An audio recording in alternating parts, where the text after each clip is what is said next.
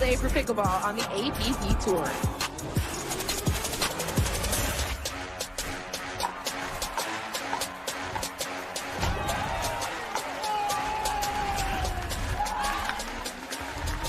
Are you kidding me? Here we go. For over a century, the Golden State has drawn in dreamers with the glittering potential for gold. This week, the best pickleball players in the country have converged in Sacramento at the prospect of a different type of medal that's every bit as precious. In the rapidly expanding sport of pickleball, you better dig deep, because in this town, it's boom or bust. Welcome to the 2024 APP Sacramento Open. Over 1,400 players, including 300 of the top pros on tour, have all come west to stake their claim to the second gold medal of the season. Welcome to Championship Court at the Johnson Ranch Pickleball Complex, alongside Next Gen National Team head coach Chad Edwards and pro pickleball coach Dominic Catalano. I'm Dorian Kraft. It is still early on in this new 2024 APP season, and there are a lot of new things coming up this year to be excited about. 8 new events, including 4 majors, the first of which coming up later this month in Miami. New prize pools being played out. Players very excited about that. But maybe the most relevant for this weekend, the new scoring. No more backdraw. Every draw is single elimination. Gender doubles and mixed doubles going to be the same scoring, but in singles it is rally scoring now, games to 15. You have to win on your serve, and we have already seen that completely changes the way the matches are played. Yeah, that's the biggest adjustment that these players are having to make. We saw it in Punta Gorda with the 14-7, 14-8 comebacks. A lot of the 15-13, 16-14 final scores, and we've seen it here in Sacramento as well. But as the players are getting used to it, what they're realizing is that the momentum can change so quickly and no lead is safe, and it's so tough once you get to 14 and you have to win on your serve. That's when we're seeing these matches become a lot closer. For me, it's the prize money. We have all of our tournaments at least $100,000. You have our majors at $150K. We're paying out deeper and we're paying out more. So you have a lot of players. You see these qualies. Our qualies are absolutely enormous, trying to just get into the main draw and earn some money. But again, it's that prize money. They're putting it into the players and paying out deeper. It's great for players who really want to take this game seriously and take it full time. The sentiment from the players around the complex this week has been that the level of competition is so tough. We're going to see some new faces on Championship Sunday as well. The number 2 seed, Jack Foster, as we take a look at our Aura Organics gold medal match menu. Jack Foster made it into a final last year in Philadelphia. He'll be taking on Will Howes, who will be a first-time singles medalist. Chad, what have both of these men done to elevate their level to get into a Championship Sunday? Yeah, Foster's put a lot of work on the court and off the court, but on the court, he's made a grip adjustment on the forehand. He's added more spin. He's getting more shape. But his strength is his cat and mouse game. If he can get that ball down below the net, get up, really control the kitchen and the movement up there, that's where he's going to be successful. But on the other side with Will Howes, what we saw from him was how well he controlled the kitchen line. He's very difficult to pass, has a lot of power, and he can reach in, flick, take those balls out of the air, and really create the angles for the winners. On the women's side, everything that's old is new. Again, one of the OGs of the APP Tour, Georgia Johnson, into the final. She dispatched defending champion Judith Castillo in the semifinals. She'll be taking on the top seed Megan Fudge. And Dom, both of these women are tremendous tacticians, but they go about it in different ways. Yeah, the 1 and 2 seed make it to Championship Sunday. This is going to be a very interesting matchup for me. It's going to be Megan Fudge trying to find the forehand of Georgia Johnson.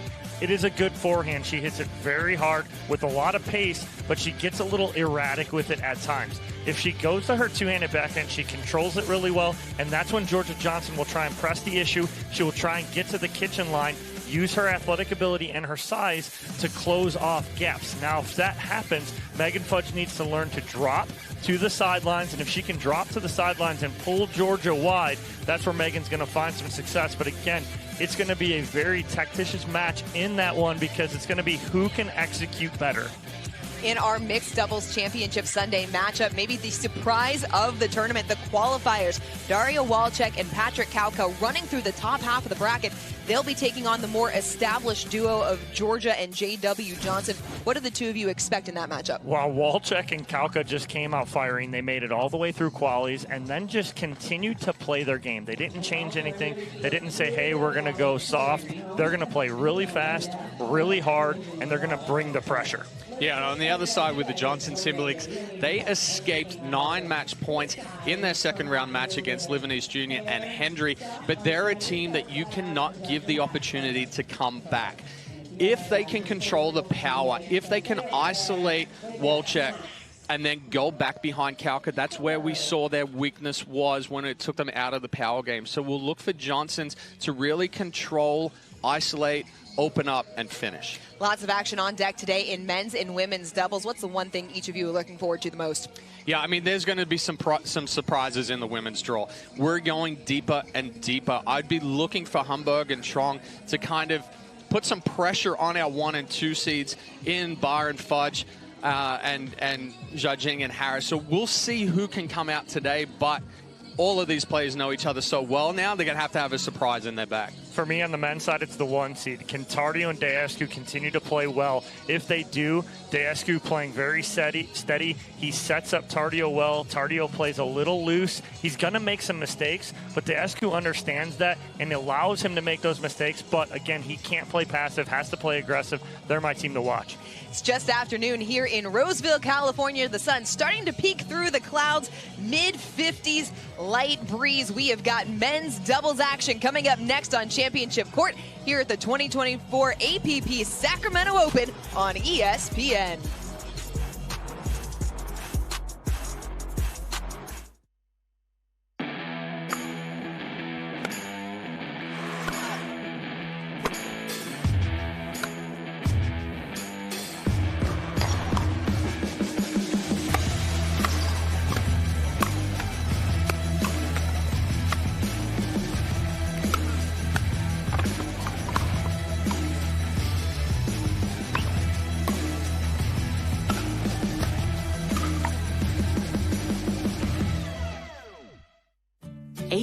From tonight, Grant Gill will become a legend when he totally kills it at his improv class's graduation performance. Knees will be slapped, suds will be sprayed. People won't know what hurts more, their cheeks or their sides.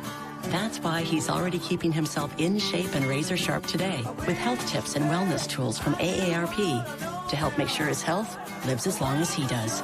Because the younger you are, the more you need AARP.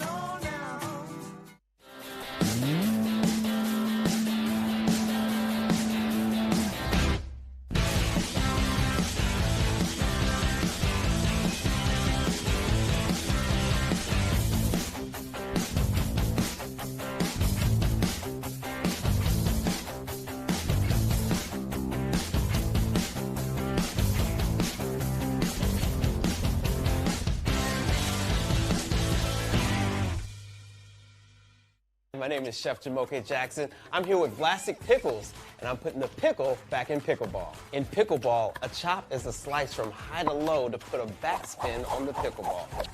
I'm chopping up Vlasic Pickles to make this sweet and savory chopped pickle salad. Feta cheese, Kalamata olives, olive oil, red wine vinegar, lemon juice, sugar, black pepper, toss to mix. Sweet, heat, and full of flavor. The APP is sponsored by AARP, helping your health and happiness live as long as you do. Power Plate, official warm-up and recovery partner of the APP Tour. And Tervis, the original insulated tumbler. Welcome back to Championship Court here at the 2024 APP Sacramento Open as we get set for this matchup between the 2-seed Will Howells and J.W. Johnson and Patrick Kauka and Eric Lang. Howells in the bright pink shoes at the bottom of the screen to serve. Point. Just a little big there from Kauka. Look for the power coming out of Howells. He's got a big forehand, has a ton of shape on it. Ooh, that ball skips right off the line right there for JW. But yeah, you're right, Chad. There's a lot of power there, and I think JW's going to hit a lot of drops and let Howell be very active.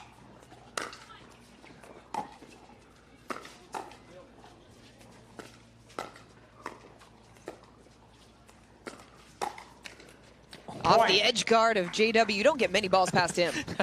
I'm laughing at the eye roll of JW right there. Massive eye roll after that ball kicked up off the net cord. Lang sitting there nicely with the forehand. We have seen so many net cords over the course of this tournament. Nice volley right there from Howells.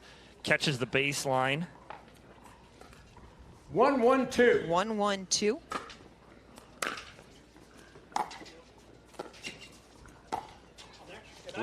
What a... Oh, Kauka had it and missed it. But how about the get, though, from Howells? Lang hit 3 lobs in a match over here earlier today. He was dialed in, and that one is dialed in as well. Yeah, that's trouble right there. Good setup from Howells. Johnson crashing hard. Once that ball's up, very tough to defend against Johnson.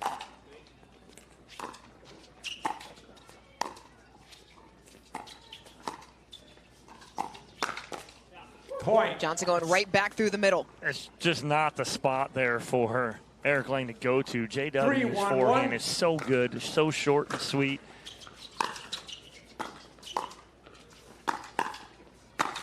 Lang continuing to pound away at Howells. Yeah, got 2, but wasn't able to get that last one back as that ball kept getting higher and higher. Eric Lang, one of the biggest forehands on, the biggest overheads on the tour, and a ace down the middle. How many aces do you see, especially in men's doubles? Especially through the middle right there. Usually it's something that kicks out wide. I mean, you'd run out of space.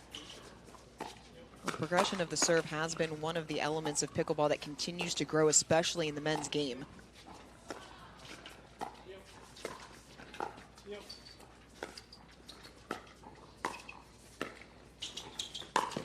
ATP! Wow. Howell's doing everything to start this match. He was off balance, too, on that ATP right there. He was not, did not have his feet set and still whips that around. 5-1-2. Great job dropping that paddle head and whipping it around. Point. Tough one there for Lang. We'll take another look at this around the post by Will Howells. Good job with the footwork there. Like you said, Dom, that ball was past him. Drops that paddle head down, shapes it back around the net. Side out. JW can't make the pickup. Side out back over to Kauka, and Lang trailing by 5 here early on in game number 1. 1-6-1.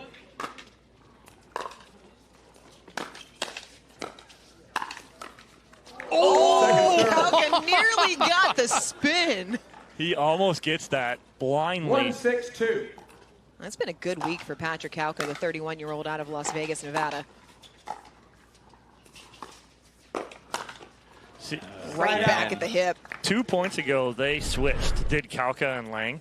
What I'd like to see, Kauka tries that around the back right there. I'd like to see them switch it up. Put Kauka on the left a little bit. His forehand's big enough. Never mind. Lang's doing just fine right there. Like, I can do that as well. But, yeah, we definitely saw Kauka yesterday in mixed doubles on the left, really being aggressive, using that big forehand.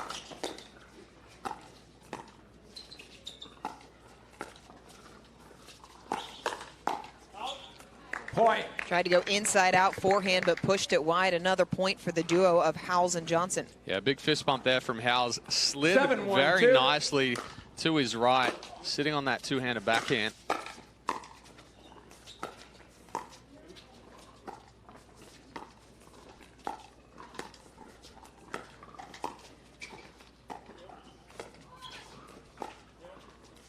Lang just tried to cut it a little bit too fine. Well, J.W. Johnson doing a good job of moving the ball inside and outside. He's not going to the same spot more than once with his dink, so he's keeping them guessing. And he almost another gets ace. Another. Lightning fast hands at the kitchen line. I mean, right now, Howells and Johnson are almost fighting over that middle ball because they're being so aggressive and so powerful. 9-1-2.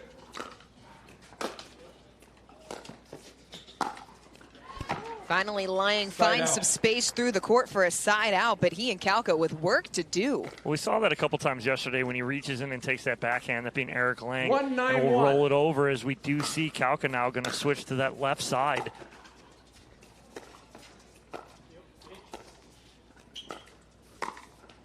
Howell stepping right in with the forehand roll. Yeah, it was a good ball there in the middle. Kind of created a little indecision, but then he just floated that ball to Howes. Howes went straight at the body.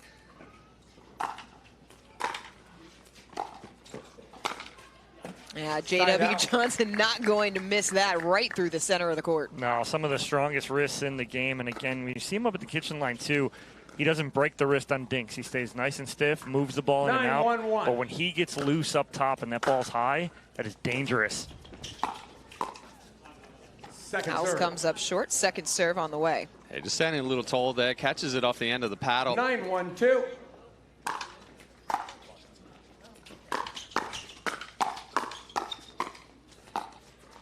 Oh. Great pickup from Lang, but floated it right to the forehand of Johnson, and it brings up game point. Well, neither one of them could get the ball down, right? So Lang's having that firefight with Howells, but he got to be able to get on top of that and get it 10, down. 1-2. Try and change pace instead of trying to battle that out. Point game. Into the net, and the 2-seed cruises through game number 1. Howells and Johnson take it 11-1 over Kalka and Lang. We will be back with action from game 2 here on Championship Court at the APP Sacramento Open.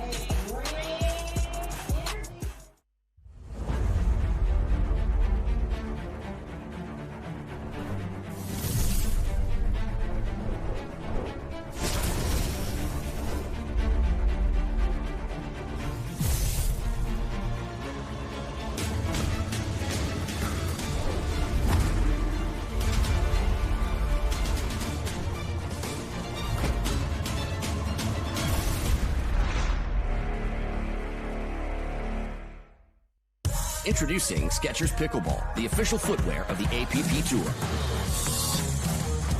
They're ultra lightweight and responsive for incredible speed. They have Goodyear rubber outsoles with a specialized pickleball design for increased side-to-side stability and agility. Plus, they feature shock-absorbing foam and Skechers' famous relaxed fit design for incredible comfort game after game. Conquer the court in comfort. Skechers Pickleball, the official footwear of the APP.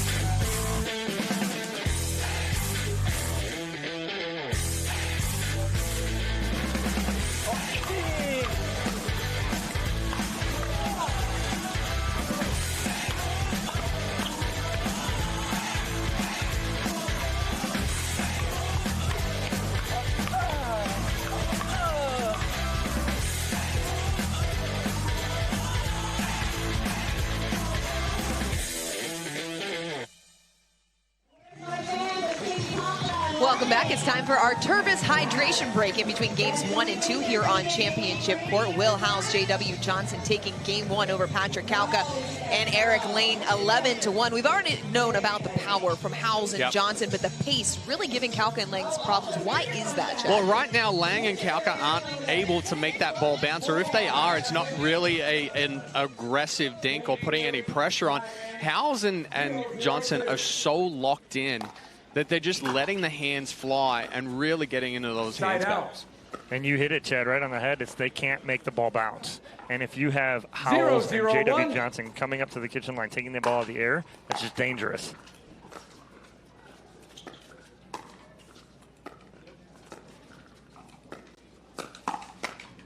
And there it is again. On cue. That is J.W. Johnson's strengths, right? The reach in, we already talked about how strong the wrist and forearms are, but it's how quick he is too. As soon as he hits that backhand flick, he's straight onto the forehand.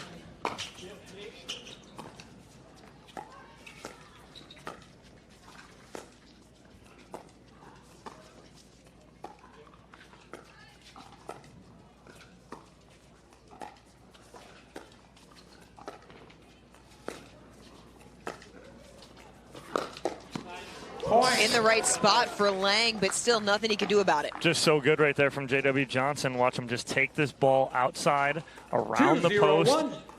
Cool, calm, and collected. Whips it right at the feet of Eric Lang.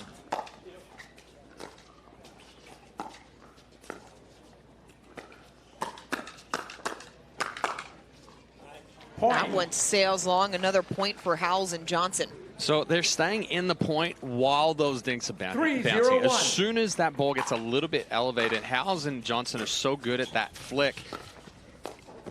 Second serve. That time Johnson comes up short. He and Howells went through their first match 0-7. It was very clinical to get to the quarterfinals. Tried to go big forehand sideline there. Well, he had it down the line right there. It was set up because you had Kalka pinching middle. 0-3-1. 0-3-1. Nice cut there from Johnson. Ridiculous volley. I mean, Kalka's got shape on that, and Johnson just says, no, I'm going to cut that, slide it through the court. Kalka pushes it long, and Kalka's probably going, I hope I don't face this on Sunday in the mixed doubles final. 3-0-1. Johnson just taunting now.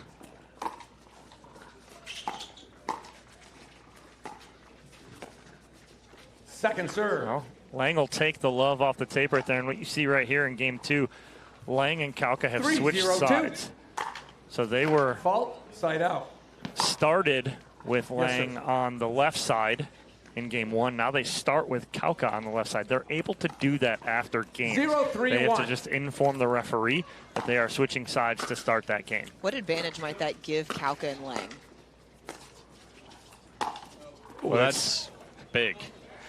That's Eric Lang going all body right there. That was body or nothing, but the advantage that gives right there is that Kalka a little more comfortable on that left side. But they are playing straight up right here now too, so they're not stacking. Second serve. That one just missing deep, not getting enough dip, enough top-spin on that drive there from Lang. We have a referee timeout. We're going to get a challenge. Challenge of the out call. The out call puts us at 1-3-2. We will now proceed with the video review. Tough challenge right there, probably close enough. But the thing to think about with these video challenges as well, it's technically a timeout. You're getting to regroup here, readdress. Well, if you're Kalka and Lang, challenging this call doesn't really hurt you in this situation. You're down a game 3-1. This is still manageable here in game number 2, where you have to make adjustments if you want to stay in this match. And like you, Chad, you were just hitting on, it's a timeout essentially as well. And they got down really early and really quick in that first game. So not trying to do that here again in game number 2, taking this one. Oh, ball well out. Yeah. Probably about 6 inches out right there. After But video again, review, the call stands. The ball was the free timeout, like you said, Chad. It doesn't really hurt. We will resume in play essence, at 1-3-2. we have 3 challenges. If you get the challenge right, then you keep your challenge. Once you have 3 bad challenges, let's say, then time in. You challenge after that, get it wrong, you're issued a technical warning. But I was talking to some of the players yesterday.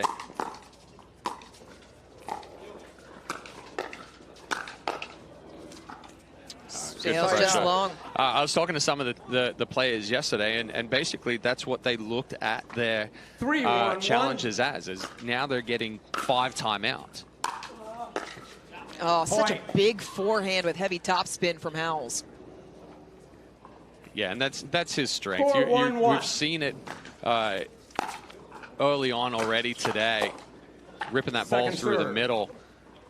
Better placement there from Kalka at the feet. Oh, yeah, exactly. 4-1-2. Doran, you hit it right on the head. Is finally finding the feet and getting that ball down, and then the missed return of serve. Cannot have that free point right there for Howells and Johnson. 5-1-2. 5-1-2 here in game number 2.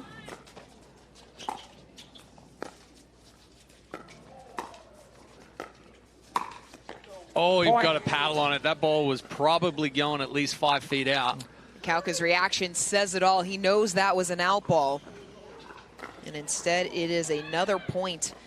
And Lang and Kalka facing a 5-point deficit. Side out.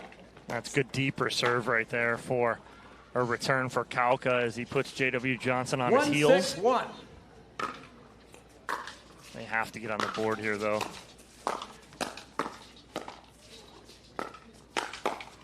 Too many high balls. Serve. I mean, the key to that point right there was as soon as the ball got below the net, JW resets it. 1-6-2. Gets that ball back down, doesn't try to attack from there.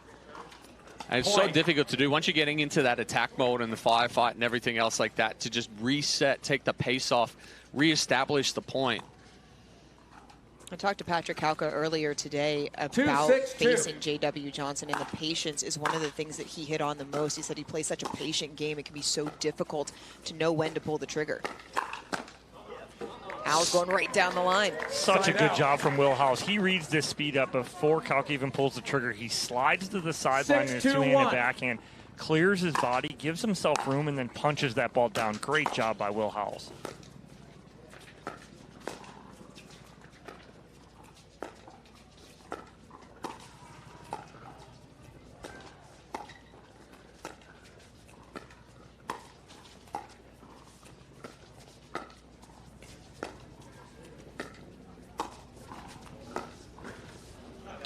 Point. Kauka coming up just a little bit short. I was going to say, good pressure dinking there. And we're seeing 7-2-1. ball moving into the middle, going back out wide, not hitting the same spot, moving that ball around. Big put away from Kauka. Maybe a little frustration behind that as well. And you saw Howells, too. He slipped to the sideline right there, 7-2-2. anticipating the speed up from Kauka. Kauka goes cross-court right there.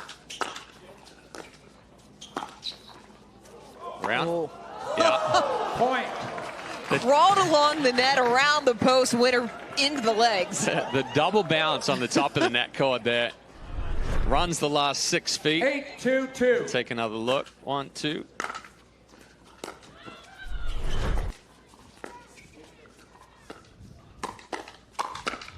Perfectly read by Howells. Nice combination. And again, Howells sliding to his backhand, but the problem is that Kauka's sliding to the middle, and what he's doing is opening up the sideline right there for Will Howells. The second time that sideline has been open for Howells in this game. Side out. Little switch there from Lang and Kauka. Nice absorption volley there from Lang. Howells not able to come across and catch up to that one. Side out, but Kauka and Lang trailing 2-9-1. 2-9-1 here in game 2. Off the tape, off the edge guard, and over the fence. That's a Jose Canseco defensive home run right there. No, you didn't. Oh, poor Jose. Off the dome and over the fence. I think he's fine. 3-9-1. That's old school. Showing your age, Chad. Well, yours too. You knew exactly what he was talking about. And so did I. So, I mean, I guess all three of us. Yeah.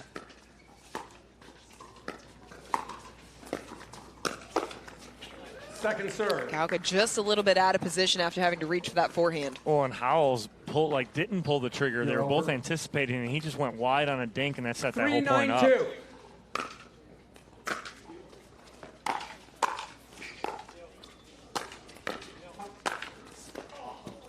Great placement from Johnson through the middle. Yeah, and that was a little medium pace overhead right there. He slapped it and just pushed it through the court instead of hitting hard down on it. Second serve. Howells can't get the forehand over the net. Second serve coming. Both of you have talked about for JW Johnson that it's a boring brand of pickleball, but it's so technically sound. Well, yeah, it is. It's methodical is what it is. I don't want to call it boring because no, it's not boring. Right. It's not boring. Far it's methodical. And in fairness, that was your word yesterday. It is, but it's accurate, right? And he doesn't make many mistakes. He plays very clean. But he doesn't take the risks when he doesn't have it, right? Yeah. Like he takes risks when he's got a ball that's up. And so it's methodical, it's clean, and what people could call boring, but it's effective. It's like Virginia basketball. Oh, Lang had an elevated ball and put it wide. He was halfway between hitting it and letting it go. He laid the paddle down to let it go and then made the decision, no, I'm going to hit it. So as he tried to snap that wrist, just caught it too late. Beautiful Ernie there from Lang. So Johnson read the Ernie and was going to the angle. It looked like that ball just never came up to him because he read it right. Again, Will Howell's just anticipation is off the charts right now. He's seeing something from both Lang and Kalka that he's reading really early and setting up. Well, part of it as well is the trust in Johnson, that he knows if he slides to the line, Johnson's got middle. Kalka and Lang able to stave off one match point. We'll get back on serve, trailing 3-10-1.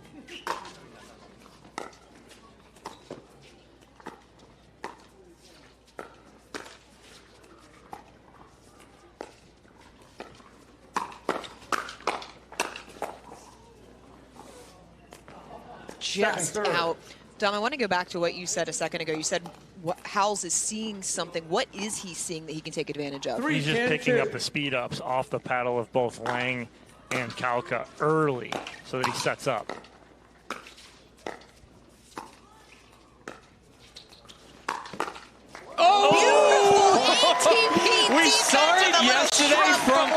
We saw it yesterday from Lang in mixed doubles, but again, when he gets in that defensive mode, you're going to see him drop back, cut the angle off, but the paddle's already set. It's already angled. Doesn't try to overhit, allows the paddle to do its job. Open court, perfect ATP defense. Earned a little paddle tap from Howells. Yeah, he just doesn't do anything with it. He sets the angle and then lets the ATP speed and pace create it, and he has the angle set on his paddle early enough. Perfect. Match point number 2 coming for Howells and Johnson, up 10-4-1.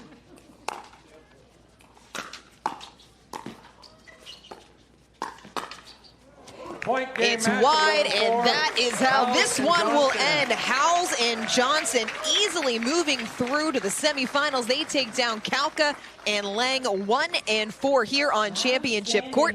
We will hear from the duo of J.W. Johnson and Will Howells when we return here at the 2024 APP Sacramento Open.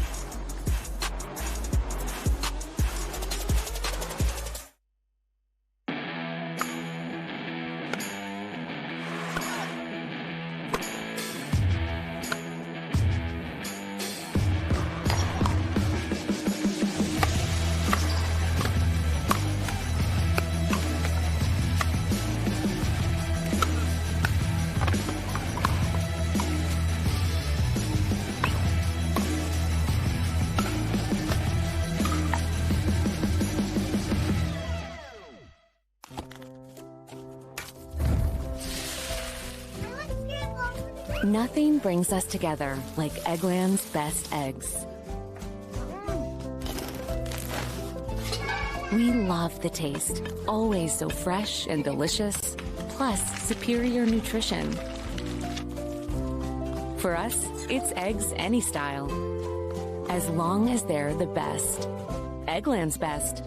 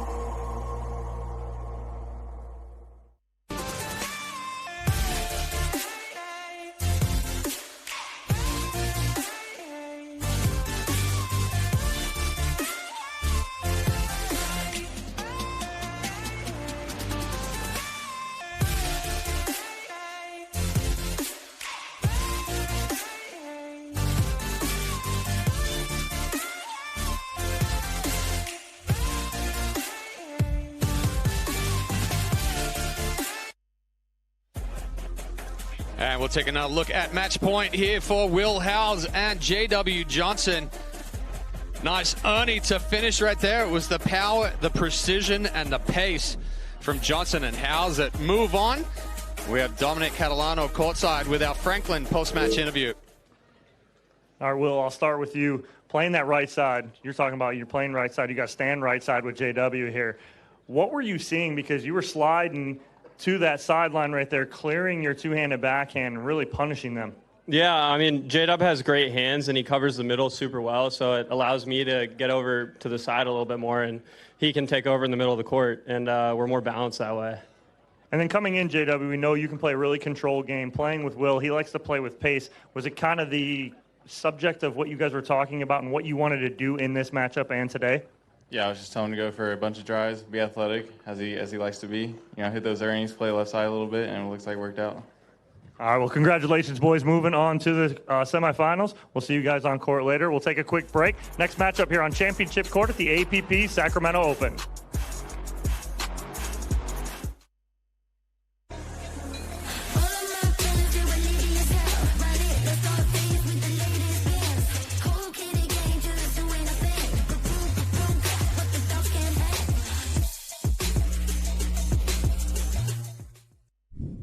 Need to sell tickets for an event? From Sports Illustrated's official ticketing platform, introducing Box Office. Managed ticketing for sports, festivals, fundraisers, and more, paid or free. And we go beyond the barcode.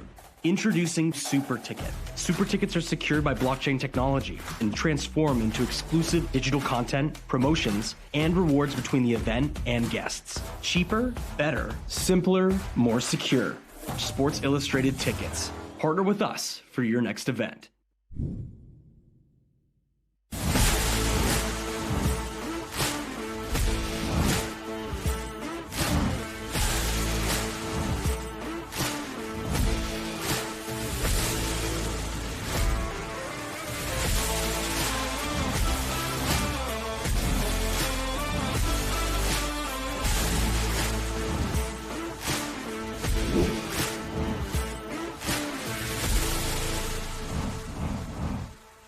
The Pro XR pickleball paddle answers the age-old question of how to get paddle speed and control with the same paddle and one grip, and this is it.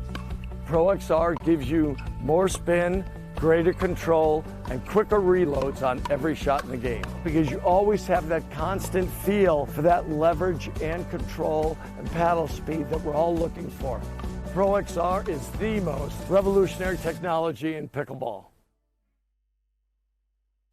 The APP is sponsored by Gamma. Play to live, live to play. Skechers Pickleball. Experience comfort that performs. And Humana, official healthcare partner of the APP Tour.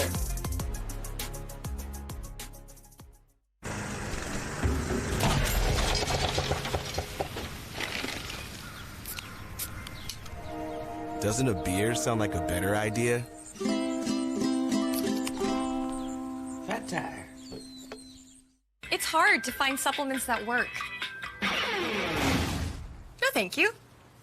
You need supplements that are backed by science with natural and plant-based ingredients and that are third-party tested. Because cleaner is better. Like Oro Organic. Plant-based supplements made from the Earth's most powerful plants for your immune health, gut health, workouts, and more. Find out more at auraorganic.com. 18 years from tonight, Grant Gill will become a legend when he totally kills it at his improv class's graduation performance. Knees will be slapped. Suds will be sprayed. People won't know what hurts more, their cheeks or their sides. That's why he's already keeping himself in shape and razor sharp today with health tips and wellness tools from AARP to help make sure his health lives as long as he does. Because the younger you are, the more you need AARP.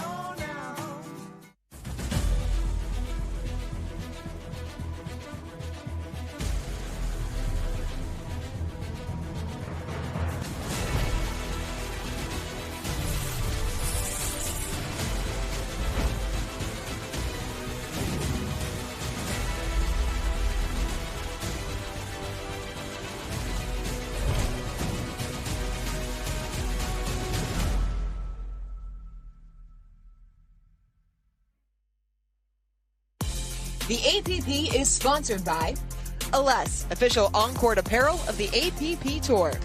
C&D Nets, the highest quality nets made in the USA. And Vlasic Pickles, official pickle of the APP Tour. Welcome back to Championship Court. While we have a break in the action, let's look back on the week that was in our first event of the season in Punta Gorda in our Vlasic Pickles Instant Classic.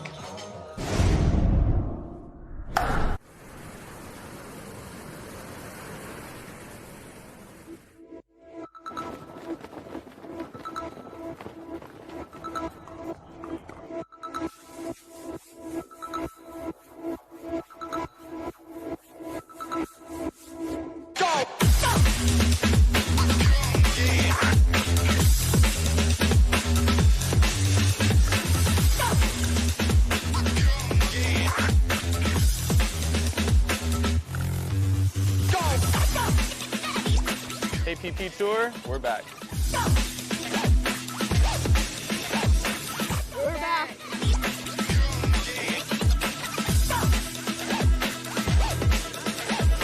We're back.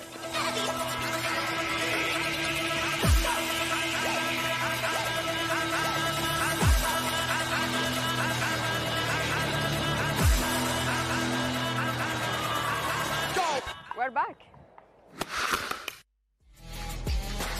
What a week it was in Punta Gorda. What a week this has been, and what a schedule we have coming up, including the first major of the year coming up later this week, or later this month, rather, the Chase APP Miami Pickleball Open. I'm just so excited to get there. That's going to be a great one. And then Delray Beach, Cincinnati, the New York City Open, and SoCal. That one's going to be in Newport Beach. There's a lot of fantastic pickleball on Dom.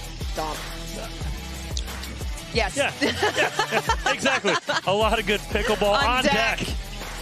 Too many D's in that sentence for me. We're going to take another quick break here on Championship Court as we get set for semifinal number 1 between Gabe Tardio, Andre Diescu, and Johnson Cola and Jack Monroe. Don't go anywhere. We still have plenty of action left here at the Sacramento Open.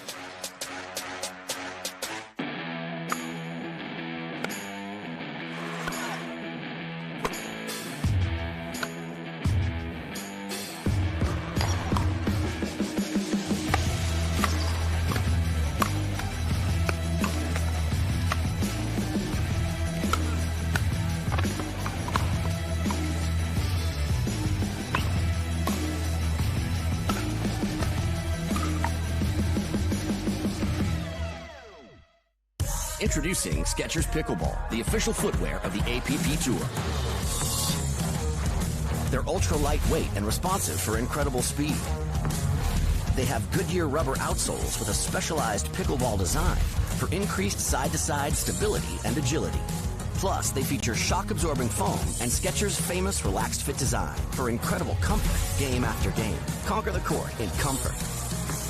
Skechers Pickleball, the official footwear of the Story Sebring here with Vlasic Pickles, and we're putting the pickle in pickleball. In pickleball, the term pickled is when you don't score any points in a game. This grilled Vlasic pickle recipe will score you all the points. Slice them in half long ways. Skewer your pickles, put those babies on the grill. Now we're gonna make our ranch.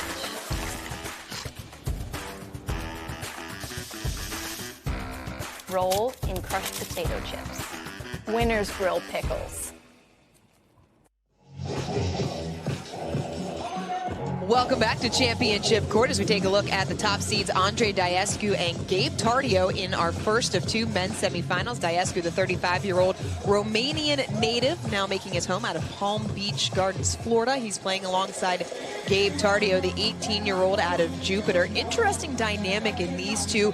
Diescu so solid. Tardio has a little bit more of that flash, even though he's grown into his game over recent years. On the other side, another one of the up-and-coming youngsters, Jack Monroe, has been around this game a long time, took a break, came back last year, starting at the Sacramento Open in 2023, has really extended his game, the 19-year-old from Buda, Texas, and he is playing with another established statesman, Johnson Cola, the 43-year-old out of McHenry, Illinois. We are underway here in our first semifinal. Tardio through the middle. Yeah, nice ball. Monroe thought there was more on that. Drops down in, and quick side out for the 1 seed.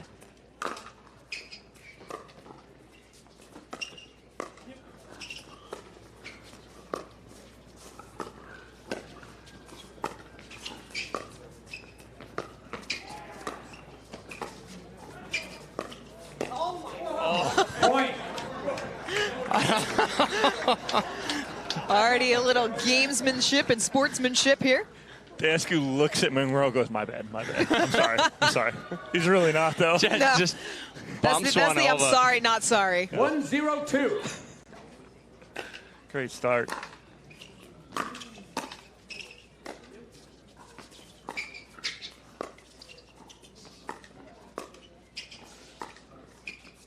So this is what you're going to see a lot of right here. Sincola and Dasku are going to go cross court a lot. They're going to be the two steady ones here. Tardio Monroe going to be athletic move, try and speed this ball up.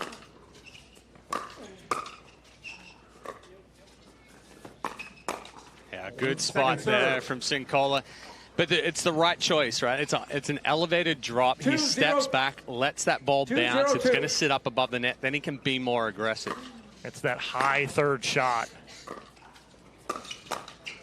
Oh, Monroe looking for the Ernie, but it left Sincola exposed. Yeah, and Monroe didn't get a lot on it because Dasku kept it nice and low and tight to the net right there, and Sincola just about a half step short of getting that in the middle.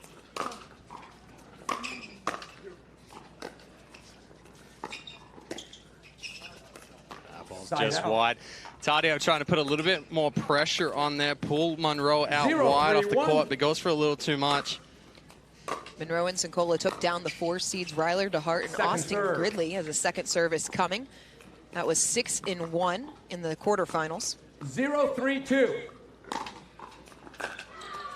Point. Tardio misses the return as Sincola and Monroe get on the board. Yeah, that's a case of just trying to rush up to the kitchen line there, running through the return. Oh, nice flick. What a reaction, though, from Sincola to even get to that ball. Yeah, nice little flick right at the body of Tardio there from John Sincola. Perfect time for it.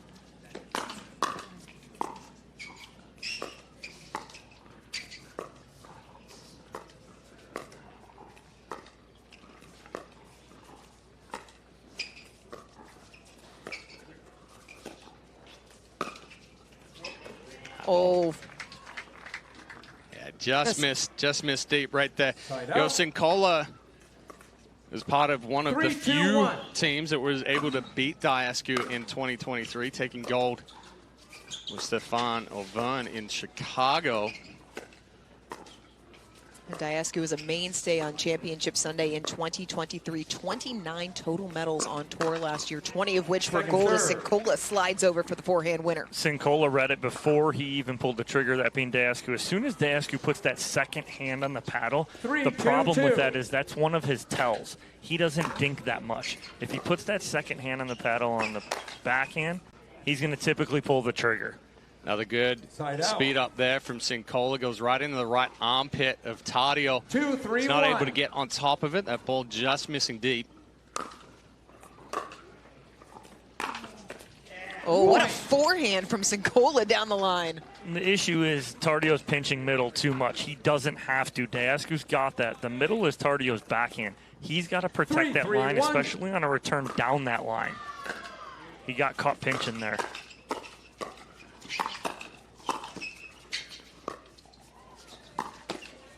Sincola slides forehand as he and Monroe take their first lead of the game. Just pulling strings right now. He goes down the line, gets Tardio to slide that way. Second speed up through the middle.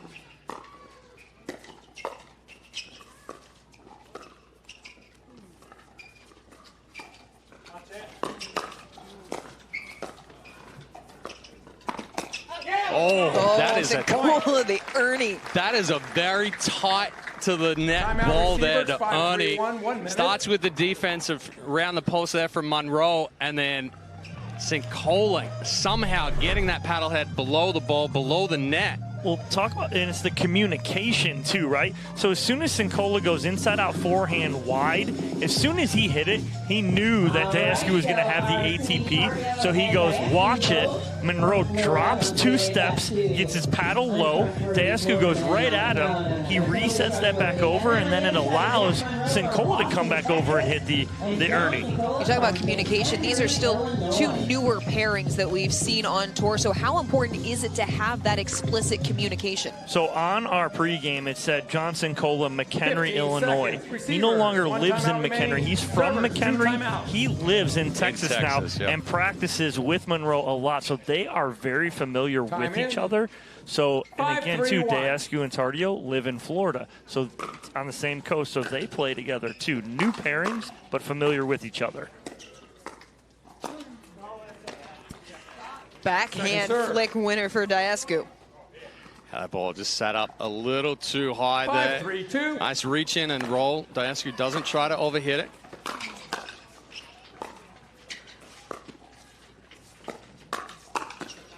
Point. Sincola going right at that left hip of Tardio. Yeah, and another good 1-2 that Sincola speeds it up middle, knows that 6, that 3, ball 2. is going to come back middle, and he's already sitting on it. This is probably the most aggressive we've seen Sincola play. Side And out. part of that, I think, he's 3, now in 6, 1. Texas. He's training with Monroe. He's training with Zane Navratil. They're more aggressive players. He's not staying in those dink rallies as long.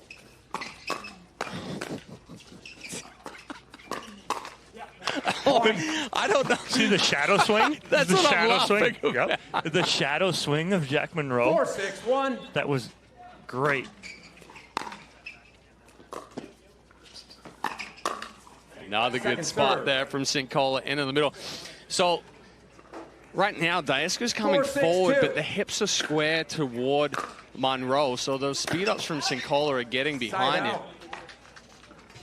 Side out for Sincola and Monroe. The 6 points they've scored is the most that Daescu and 6, 4, Tardio 1. have allowed so far during the draw. They've given up just 16 total points through the first 2 matches. Second serve. Oh, That's beautiful so placement. good. That's dirty cross court from Tardio, and we saw him do that in an earlier match too, 6, where he 4, had 2. him leaning for a dink, and he just pulls that trigger sideline.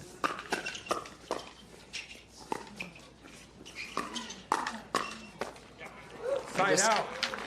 Off the edge guard from Monroe. A little chaotic right there, but it was a good move to initiate that 4, from 6, Monroe. 1. Nice speed up there from Sincola. Looked like Monroe just lost sight of that one.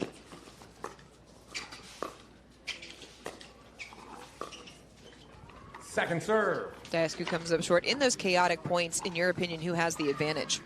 4, 6, I mean, 2. you could say it's the team that's more established, but then also at the same time, there are times where you just don't know where the ball's coming from when both players are all over. We see another shadow swing from Monroe. Oh, Side out. Tardio nearly got it back. I mean, he's done it twice. We may get close to a situation where he's going to get called for a hindrance. If Tardio and Daescu are even paying attention to it. Wow, Johnson Cola with the shake and bake off the drive from Jack Monroe. Absolutely blistered that forehand. 7, 4, 1.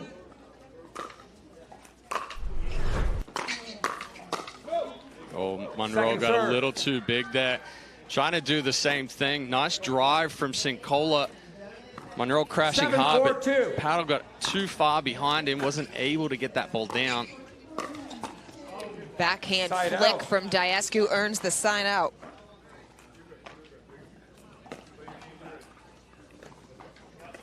Four, 7, 1. Point. Got the top seed down. Can't miss easy return to serves right there. 5, 7, 1. I saw that yesterday in the mixed doubles with Daescu and Fudge going up against Kauka and Walczek.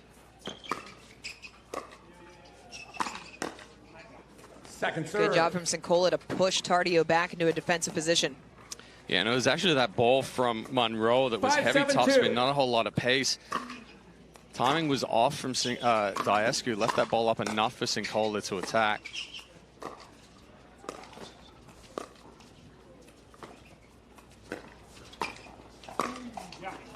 Easy put away for Daescu with the backhand reach. Yeah, and it's his reach and his length that creates that angle. So he reaches in and doesn't just punch that ball back, but he creates 6, 7, angle 2. and goes cross court with the backhand.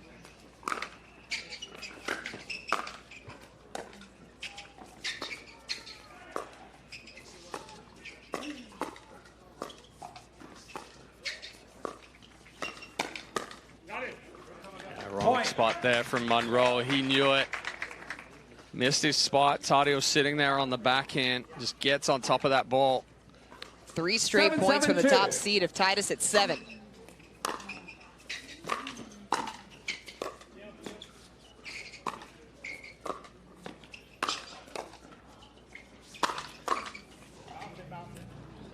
Just outside the line, side out. And if they're going to drive the ball, that being Tardio and Deascu, I'd rather see Tardio driving. Tardio's got a heavier ball than Deascu. Deascu needs to drop. If they're going to drive, I'd like to see Tardio go. Sincola got there, but a great decision there from Tardio. It's another good drive there from Sincola. Monroe almost hitting it onto Tardio's paddle. Side out. Little net cord love for Tardio, side out. Yeah, nothing Sincola can do right there. Off the lat cord and into the body. So no points on that service game for Sincola and Monroe.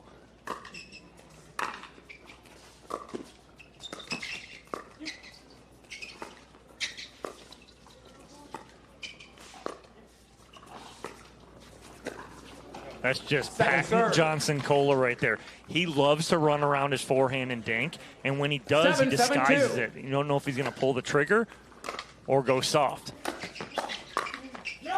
Deascu inside out forehand as he and Tardio retake the lead. Yeah, that's a good drive there from Tardio, but the swing is too big from Sincola. You see that big two-hander. The paddle's not back ready. Once the counter comes from Deascu, again, sitting too far on the forehand side, and Deascu's going at that left hip. So difficult to try to come across when you've fully committed to that forehand. 7-1 run for the top seed, and it brings up game point. And I'm shocked no timeout here, because that's twice now that they've been burned on that same ball.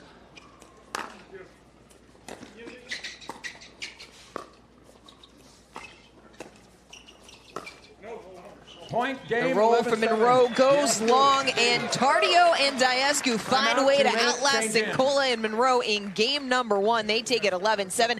Game number 2 coming up next here on Championship Court at the APP Sacramento Open.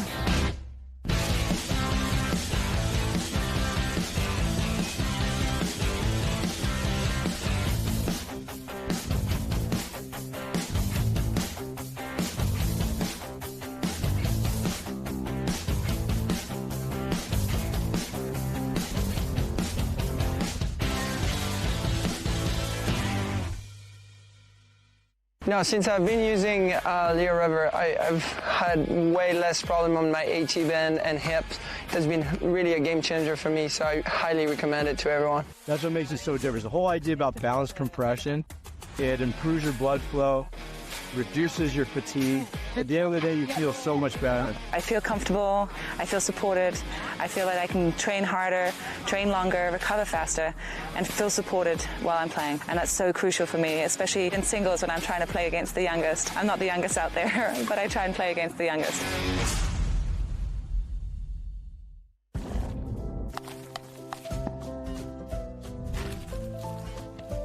Nothing makes a gathering great like Eggland's best eggs. They're just so delicious. With better nutrition, too. For us, it's eggs any style, as long as they're the best. Eggland's best. The Pro XR pickleball paddle answers the age-old question of how to get paddle speed and control with the same paddle and one grip, and this is it. Pro XR gives you more spin, greater control, and quicker reloads on every shot in the game, because you always have that constant feel for that leverage and control and paddle speed that we're all looking for. Pro XR is the most revolutionary technology in pickleball. Welcome back as our Humana Human Care Spotlight recognizes Jennifer Henson. Jennifer has eagerly volunteered for many shifts as a pickleball match starter, staying before and after to help, as well as picking up extra shifts. In her own words, she said, "I have loved meeting all the players, the refs, the volunteers, and being an ambassador of positivity and sportsmanship on and off the court. Thank you, Jennifer, for all of your hard work. It is volunteers like Jennifer that make these tournaments possible." Point. Speed up, well disguised there from Tadio. Ball looks like it's behind him. He's going to sell that dink with the body, but it's just a quick flick and it's elevated. Too deep in the court for Tardio, returned side out.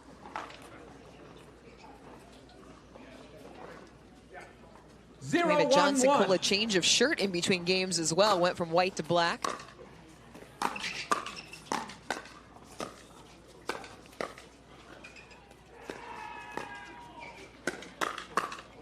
Nice job of staying short and compact by Monroe in the middle right there. 1-1-1. Finds his left-handed forehand. That ends a 9-1 run for Tardio and Diascu. Point. That time Monroe comes up short. Second serve on the way. 1-1-2. Too much there from Monroe. Again, we see him trying to go for a little bit more power on that drive. The body spins off. Paddle drags a little bit.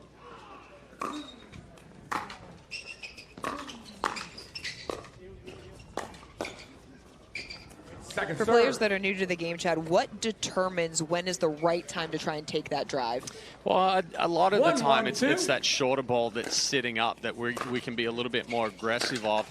Or even a ball that is, up above somewhere around waist high. It's much more difficult to drop a ball that is bouncing higher than it is to drive.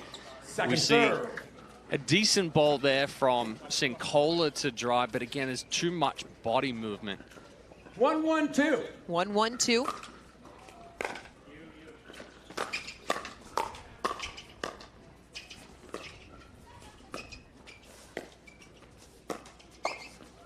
Oh, point. Monroe getting some love off the tape. He'll take it right now as maybe the one time the Diascu's reach worked against him. Diascu is one of those guys that is quite perturbed by a net cord. Side out. But that start right there, the third shot from Sincola, much better. Took something off it, created some more shape, got that ball down and dipping to Andre Diascu. 1-2-1. 1-2-1.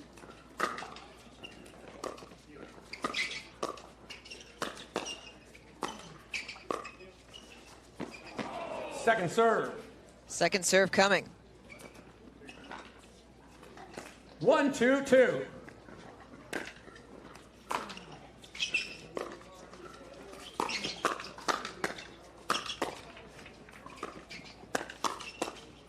Oh, beautiful combination. So lightning fast are the hands on both sides of the net. Yeah, I mean, it's excellent defense there to stay in the point, and I don't mind that attack from Tadio, but going the second time with the backhand there, Diascu was already sitting on the forehand. Sails long as the lead now 3-1-1. Well, Sincola gets away with one right there. He's backpedaling from midcourt, speeding up. 3-1-1. Typically, that's going to get punished right there, but Diascu goes long. Ooh, big inside-out forehand from Monroe. Yeah, it's a decent drive. It was a little bit elevated, but the issue there with Tadio coming across, trying to get into position, elbow still up.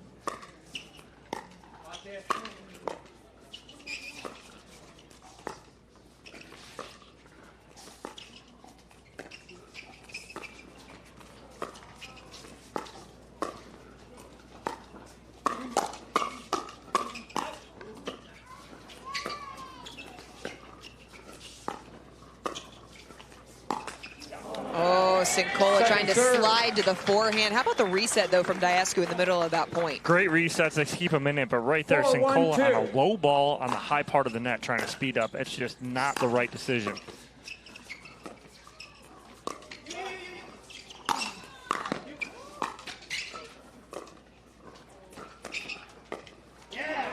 Two really good spots there from Monroe.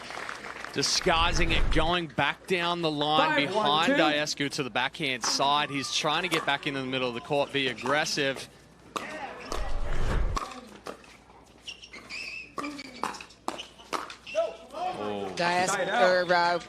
Sincola rather just gets a little too big. His eyes lit up, got huge on the swing, and then just can't finish it because he's too big. He goes long. Nice run, though, from Sincola and Monroe to take a lead here. Largest lead of the match at 5-1.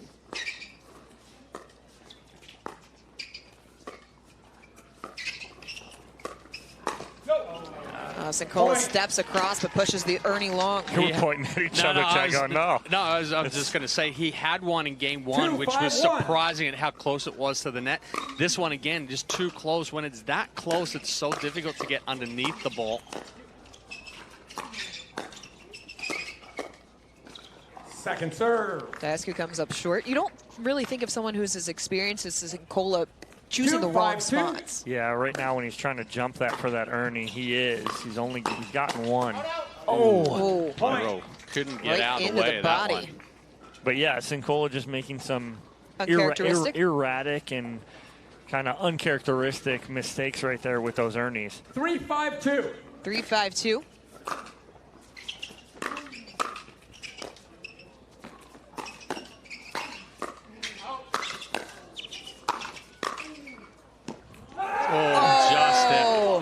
Great defense, but just long.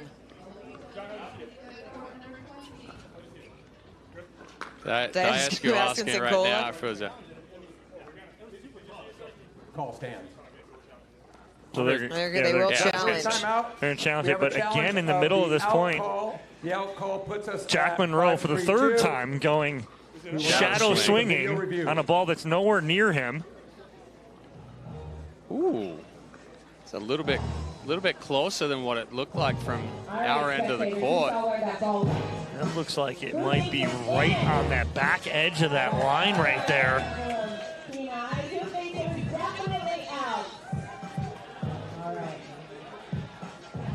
What do you guys think? Yeah, I mean, it looks like it potentially just caught the backside of the line.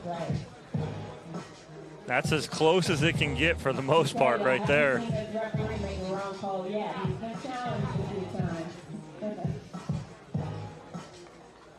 Yeah, that's tough right there. It's a good challenge possibly here for Diescu and Tardio.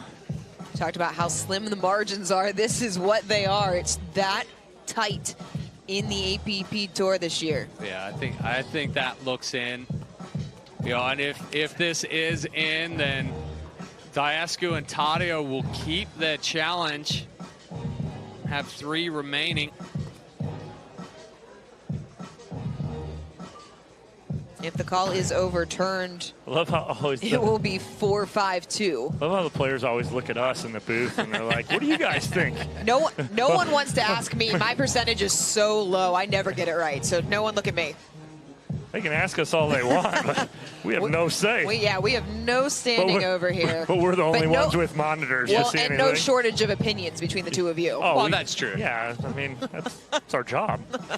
That is true. Yeah, we could mess around. After video review, no, that ball was definitely out. in. Yes. From that angle, Lead referee Norm Boguth saying that the call has been overturned. 2 challenges left. 3 challenges left. You're going to have. The call has been overturned. So Sincola and Monroe 15 seconds. Time in. Lose a challenge. 4-5-2.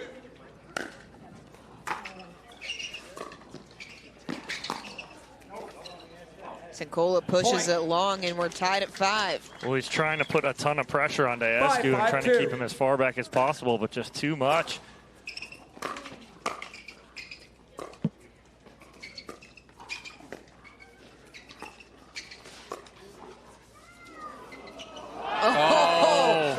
Crawled over the net, and a little frustration there from Sincola. That must have been so close to hitting that crossbar there.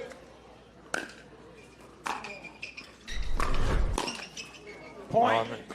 Wheels falling off for Monroe and Sincola here. This is tough right now because, again, you're trying to make something happen every single point.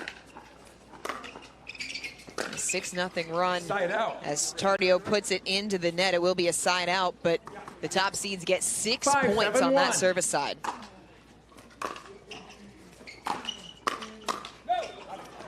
Too much. So it's a fine line between really being aggressive and putting pressure on and doing too much. Right now, Monroe and Sincola just trying to do a little too much. They're getting too big. They're pushing those balls deep.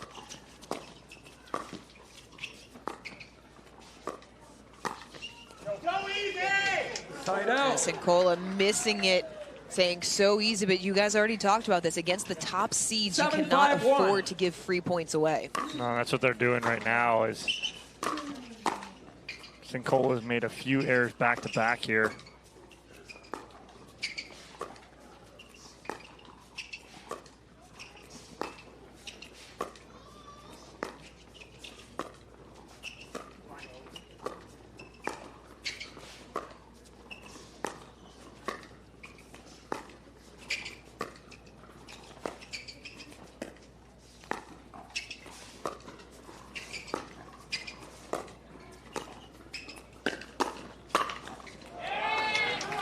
Bag off the paddle of Diescu. Wow, right at the left hip on the speed up, but it is just methodical, taking their time, not doing anything too big, waiting for that right moment. Well, and the reason why that speed up works there from Tardio is because every time he gets that forehand dink, he sells it the same way with the body.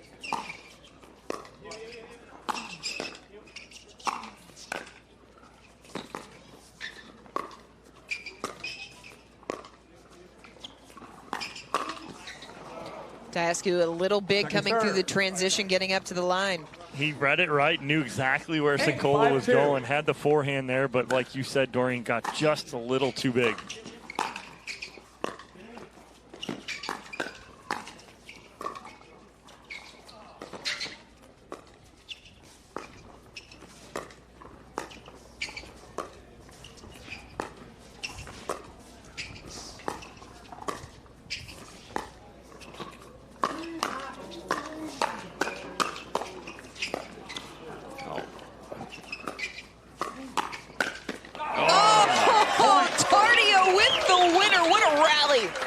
Just Diescu grinding out Sincola right there, not allowing him to hit the inside-out forehand, is just methodical with his approach here.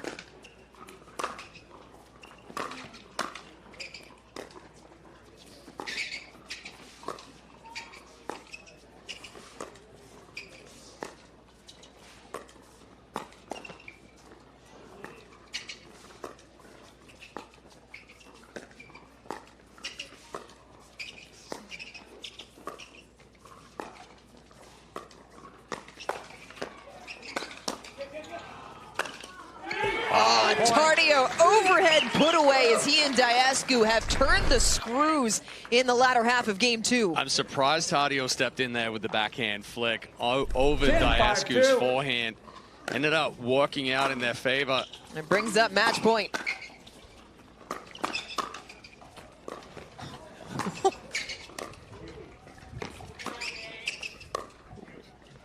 We stopped talking in the middle of the point. Oh my gosh.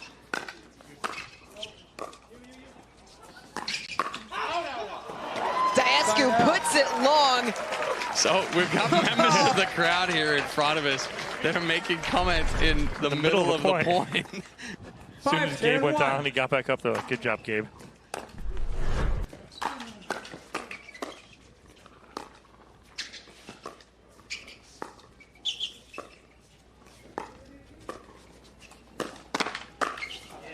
Monroe right back through the middle for the winner. Yeah, good 1-2 combination there. Hits that middle ball. Both Diescu and Tardio go for it. They get a paddle on it, but don't do anything with it. And Monroe's there for the big forehand.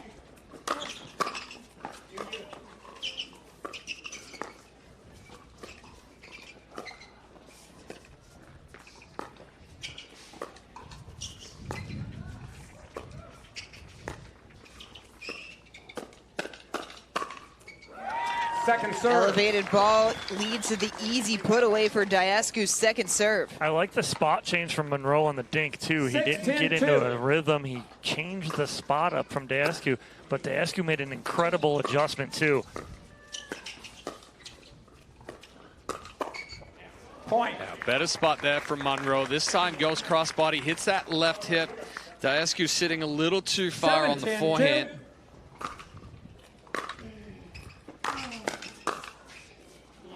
Point. Yeah, that ball's in. Yeah. I think Diascu and Tardio are both like, can we call it out? No, it's in. In the back of the court. Tardio put his finger up and then looked and goes, no, it's in. But again, same spot going on that left hip of Diascu. Side out. Asincola misses the forehand side out. They do get 3 back, but they will face a second match point. 10-8-1.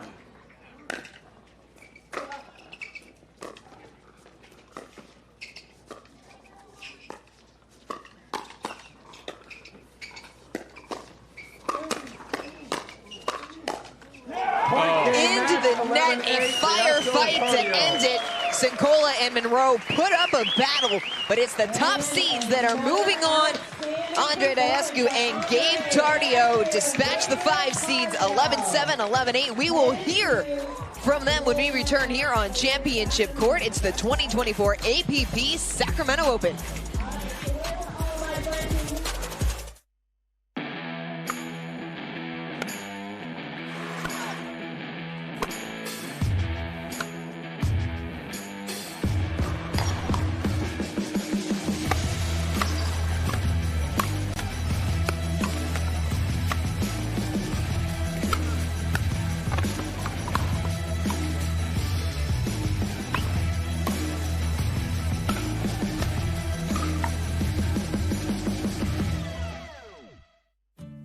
Years from tonight, Grant Gill will become a legend when he totally kills it at his improv class's graduation performance. Knees will be slapped, suds will be sprayed. People won't know what hurts more, their cheeks or their sides. That's why he's already keeping himself in shape and razor sharp today with health tips and wellness tools.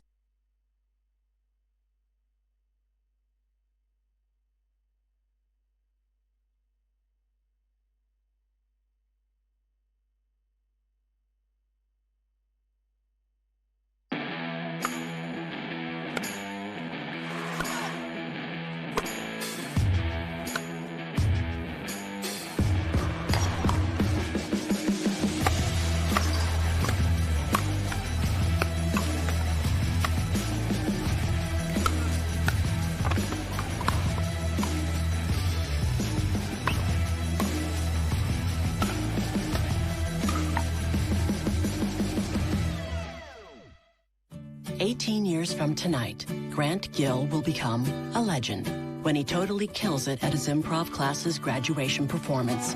Knees will be slapped, suds will be sprayed.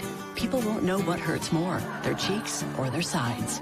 That's why he's already keeping himself in shape and razor sharp today with health tips and wellness tools from AARP to help make sure his health lives as long as he does. Because the younger you are, the more you need AARP.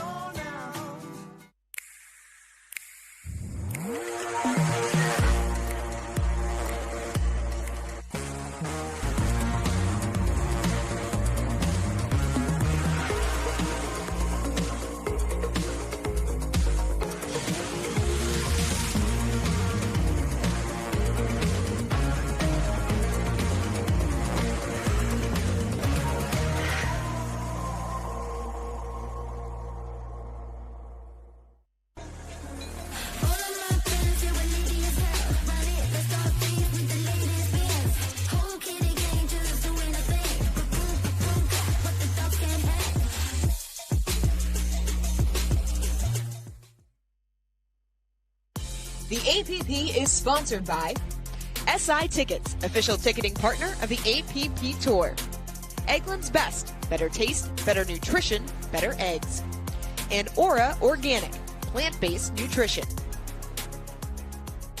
Welcome back to Championship Court as we take a look at our Gamma Live to Play rally of the match. Yeah, defense was on display here with the around the post defense from Monroe. Speed up here. But just too elevated from Sincola. Taddeo gets on top. They're moving on to the championship in men's doubles. We're going to throw it down courtside with Dominic Catalano for our Franklin post-match interview. All right, Andre, I'll start with you. You guys go down 7-3 and an 8-1 run to end game one. What was the difference there in the first game? We know pickleball is a game of momentum, and look, they're great players. Johnny's a veteran. Jack's been playing really well. So we know we just had to weather the storm and get to our patterns, which we did, and just ride that momentum when it goes in our favor. And we're able to get a couple of good points together there and play really well under pressure and close that first game. And second game was kind of the same as well. They got up to a pretty good lead, and we're able to just kind of stay tough and battle it out. So I'm really enjoying battling with this guy. He's an absolute trooper. And then, Gabe, you like to play aggressive. We know that. Playing next to someone so solid like Andre, it's going to keep you in points. How good is that for you and for your game? Yeah, for sure. It's really good. You know, playing with Andre, that it's so consistent. It's very helpful because, like you said, I'm like to be aggressive. So, I just got to fire, and I know he's going to have my back. So, yeah. All right, well, congrats, boys. We'll see you guys later on here on Championship Court. We'll take a break. Next up on Championship Court, though, women's semifinal here at the APP Sacramento Open.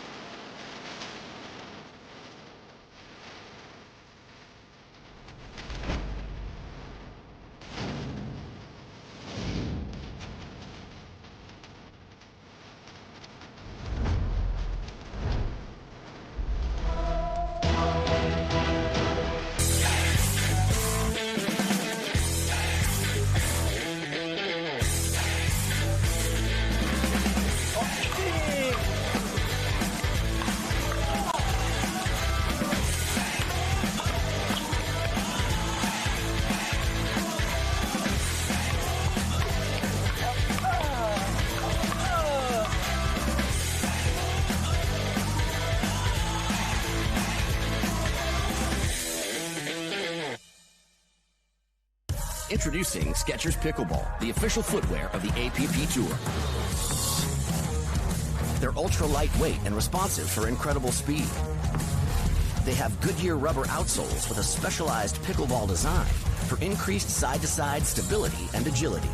Plus, they feature shock-absorbing foam and Skechers' famous relaxed fit design for incredible comfort game after game. Conquer the court in comfort.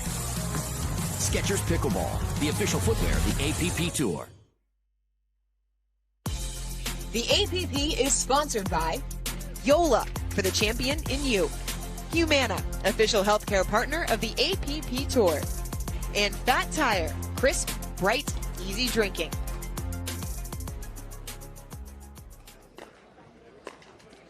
Welcome back to Championship Court as we get set for our first women's doubles semifinal. Megan Fudge there on your screen in the white hat, white top.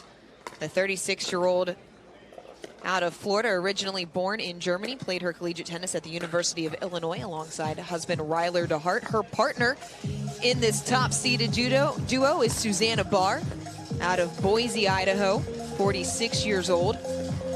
Barr and Fudge had a lot of success on tour last year. They will be facing the 4 seed in the tournament, the pair of Jill Braverman and Georgia Johnson. Braverman picking up a bronze medal in the mixed doubles alongside Gabe Taddeo, the 34-year-old out of Newport Beach, California. And then Georgia Johnson, she has spent a lot of time on Championship Court this week, and the 17-year-old out of Boynton Beach, Florida. She'll be in Championship Sunday in women's singles and in mixed doubles. So Georgia Johnson potentially could go for a triple crown should she and Braverman make it through to the gold medal match that'll be taking place later this afternoon. Chad, what should we expect to see in this matchup? Yeah, both of these teams came through into the semifinal with relatively easy wins. Barr and Fudge winning 2-1, Johnson and Braverman 5-5. But I'll be looking for Susanna Barr to control the cross-court dink. We saw that Jill Braverman was a little bit susceptible on that right side when the ball was bouncing and her feet got stuck. If she's taking the ball out of the air and she can really move that ball around, she's going to put pressure on Bar. But at the same time, if Bar isn't tested and they keep going wide to her, that's her strength with that forehand cross-court dink. If they can get it, you know, if Johnson and Braverman can get it in between her feet or even to that left foot and throw the timing off a little bit, then they can be a little bit more aggressive. Look for Fudge to speed up at that left hip of Braverman when she's on the right side. She sits a little bit more on that forehand. And we saw yesterday in mixed doubles that when it came lower and onto that backhand side after sitting on the forehand, a little bit more difficult for her to get into that scorpion pancake type volley. And then Georgia Johnson is just, she's steady. But at that same time, if we start seeing those balls in the middle, and we saw it in Punta Gorda when she was partnering with Paris Todd, balls in the middle, then pushing back out wide. After a while, the movement slows down and holes open up. So look for Bar and Fudge to move that ball around as well. Test it in the middle, push it back out wide.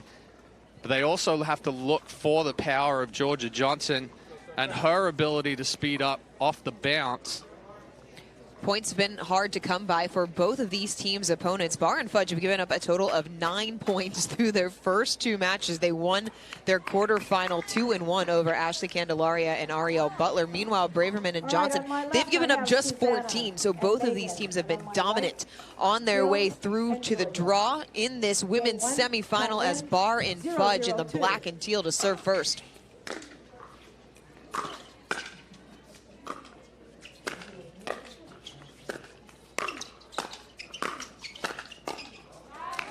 Quick side out. Yeah, and there's that power from Georgia Johnson. Ball getting a little bit elevated. So strong with that two-hander. Good backhands from Jill Braverman as well. Ooh. Johnson a little off balance, sends it long. Yeah, she started to crash to the line there rather than the middle. Fully extended. Not able to get that ball down. Side out. Another side out. Good attack there from Fudge. 0-0-1. Starts with the roll, gets the ball elevated more off of the reset from Braverman. Bar can't make the pickup.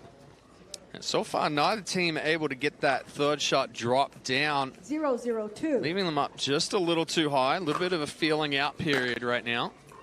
What's the adjustment that needs to be made to get the third shot drop in as that one again falls short? Yeah, it's taking it just a little bit earlier with the contact point because it gets the ball up earlier. Now we start descending before the net rather than above the net.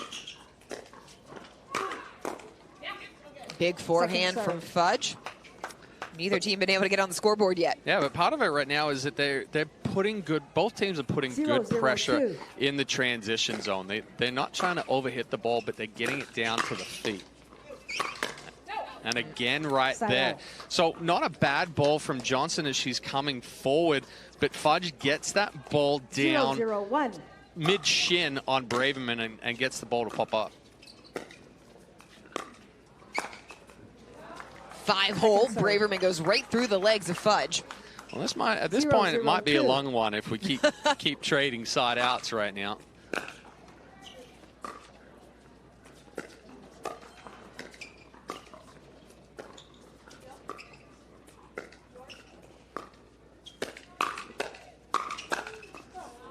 Right off of the hand of Fudge, another side out. So through the first 4 service games, neither team able to find a point. And a good adjustment here from Johnson. Switches to that backhand side, hits the right hip of Fudge. And we've got first point on the board with the missed return. Big forehand from Bar cross court. Braverman just a little too far up in that transition area. Tough to try to pick up an overhead from there.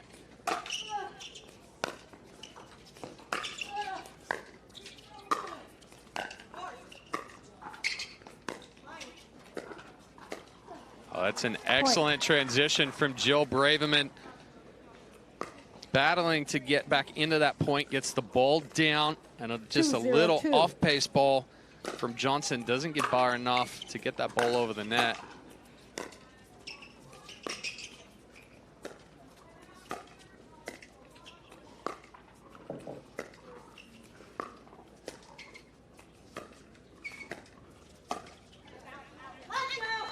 Barr tried to lift the lob, but pushes it long. 3 straight points for Braverman and Johnson. They won their first match 0-4 before taking down Emily Ackerman and Riley Bonert 5-5 in the quarterfinal. Make it 4-0 as Barr can't get it to crawl over the tape. Yeah, and that's an excellent drive there from Johnson. She doesn't try to add too much power, but it's the height and it's the shape.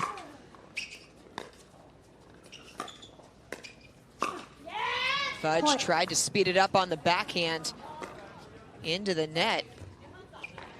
And the #1 seed on the ropes a little bit here in game #1.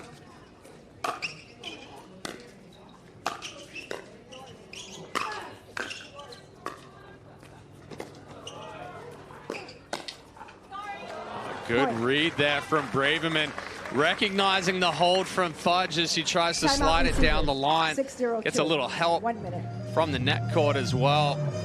And timeout for Barr and Fudge is on the second serve. Braverman and Johnson have been able to rip off 5 straight points. We went from side out scoring 4 times to now a 6-point run. But in this situation here, Barr and Fudge, made a couple of errors early on, but then they tried to start doing too much to make up for it. It's difficult when you're trying to make up for some mistakes. You just have to get back into the game, play a little bit cleaner, not try to do too much, move the ball around a little bit more.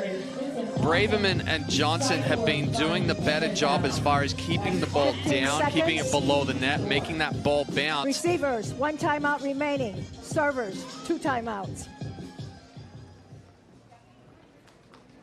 6-0 for the 4 seed of Braverman and Johnson. It will be 6-0-2 coming out of the timeout.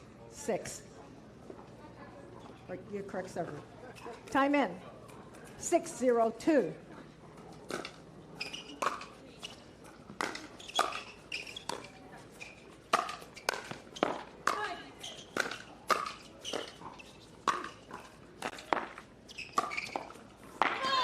Nice deep ball from Barr to earn the side out.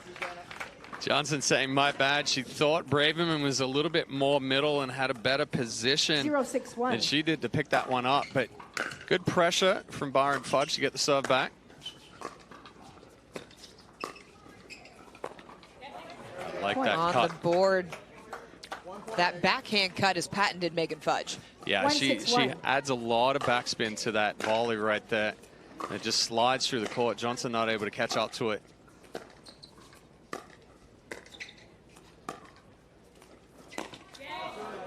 Braverman trying to move out for the ATP, catches it off the edge guard. Well, the hard part with that one is that the angle was deeper. Braverman's trying to allow that to develop, but it got behind her. Much more difficult with that deeper angle through the kitchen to hit through around the post.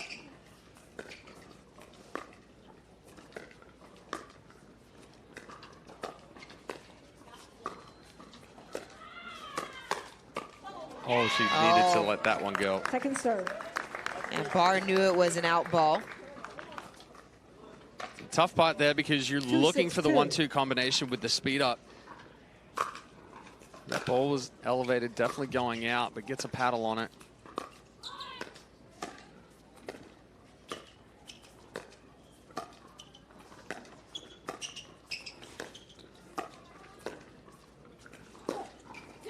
Nice backhand roll from Fudge for the winner.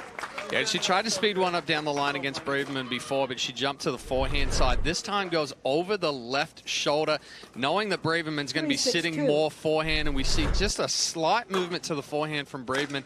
Doesn't allow her to catch up onto that backhand side. Oh, this time the ATP develops. Well, Barr says it was out. It's a big flick, a lot of power. We may get a challenge out of this one. Braverman doesn't think it was going out. I think it happened too quickly for us to see, and it went through the legs of Megan Fudge. We will have a video challenge. I mean, she hit that ball hard. It potentially is close. I'm not sure how deep that was. And in real time, it looked like it was in. I would agree, but again, don't trust me on my opinions on whether or not a ball is in. At this time, Braverman tried for the around the post earlier on that wider, deeper angle. Waited a little too long, wasn't able to bring it back. This time she slaps it back with authority. We take a look at the read.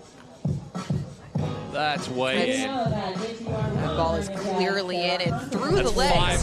Five inches in. So around the post 5-hole as well. Yeah. Way in on that one.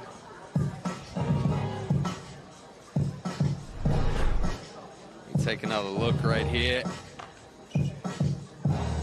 Yeah, no question on that one. That ball well inside the baseline. But Chad, I think you're right. Braverman hit that with such power that moves so quickly through the court. It was difficult to pick up in real time. Oh, absolutely, and with the height of the ball. Height's a relative term. Take another look at the baseline cam. We can see easily inside the line right there. So fantastic around the post from Braverman. She made her adjustment from the early one.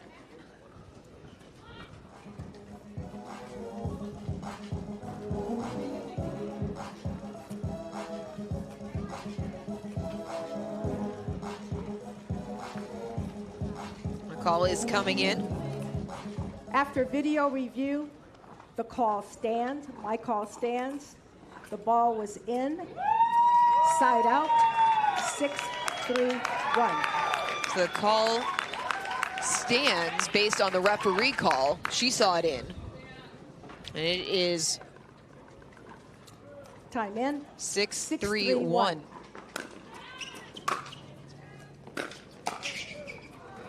Point. Unfortunate net cord there for Barr as Braverman and Johnson capitalize off of the video challenge. 7-3-1.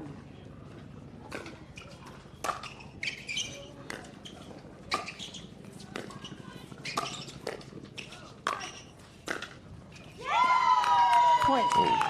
That one slid through the middle there. Catches the baseline.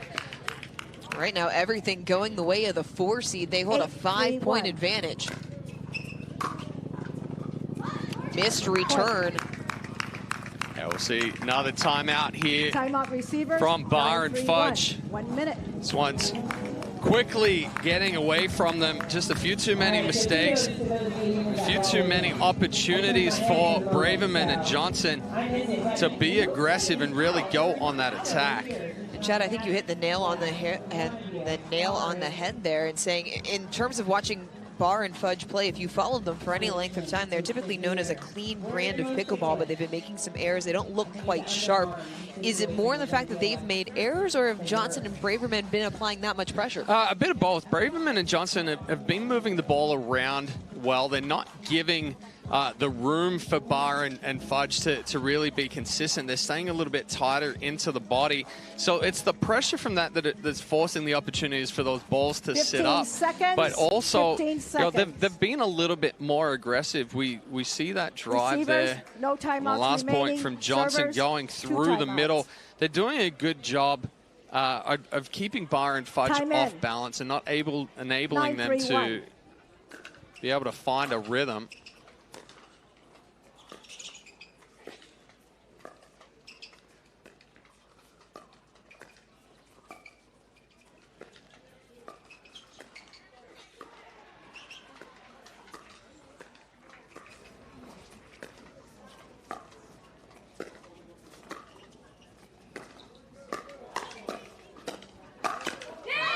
Second serve. Big ball from Barr. It brings up a second serve for Braverman and Johnson. We have already had one upset in the quarterfinals. Millie Rain and Yana Newell, the 7th seed, taking down the 2 seed in Allison Harris and Simone Jargin.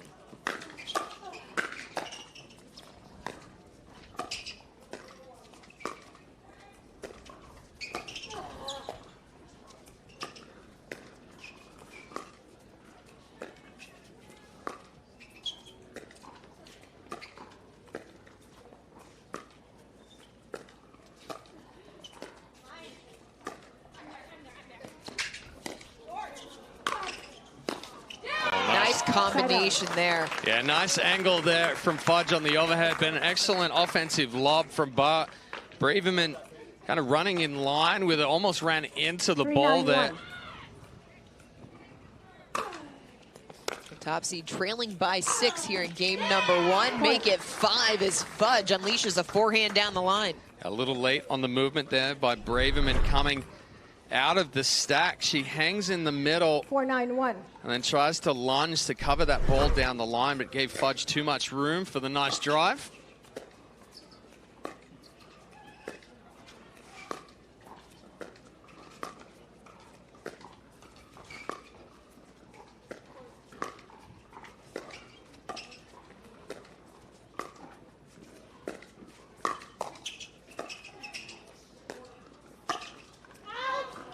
Barr stepping across, but just puts it long. Yeah, had the opening there, but the swing flattened out on her. Tried to overhit it just a little too much.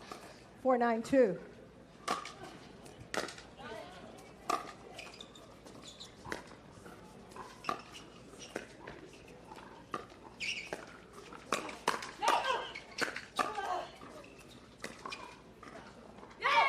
Braverman tried the lob. It's long. Another point for Barr and Fudge. They're back within 4. 5-9-2.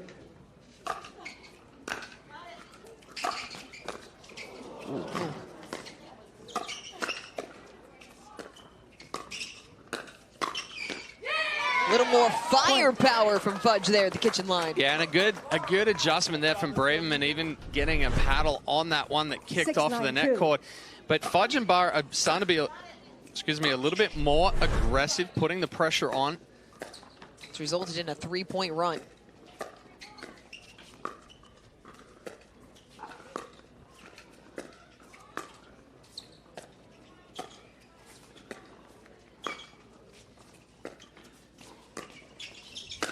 That lob didn't have enough clearance side out. Yeah, not the depth there on that lob for Fudge. 9-6-1. Braverman, nice job just opening up the hips, getting on top of it.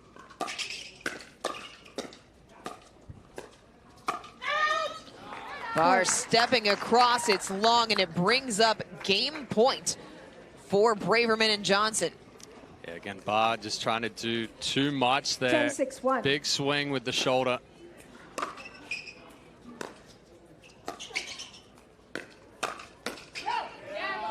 Second serve. Able to stave off 1 game point. That's a 10-6-1 speed up right there. Trying to 10-6-2. be aggressive off of a ball that's probably not the best to speed up from. And then the miss return from Barr gives them game 1.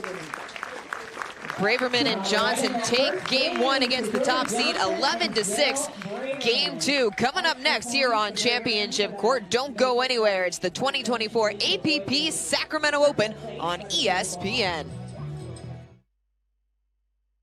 When I have pain from arthritis, I grab BioFreeze. Unlike Voltaren, BioFreeze provides fast-acting relief. I can apply it to more areas of my body, and it's NSAID-free. Cool the pain, so I can get back on the court.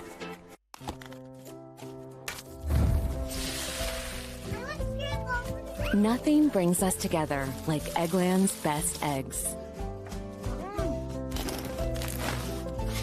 We love the taste, always so fresh and delicious, plus superior nutrition. For us, it's eggs any style, as long as they're the best. Eggland's best.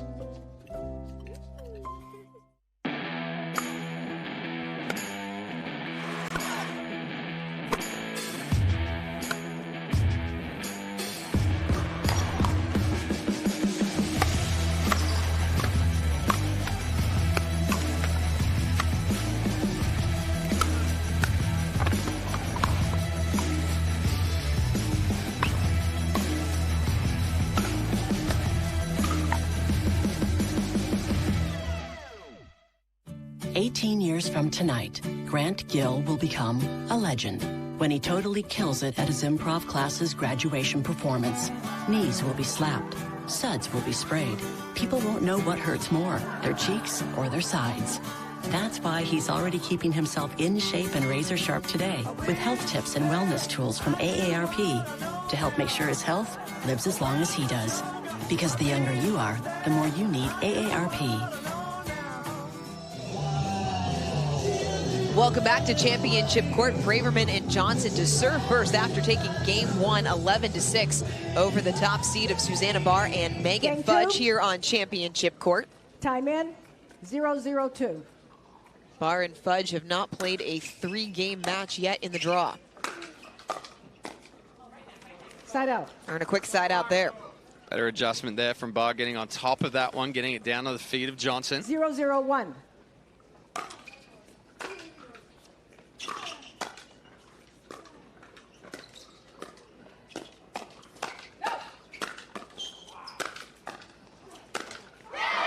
Johnson got too big.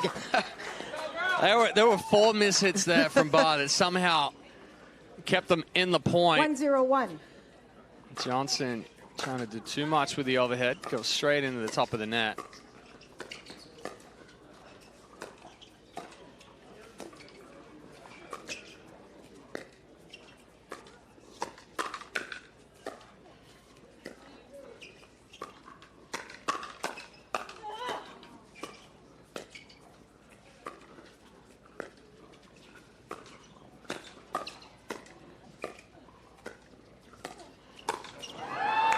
Didn't get it over the top of Braverman, right back through the middle.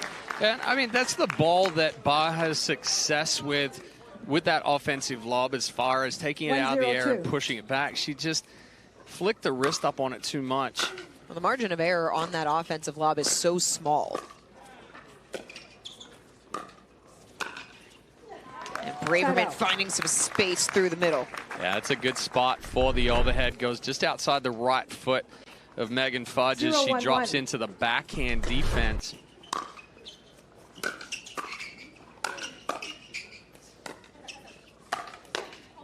Second serve. Powerful forehand from Barr, pushing Braverman back. Well, Braverman had the upper hand right there, but there was a hesitation from her to step forward. She sped up just a couple of steps inside the baseline and gave a little bit too much time for Barr.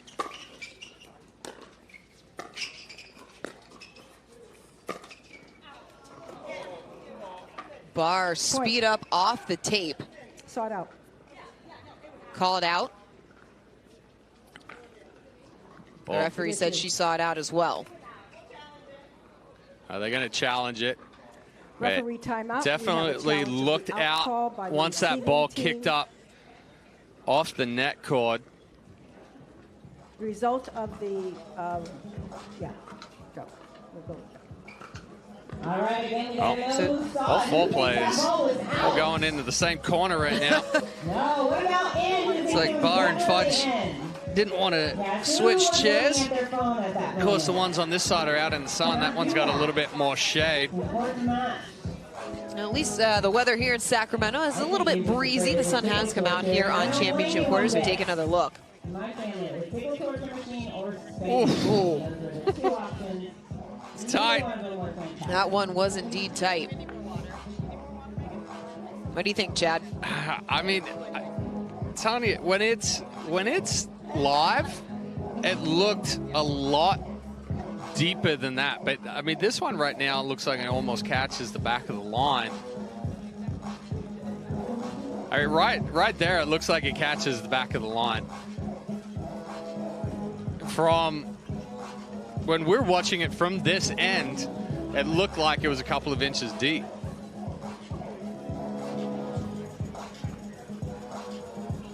The call on the court was out.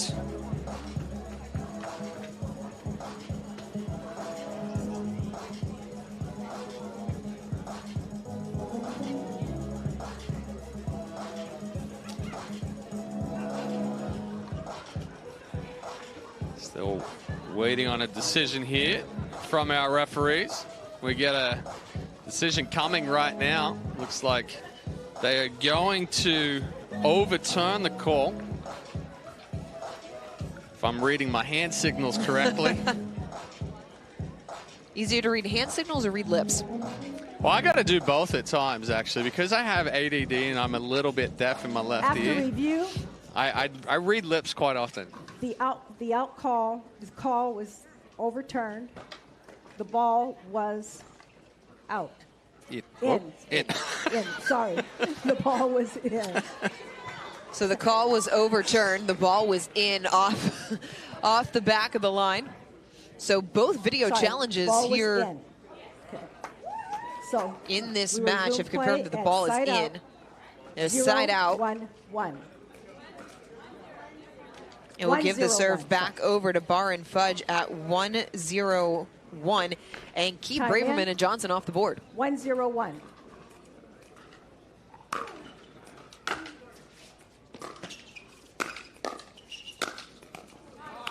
Johnson going full steam ahead at Barr. Yeah, nice overhead there from Johnson. Gets it deep. 1-0-2. Tough to pick up here.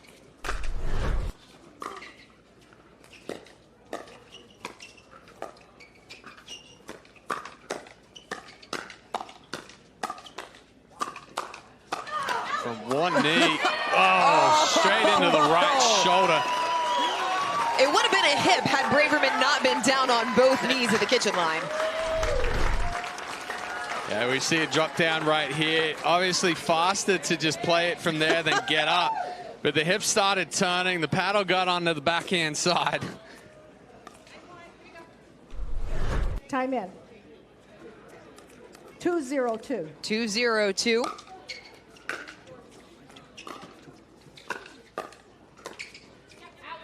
Just wide. Oh. Braverman trying to go inside out forehand. Just missed it. 3-1-2.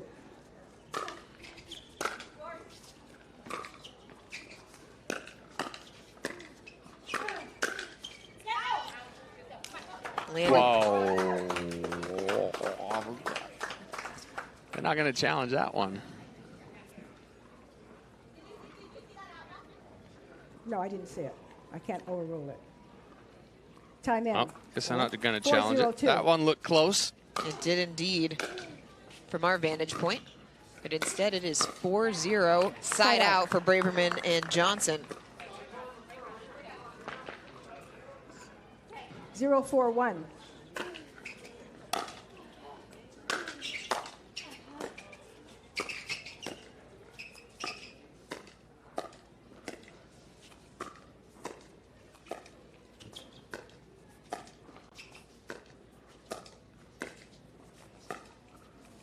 Barr can't make the pickup. Really targeting Braverman there with those aggressive cross-court dinks. Yeah, just tried to rush that forehand there, but it was the 1-4-1. ball there from Braverman. Two balls into the middle, got Barr stuck, and then went back out wide. Fudge getting too big at the kitchen line, and Braverman getting into it a little bit. Nice defense there from Braverman. Again, drops down into the prayer position, gets a shovel block. 2-4-1. Watching Jill Braverman play this match feels like it's also a yoga class.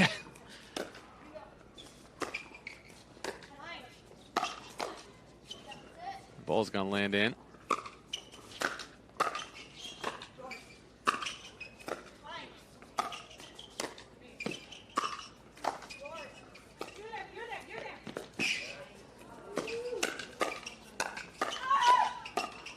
Wow. What a point. Wow. Nice get there from Johnson on the drop volley from Fudge. Slips a little bit. Braverman says, don't worry, I'll come over with the backhand. Gets on top of two and then slides it to the right hip of Barr. Point. 4 straight points. We are tied up at 4 here in game number 2. Feet still moving a little bit there from Fudge. 4-4-1.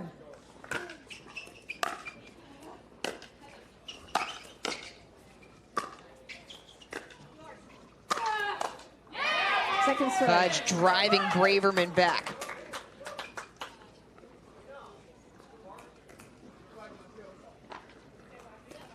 Braverman and Johnson still on serve at 4-4-2.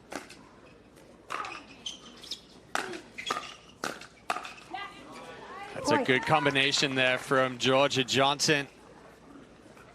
Knows that it's going to be a bigger swing from Barr on the backhand side there, so she's going to be late on the forehand.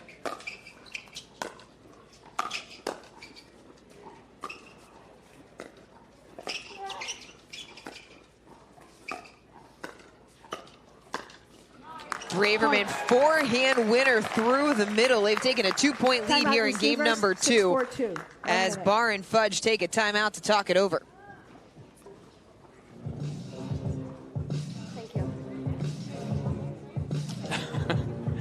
Yeah, it's been a better job coming in these last 6 points from Braverman and Johnson as far as regaining control and moving the ball around. You're seeing the pressure more on Barr, where they're pinching middle, going back out wide, keeping her off balance. And you know, one way to look at the advantage in these ones is by watching who is established at the kitchen line and who's really having to move around and force the movement. In game 1, Braverman and Johnson were set, they were established and moving Barr and Fudge around. On the 4-point run for Barr and Fudge to start game number 2, they were the ones that were established, and Johnson and Braverman were scrambling a little bit.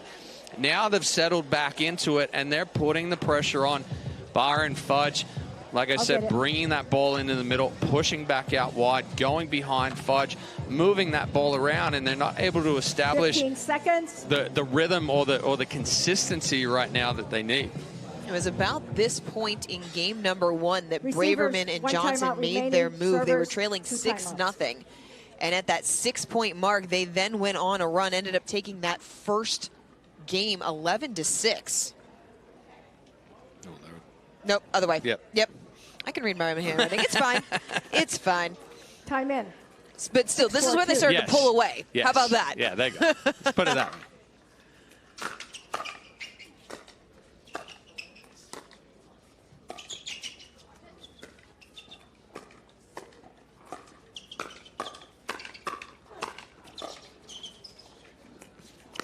Oh, caught the line. Oh, tremendous defense from Barr to keep them in that point. Johnson thought that ball was going to go out, ends up catching the line, hits it off balance. Good finish from Fudge, but yeah, the defense there just to keep him in the point. 4-6-1. Out of the timeout, they earned the side out.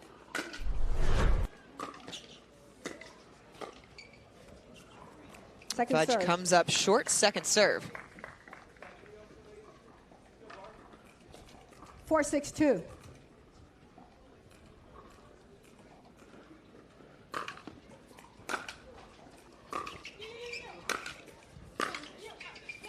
That ball's out. Side out. Better read there from Johnson. A good job getting up and hitting that overhead there from a mid-lob from Megan Fudge. Barr and Fudge were also the top seed in the first tournament of the season as Barr Second puts serve. it through the court and Punta Gorda. They lost in that tournament in the semifinal. Ended up losing to Millie Rain and Bobby Oshiro, who took gold. 6-4-2.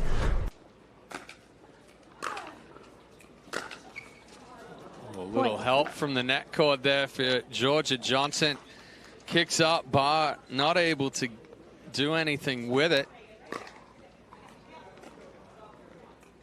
Braverman and Johnson have been able to score multiple points on second serve. They get another one there as that ball did not come up on the return. And now they have doubled up Barr and Fudge. 8-4-2.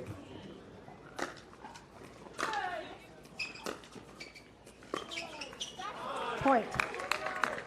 Nice ball there from Johnson, getting it behind Fudge. Timeout receivers. They're going to take another timeout, trying to slow the momentum and slow the roll here for Braverman and Johnson. How do Fudge and Barr try and do that coming out of the timeout? They've got to get back to controlling the point, moving Braverman and Johnson around. It's been difficult for them to do, but you know, it's almost like they just need to establish their footwork better and control the movement. Well, there's one thing that Barr and Fudge do not want to see, and that is an electrified Jill Braverman. But that's what Braverman brings to pickleball, to this match. She's feeling it right now. She and Georgia Johnson dancing over at the sideline, and we have seen a lot of moves from Braverman in this match on the court. It feels like she's been everywhere. She's one of the more animated players in pickleball. 15 seconds. We see this one. She's back on the ground, trying to play it off the knees. She had the around the post. 2 timeouts. A body shot going to the court, as she'll take that as long as her team is up by a game and by 5 points here in game number 2. 9-4-2. 9-4-2, trying to close in on a spot in the gold medal match.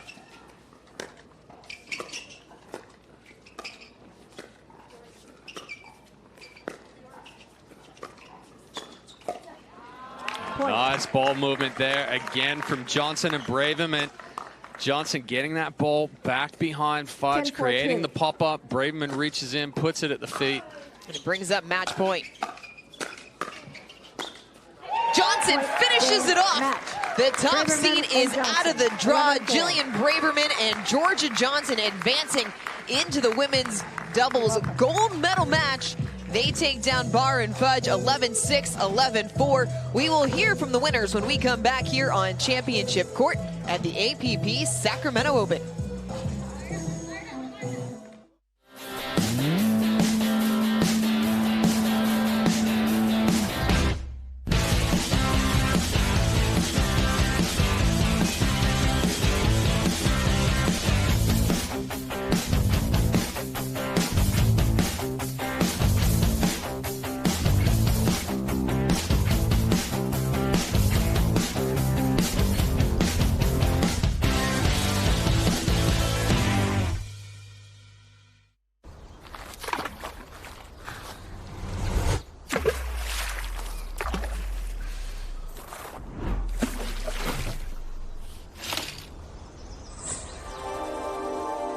Less is more, unless it's less beer.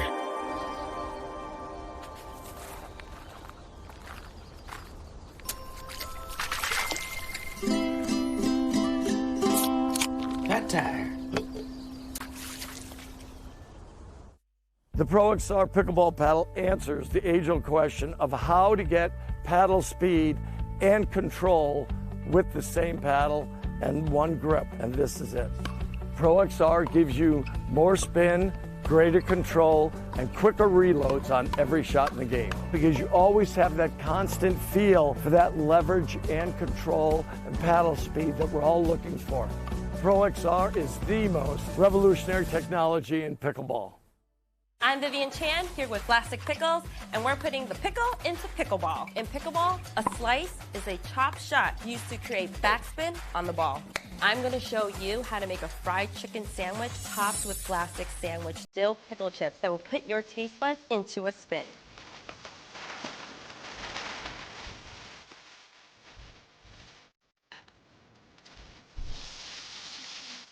Now this is a really big dill.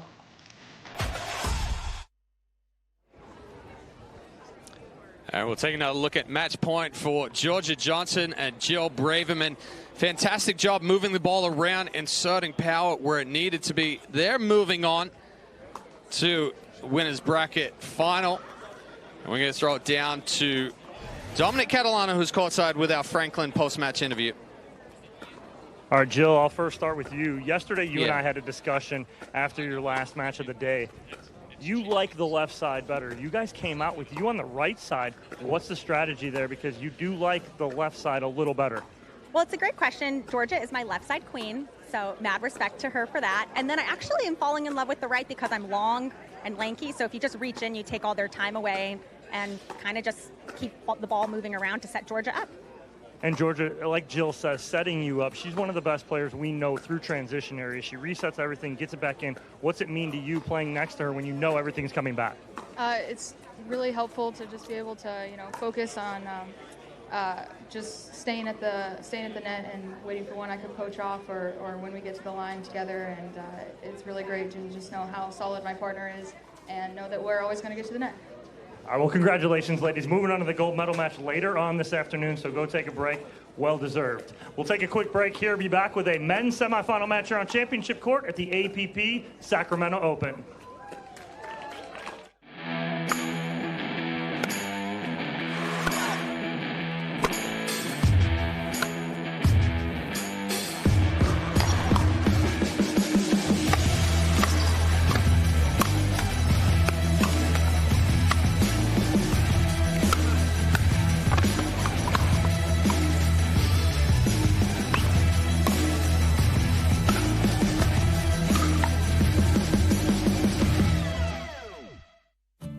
Years from tonight, Grant Gill will become a legend when he totally kills it at his improv class's graduation performance.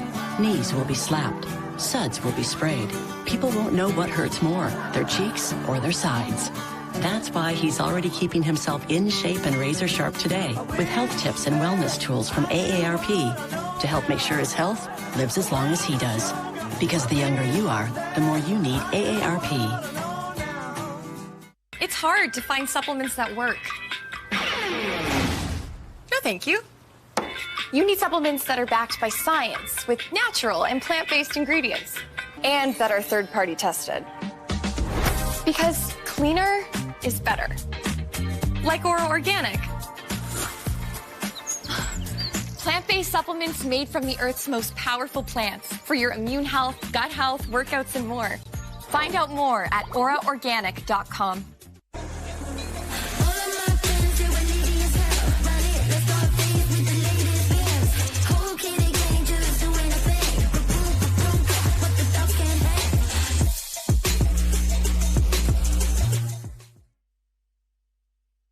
The APP is sponsored by Rainstorm, clean, plant-based energy. PowerPlate, official warm-up and recovery partner of the APP Tour. And PickleballSuperstore.com, official online retailer of the APP Tour.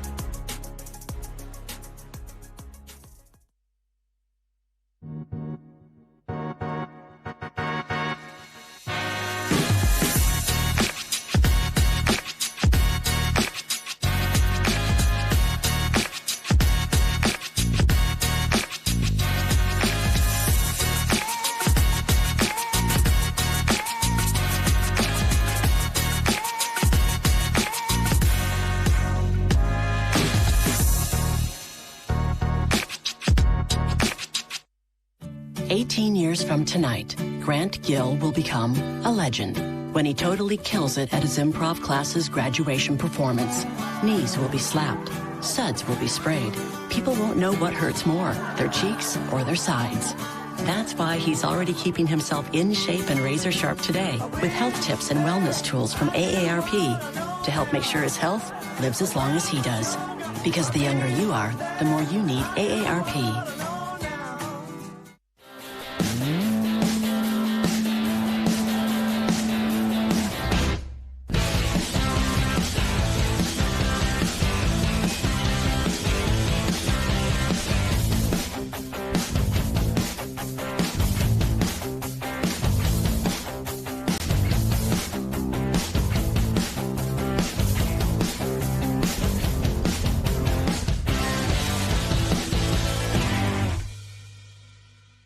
Hey, I'm Chef Chad Rosenthal, and I'm here today with Vlasic Pickles to put the pickle in pickleball. In pickleball, a dill ball is a shot that is inbounds and is bounced only once. It's a live ball. This Vlasic Pickle Dip is a live ball of pickle flavor.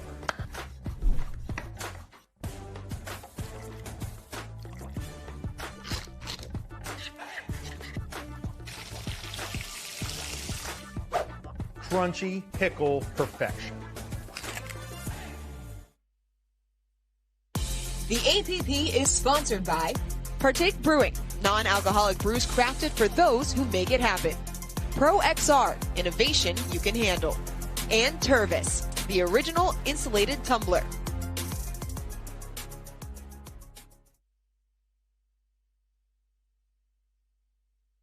The Pro XR pickleball paddle answers the age-old question of how to get paddle speed and control with the same paddle and one grip, and this is it.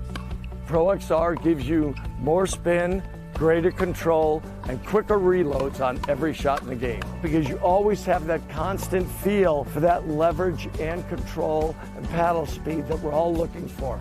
Pro XR is the most revolutionary technology in pickleball.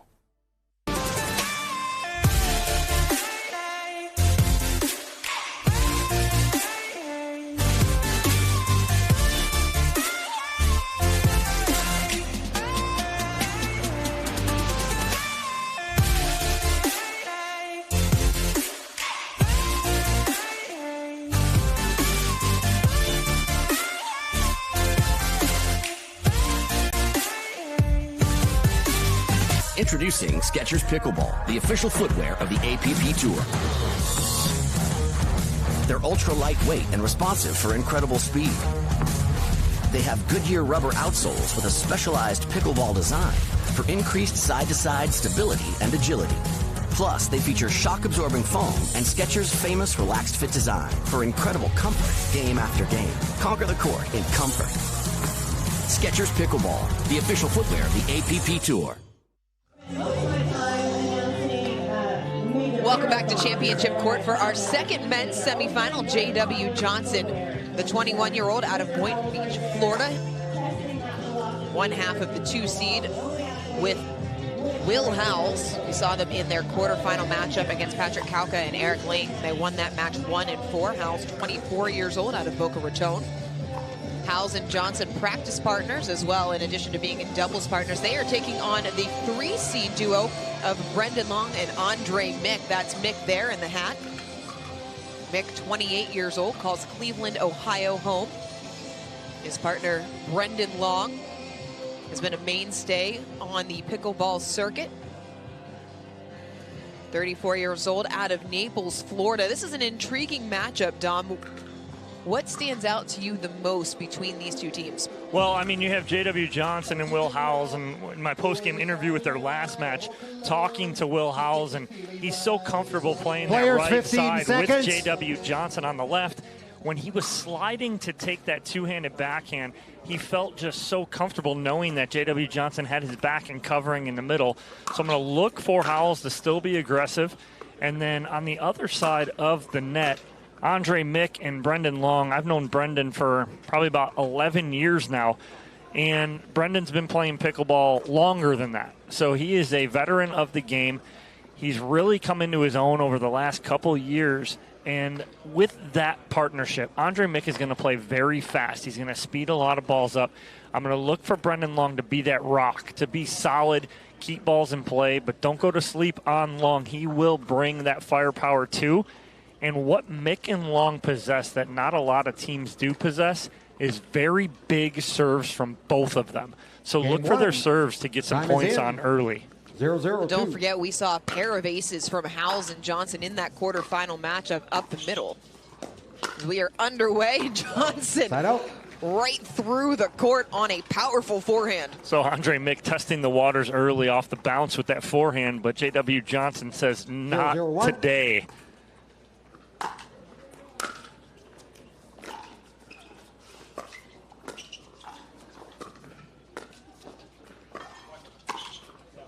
Backhand flick from Howells through the middle. Yeah, Brendan Long just left that two-handed dink a little high. He's looking at himself, putting his hands in the air, going, what did I just do? 1-0-1.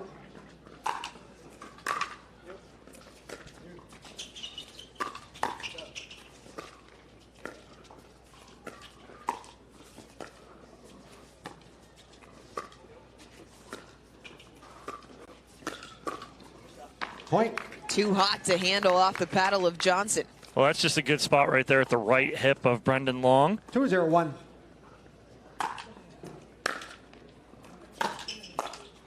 Point. Miss hit from Mick. 3 quick points for the 2 seed. Yeah, Mick's got a split step right there and play that from about 3 feet behind the kitchen line instead of trying to run through that shot.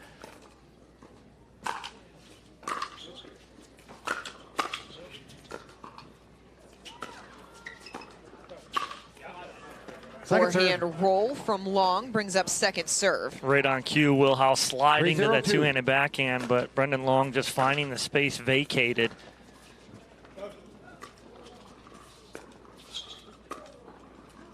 Long can't make the pickup. Yeah, again, frustrated with himself right there. These are easy misses or easy mistakes, fixable for Brendan Long. 4-0-2. It's been a fairly uncontested run for Howells and Johnson up to this point. They won their first match 0-7 before dispatching Kauka and Lang 1-4. Another point on second serve. That's 3 straight. It is 5-0 already for Howells and Johnson. Yeah, that's just not the spot. Speed up in the middle. 5-0-2. You have J.W. Johnson so quick, so long. He closes that off immediately. Long, beautiful roll to drop in the back of the court for the side out. Well, if he's going to go down that line or in that area, he has to go directly down that line. If he speeds up there, that's where Howells is jumping to, so look for Long to go down that line.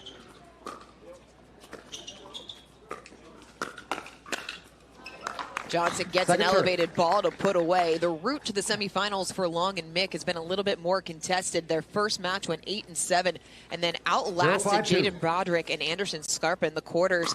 They won 11-8, 11-9, 11-5. I guess that would be 8-11. I got you. You knew what I meant. Mm-hmm.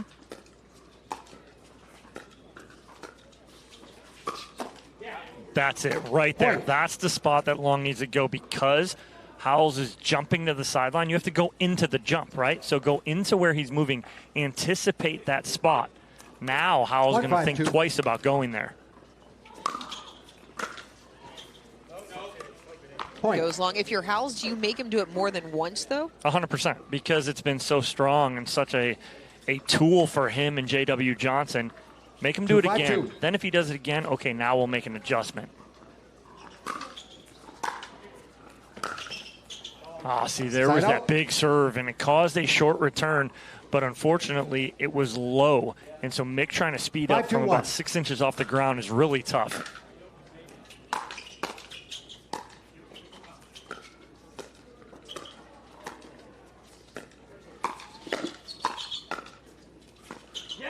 Nice deadening there from Mick. Yeah, Andre Mick playing the soft game right there. Resets 2 beautifully. 5-2-2.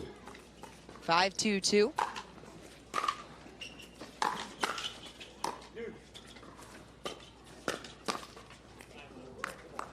Point. Just missing that sideline right there is Brendan Long. 6-2-2. Point. Big serve, another point. A 5-point advantage for Howells and Johnson. 7-2-2.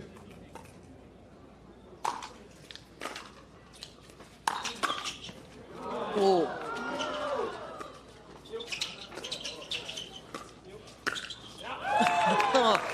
Little smile from Johnson, so composed in the middle of what could have been a very chaotic point. He was almost smiling before he even hit this ball because this one right here, timeout receiver, that's a sitter for him, and he knows it. And we get a timeout here from Mick and Long, down by 6. Howells and Johnson have been in total control of this match, trying to play their way into the gold medal match. The winner advances. The loser moves to the bronze medal. Both of those matches going to be played today. A little bit different format here in Sacramento. We're going to get both of the doubles golds out of the way this afternoon. Men's and women's. The winner of this match moves on to take on the top seed Andre Diescu and Gabe Tardio in that gold medal match. I don't want you to get ahead of yourself, Dom, but let's do it. Who out of these pairs do you think has the best chance of giving Diescu and Tardio problems? Well, J.W. Johnson and Will Howells would be my pick right now just because of the steadiness of J.W. Johnson. 15 seconds. He knows Gabe Tardio's game as well as Gabe Tardio knows Gabe Tardio's game. So, again, he is very familiar with him, practices with him, as does Will Howells. So I'll give them a little bit of an advantage right there. Would that make Diescu the X factor? It really would, even though Diescu does practice with them too a little bit because they're all on that east coast of Florida. Mick getting a little love off the tape. As the ball goes by him, J.W. Johnson swings 2 or 3 times pretending he's going to get that. That's what you can do when you have a 6-point lead in game number 1. Wow. Right at the feet, though. Those hands are so fast. But the best part about it, it's fast, but it's out in front. He does not take a backswing. That is the strength of the J.W. Johnson wrist right there.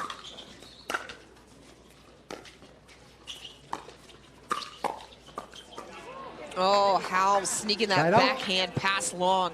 A little mishit, too, that Howells will take every day of the week. Better to be lucky than to be good. It's 8-2-1. best if you're both.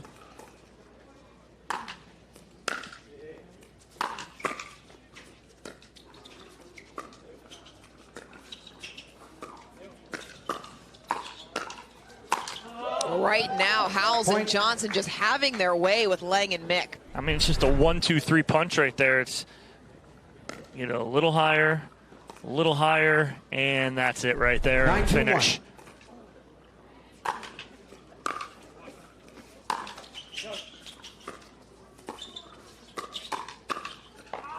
And that's what we're talking about, okay? Now it's twice that Brendan Long's got Will Howells. I have to see Brendan Long attack him right there. Make him make an adjustment. What adjustment would Howells need to make?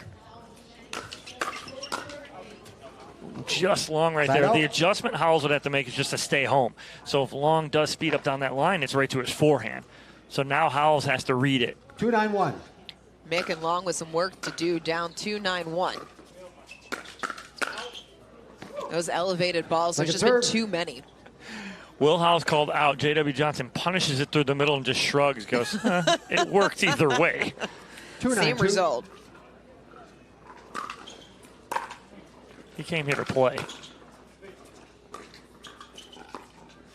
Listen, I had a hitting coach once tell me that you can make a really good career as that ATP just misses. But I had a hitting coach tell me you can make a really good career out of hitting bad balls.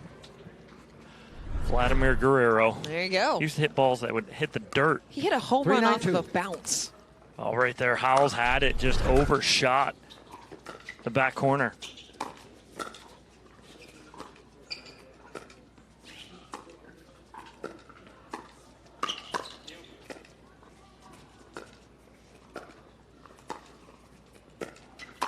Oh, that was an ambitious decision from Mick, and Howells punishes it. As soon as he hit it up, I think you wanted to reach and grab it back because this was in no way, shape, or form a good lob.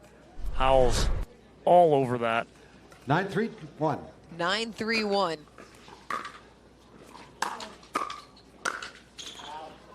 And just misses.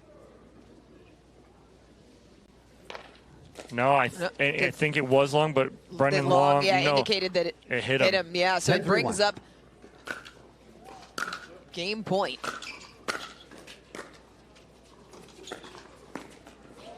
Second serve. Tricky angle there from Mick. And that's why I like them on this side right now. They're changing it up a little bit, keeping Mick on the left. His two-handed backhand roll is pretty good. So trying to change things up a little bit. And getting a little help off the service error. They'll take it. Still a big hole to dig out of here, but even if you don't dig out of this hole, get some momentum going in the game too.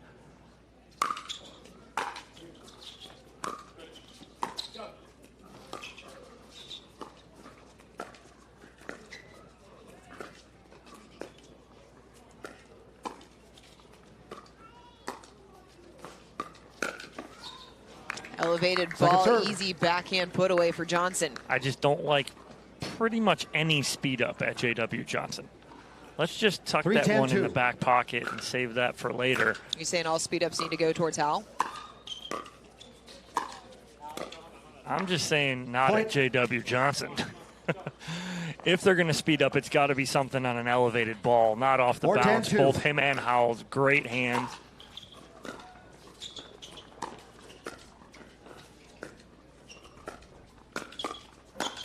The quiet hands of Johnson. I think it hit Mick's paddle, arm, chest before it went over. Just about everywhere. Yeah, it rolled up his body. And it brings up game point number 3 for the 2 seed. 10-4-1.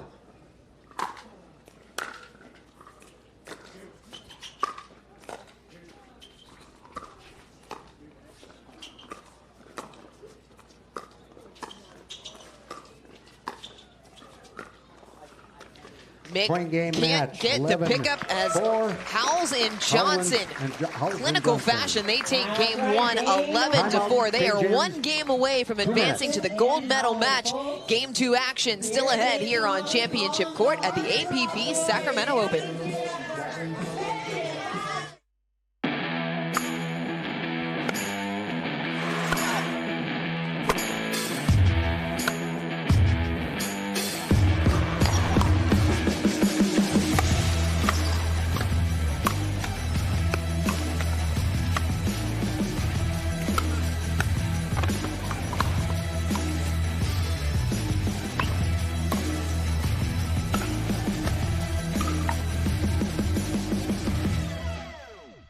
No, since I've been using Leo Rubber, I've had way less problem on my AT band and hips.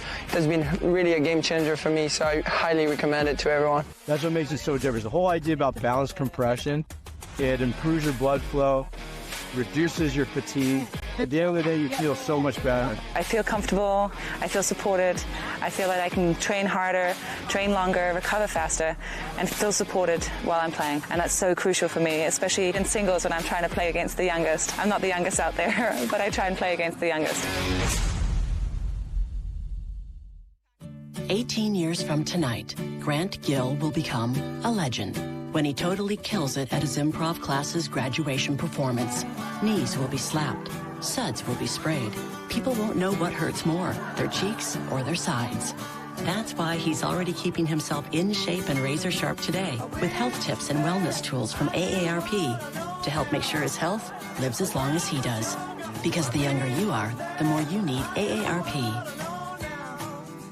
When I have pain from arthritis, I grab BioFreeze. Unlike Voltaren, BioFreeze provides fast-acting relief. I can apply it to more areas of my body, and it's NSAID-free.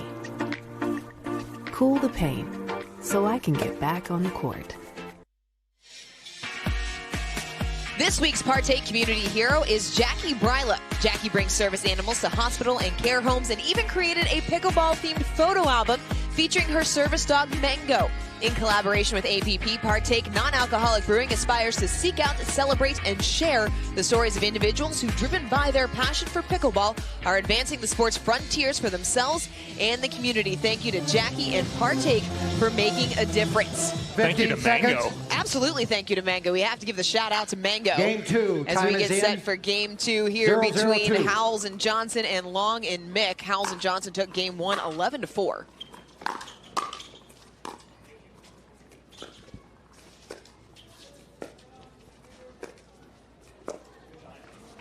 So it's the automatic switch. So they switch sides, do Long and Mick to start game number two with Andre Mick on the left and Brendan Long on the right.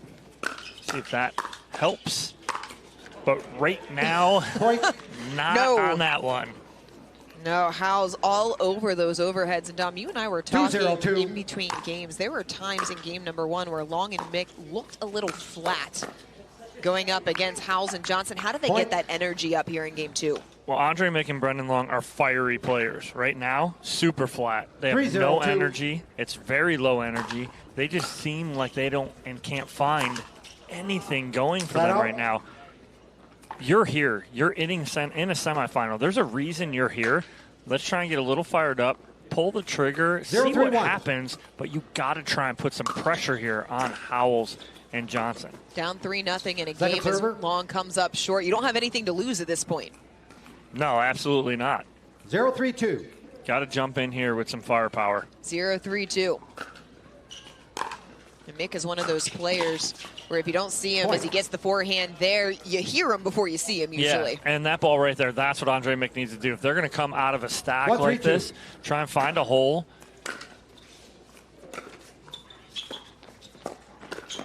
Okay, I tried to do something, but J.W. Johnson was ready and waiting. I don't mind it right there. That's an aggressive mistake. Not a mistake. It's an aggressive move there from both Mick and Long.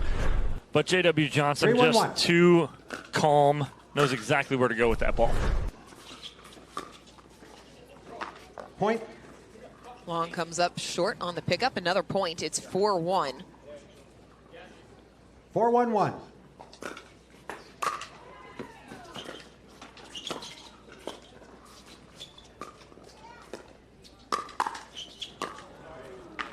That net cord has been involved in so many points, and in this match, it has gone the way consistently of Howells and Johnson. Well, problem was Brendan Long hit two right at the body of Howells, and Howells slid, cleared his body. Nice job.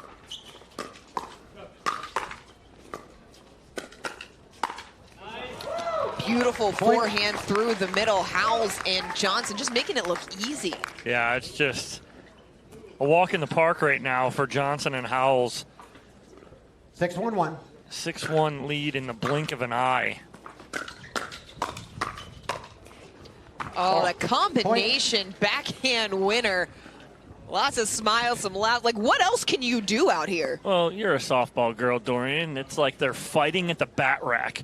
You see a pitcher out there who's throwing up 1 minute eggs that are about as big as, beach balls, and this is exactly what JW. There was never a fight at the bat rack. I knew which one was mine.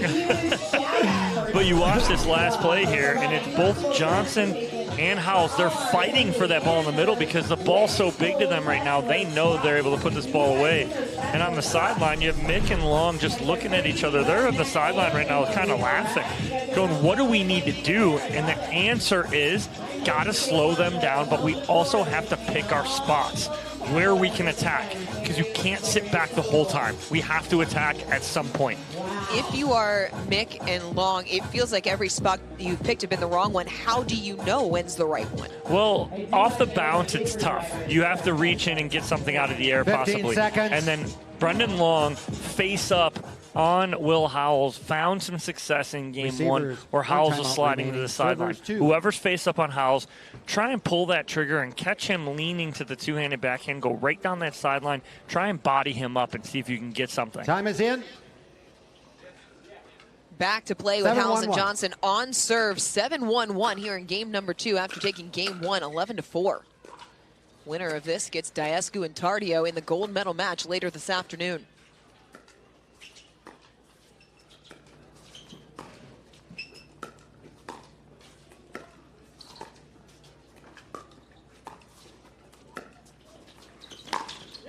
Oh, that's a ridiculous ATP from Howells. Again, off balance. We saw it earlier. Even when he's off balance, his paddle is under control. So watch him. He's not on his feet set. 8-1-1. But the paddle never gets out of control. Buggy whips that back around. That's ridiculous. No. That is not the spot. If Long's going to speed that up, again, he's got to go down the line, catch Howells leaning to the two-handed backhand. Howells just sitting dead red on that backhand. 9-1-1.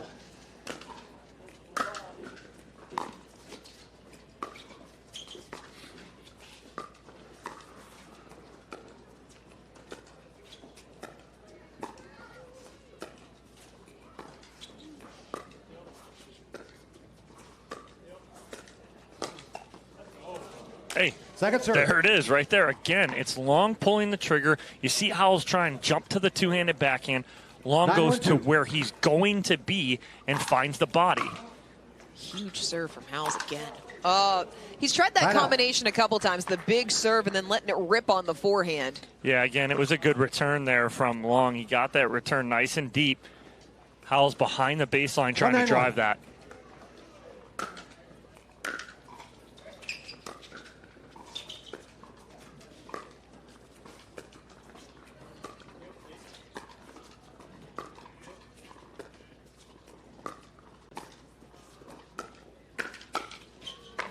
Second serve. Into the net.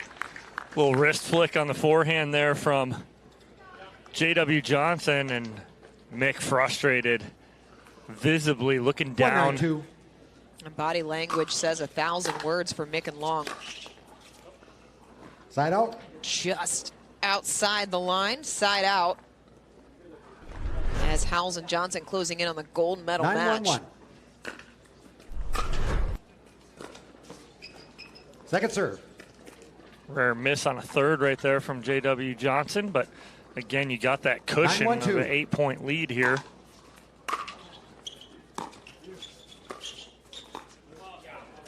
Side out. There it is, the sideline found by Brendan Long.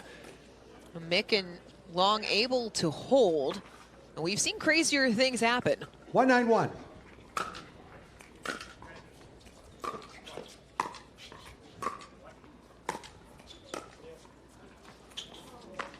Nick comes up short.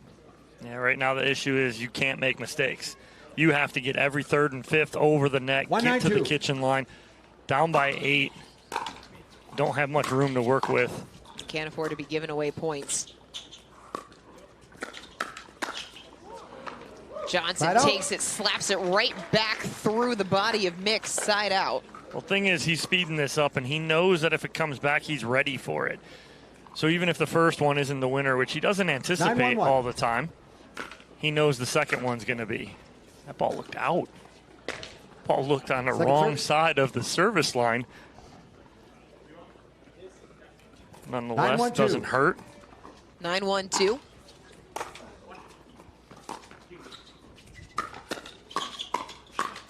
There it is again right there. So Howell sliding to the sideline.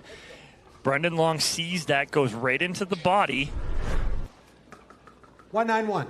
A third service game that Howells and Johnson have been stuck on 9. So far, Long and Mick not able to cut into the deficit. Won't be able to there either. Second serve. Again, the success that they've had has literally been the times that Long has gone at Howells down the line. You got to somehow get into that pattern. Service error. That is something that you absolutely cannot afford to have if you're Mick and Long. 9-1-1. 9-1-1.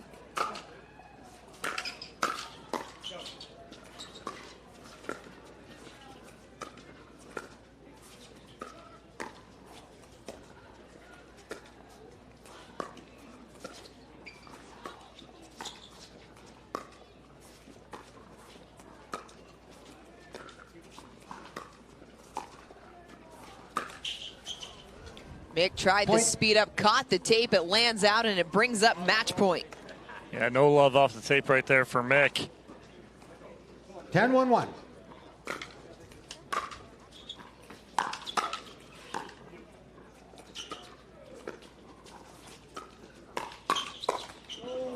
Howells just got a little caught on the backhand, still match point. 10-1-2. Service error. Well, it doesn't hurt as much when you're up 10-1 as if it was 10-8. 1-10-1.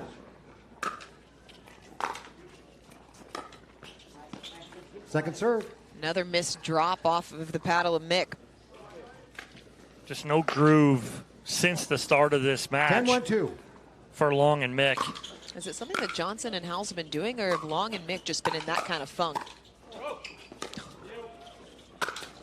Yeah, it's the pressure and knowing what Johnson and Wills can do with the ball that kind of takes you out of your game too. 10-1-1. Match point number 3.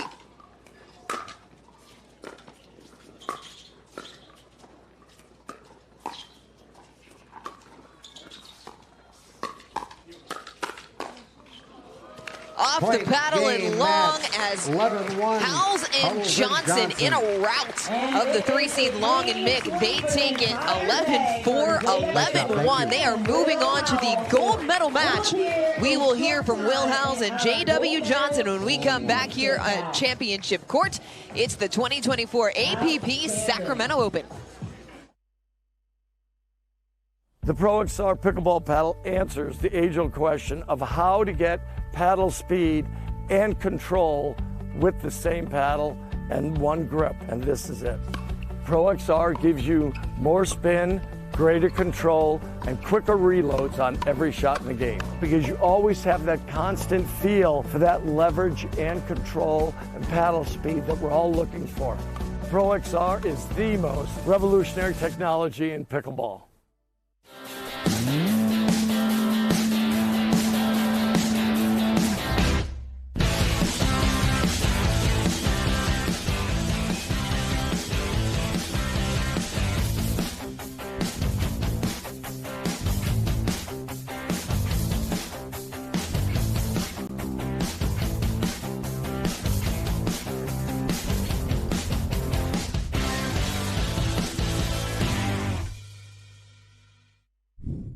Need to sell tickets for an event? From Sports Illustrated's official ticketing platform, introducing Box Office. Manage ticketing for sports, festivals, fundraisers, and more, paid or free. And we go beyond the barcode. Introducing Super Ticket. Super Tickets are secured by blockchain technology and transform into exclusive digital content, promotions, and rewards between the event and guests. Cheaper, better, simpler, more secure. Sports Illustrated Tickets. Partner with us for your next event. Everyone knows standing still doesn't get you where you want to go. It's all about movement and progression, power, strength, innovation, expertise. On the court, off the court, and on the way to the court, you have to expect more out of yourself. And you should expect more of the company who makes your tires. Getting you more miles, traction, and safety is why we get up in the morning. Let's drive forward. Expect more. Fortune Tires. The APP is sponsored by AARP, helping your health and happiness live as long as you do. USA Pickleball, official sanctioning body of the APP Tour. And Franklin X40, the official ball of the APP Tour.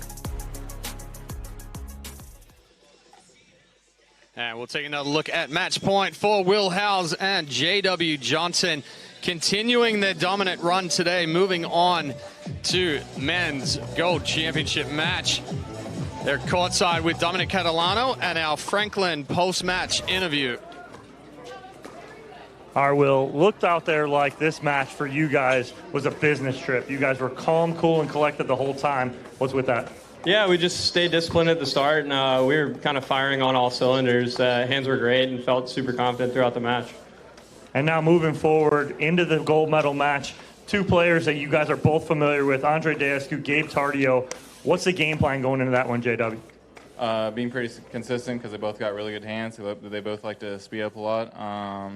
We'll try and keep it patient until we get a chance to attack, and then we'll go from there. All right, well, congratulations, boys. Moving on to that gold medal match later on this afternoon. Don't go anywhere. We got another women's semifinal here on Championship Court at the APP Sacramento Open.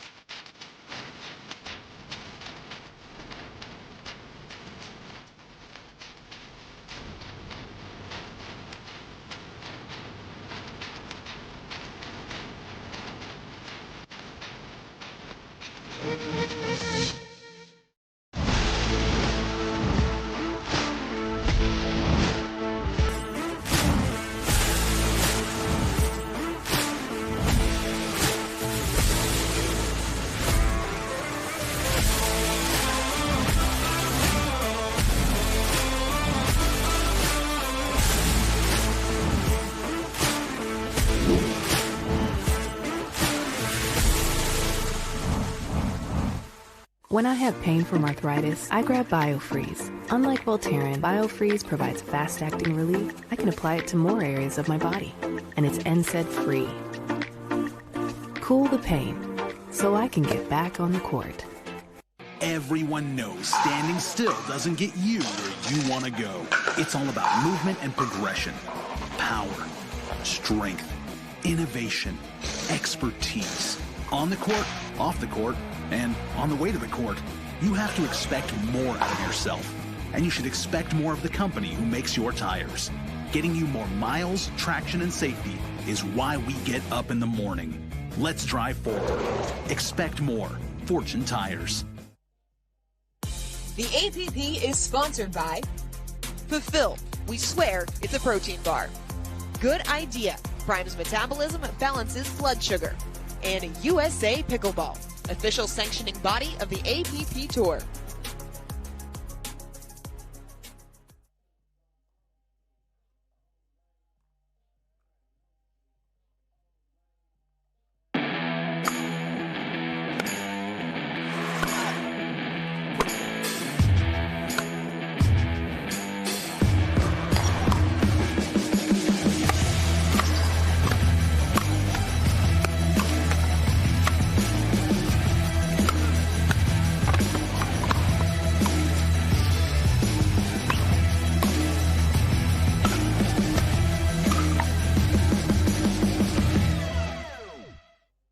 Introducing Skechers Pickleball, the official footwear of the APP Tour.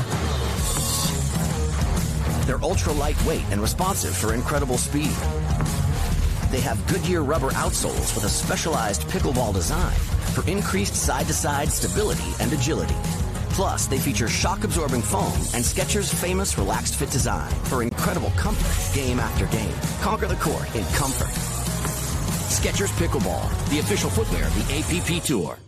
It's hard to find supplements that work. No, thank you.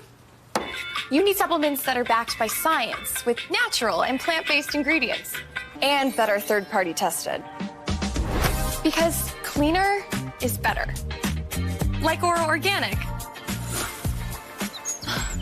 Plant-based supplements made from the Earth's most powerful plants for your immune health, gut health, workouts, and more. Find out more at oraorganic.com. When I have pain from arthritis, I grab BioFreeze. Unlike Voltaren, BioFreeze provides fast-acting relief. I can apply it to more areas of my body, and it's NSAID-free. Cool the pain, so I can get back on the court. Welcome back here to Sacramento. Women's second semifinal here at the APP Sacramento Open. You're taking a live look here at Alex Strong, 19 years old, out of Falls Church, Virginia. Looking to move on to the gold medal match later on this afternoon. Her partner, Mari Humberg, 27, out of Louisville, Kentucky. The former University of Louisville tennis star, making her way into pickleball over the last year. Their opponents, Yana Newell, as you see on screen right now, 26 years young, out of Kansas City, Missouri. And her partner, finishing her warm-ups with her, Milan Rain, 26 years old, out of Boca Raton, Florida. Chad, good matchup here. What are you looking for as your X factors going into this one? Well, Humberg and Trong were my X factor going into the day. You know, Trong has put a lot of work into the power side of her game. She does an excellent job sliding to the right, that big two-hand backhand counter. But Humberg, 15 seconds. So much cut, so much spin on the ball. It's difficult for her to pick up. You know, Newell and Rain coming off of a big win over Game the one. 2-seed. Allison Harris, Simone Jajink, and Millie Rain taking the gold with Bobby Oshiro in Punta Gorda, our first stop for the season. Time in 0-0-2. I think Millie Rain's the X factor here. She has surprising power. She has good control.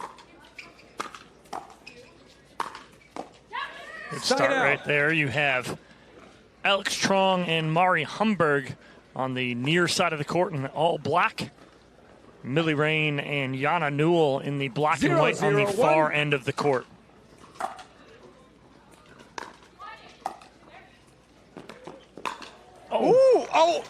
And the footwork there from Yana Newell. Little tiptoe, double Ernie trying to get back into the court and not step on the kitchen line.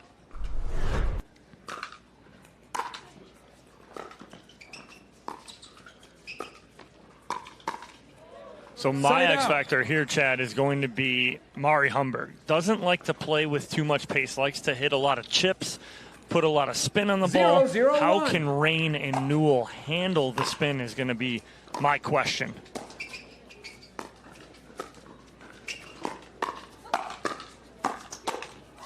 Point. Good combination there for Newell and Rain. 1-0-1. Second serve. A little too big of a swing there from Yana Newell. Tries to go for a little bit more power. You see that front hip fly open. 1-0-2. Paddle drags a little bit.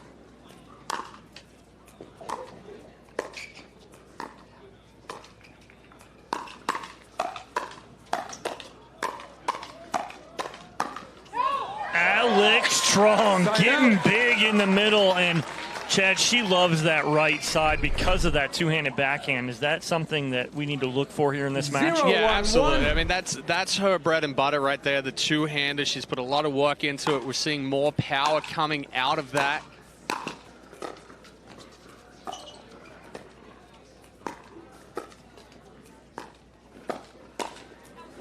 Ooh, and that little flick there from Mari Humberg, she knows she's shaking her head as she's walking back. Yeah, probably not the time. Well, that's the shot that she's looking for. She's 0, does 1, an excellent 2. job with the flick. That one just trying to do a little too much body movement. It gets too elevated.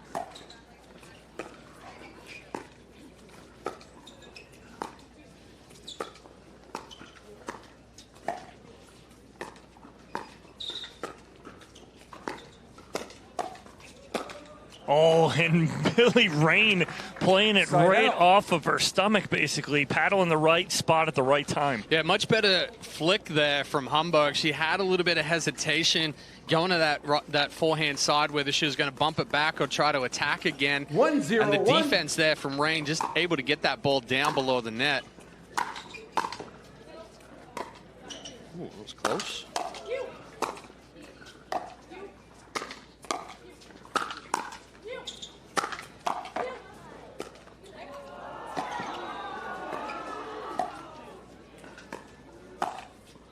Oh, my goodness. Millie Rain right there with the defense on, every shot from Mari Humberg. I'm not a big fan of that absorption block there from Mari Humberg, bringing Rain up to the kitchen line. You know, the reason why they did it is they're trying to hit those overheads hard through the court. I probably would have looked for more of an angle out wide than trying to drop it in short. Oh, there's two really good angles right there. Right on cue, Chad. That ball there. Use that angle rather than the absorption block. But yeah, good backhand flick there. Out wide. Pulls Newell over. Rain has to move to the middle of the court. Good finish by Trong. Yana Newell playing with some power right there. Good hands from Trong on the first one, but too much Yana Newell with that forehand. I think it's safe to say she was sitting on that one. 3-0-2. Side out. Well, that would have been a dirty drop if she gets that over because she had Humberg pinching back to the middle. Yeah, weight just falling back there for Rain. Didn't have the base 0-3-1. to be able to get the depth on that drop. Second serve. And that's what you have to do for Humberg there. If Newell lets that drop bounce, 0-3-2. that's going to slide through the court. Very difficult to pick up. Take it out of the air. Don't let it spin. And Side out. Humberg thinking that Trong's going to bounce back to it because, again, sometimes when you have your partner jump in and initiate the speed up, you want them to finish it because they're already engaged. Yeah, especially when it's on the backhand side of Trong. Typically, she's going to attack that two-hander. Second serve.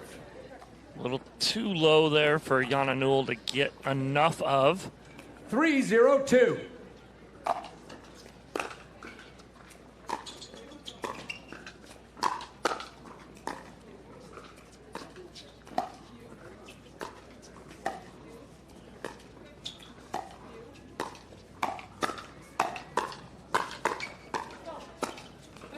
That right there, Chad, is why we love women's doubles so much. You see these firefights and then the hands. Again, that flick from Humberg going back behind Newell, but an excellent job from Trong fighting off the two attacks from Yana Newell.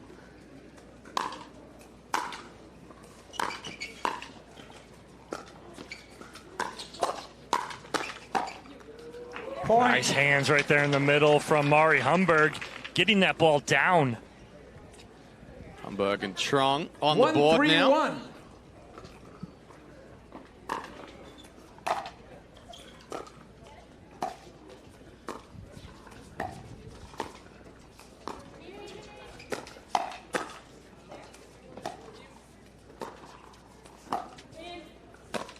Oh, framed it Second right serve. there, did Alex Trong. Had a sitter. Yeah, I actually spoke with Alex Trong on Thursday after singles. We saw her miss a couple of overheads there. She's like, I know, I have to work on the overhead. Just doesn't get behind it.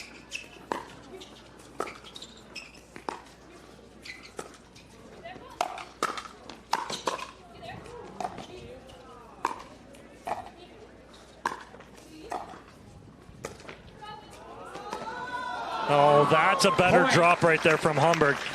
she kept it really tight to the net. And so Jana Newell running on full sprint. That's tough to get that ball up and over.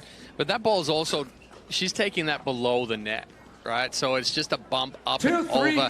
It's much more difficult to try and control how much pace it has on that higher ball when you try to absorb.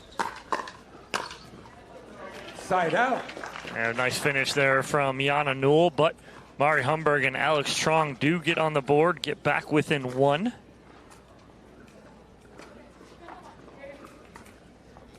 Three, two, one.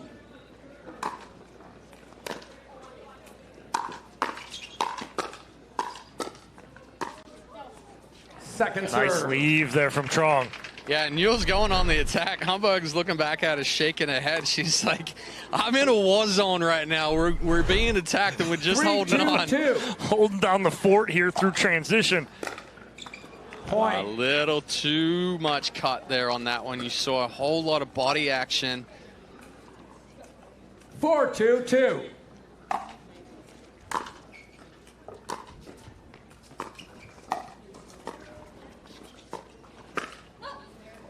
Point. Yeah, Humberg walking back before that ball even hit the ground. She knew off her paddle that ball was out. 5-2-2.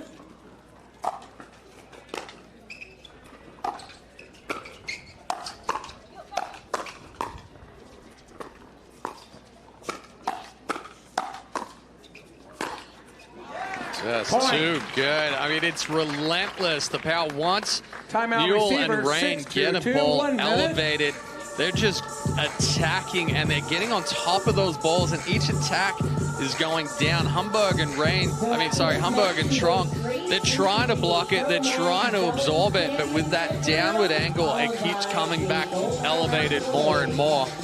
So a 3-0 run to start the game from Rain and Newell. You have the answer from Trong and Humberg. They come back, make it 3-2. Quick side out here for Newell and Rain. They put 3 on the board in a heartbeat. What's the difference right now? Because we know we are seeing them attack a lot right now. They're just putting on a ton of pressure. What is going to be the difference here for Trong and Humberg to kind of slow this roll down? Well, right now, it's Jana Newell that is really being the aggressor. She's impressing me by how much she's stepping up and putting that pressure on. I think Trong and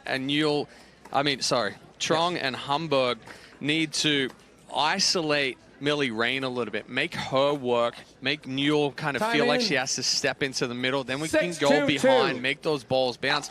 But also Humberg needs to stay a little bit more patient with that flick. We've seen a couple of misses.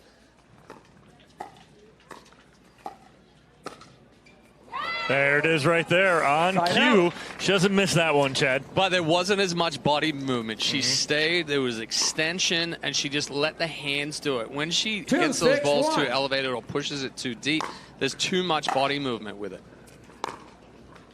Second serve. Nice deep return there from Millie Rain. 2-6-2.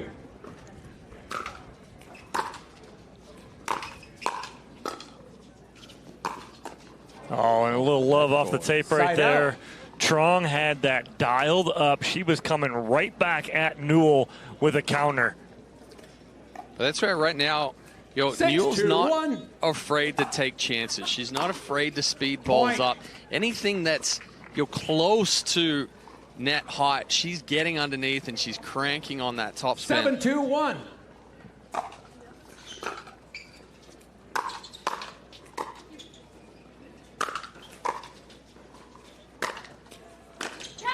High formation for Trong and Humberg. As Humberg gets the first overhead, Trong gets the second and puts it away. 7-2-2.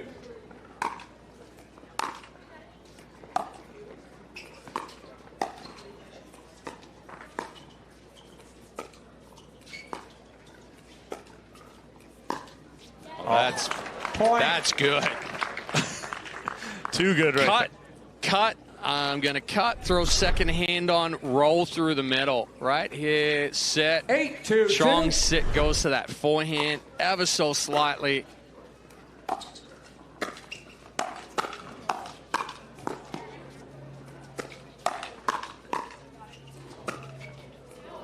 look at Yana Newell, the reset queen, through the transition area twice. Yeah, and that's where I think Humberg just needs to be a little bit more patient there.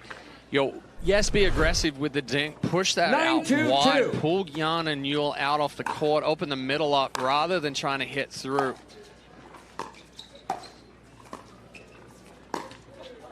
Side out. That's a heat check right there for Yana Newell. She's like, I'm feeling it right now. Let's see if I can get something here. And now Yana... We can ask. Newell and Amelie Rain. Yeah, we can ask. Did that touch your hair? Okay. Asking if that hit Alex Strong's hair. And 10 times out of 10, Strong is going to say no.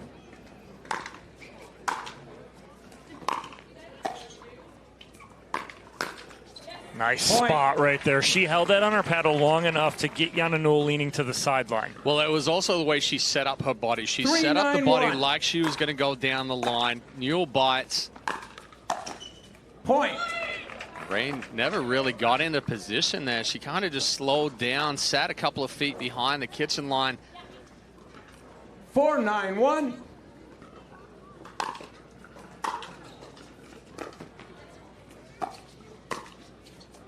Oh, Trong feeling it right now. She's got the last 3 points on her paddle over the last minute.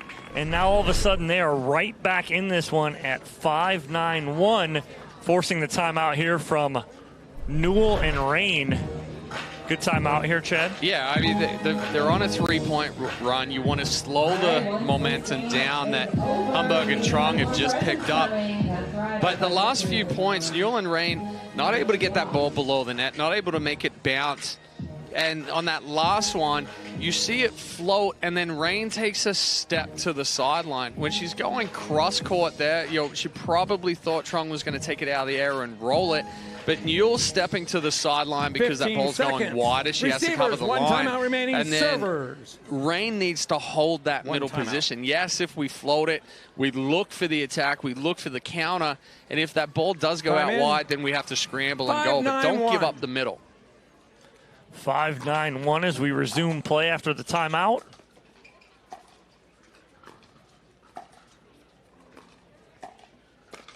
There's that backhand roll from Mari Humberg. And they're shoulder bumping right there a little bit. Are Humberg and Trong feeling it now, Chad? Yeah, and good balls from Trong, taking him out of the air, adding some roll to it, putting the pressure on Rain. Gets it just elevated. Switch sides now for Rain and Newell. Oh, nice spot right there from Millie Rain. Going right at the body of Trong, not allowing her to extend on that two-handed backhand. Yeah, and there wasn't a lot of pace behind that. It was more spin, went right to the left hip. Trong sitting on the forehand.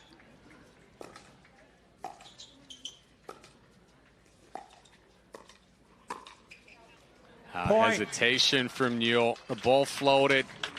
Tried to lunge at it.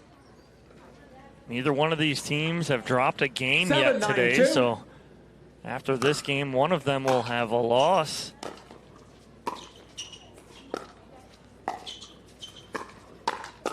Oh, that's not the right ball to speed up on there. Trong's weight's going back. The ball's too close to the body. She can't get extended on it, and it just sits up nicely.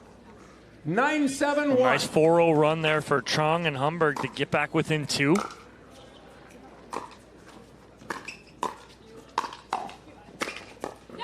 Second serve. I'd like Newell, if she's receiving that return from Humberg, because it's got so much cut on it, to drive that third. Yana Newell has a great third shot drive. Use that spin against her.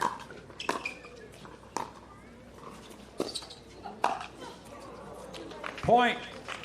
Off the tape, pop up for Millie Rain, and it will give Yana Newell and Millie Rain their first game point. Humberg talking to herself as she's walking back to the baseline there. Just comes out too flat.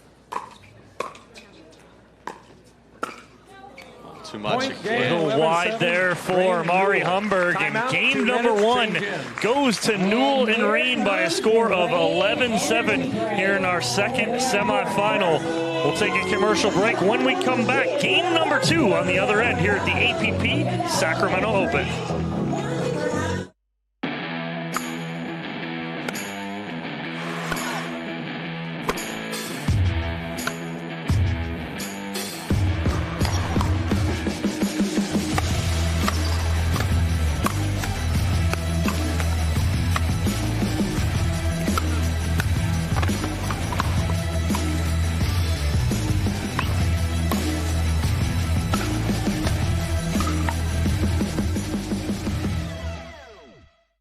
was deep into the winter freeze when Ryan and Brenda Brinka made a pact. We will no longer be prisoners to you, Wisconsin winter.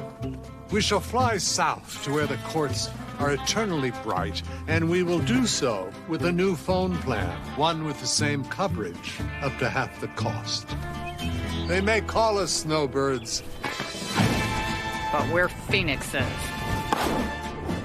When freedom calls, we're here to answer. When I have pain from arthritis, I grab BioFreeze. Unlike Voltaren, BioFreeze provides fast-acting relief. I can apply it to more areas of my body, and it's NSAID-free. Cool the pain, so I can get back on the court. The BioFreeze USA Pickleball National Championships, November 10th through the 17th in Mesa, Arizona. Designed for pickleball's best. Amateurs and pros alike. 14 tournaments. 14 opportunities. Find your golden ticket tournament. Earn your title.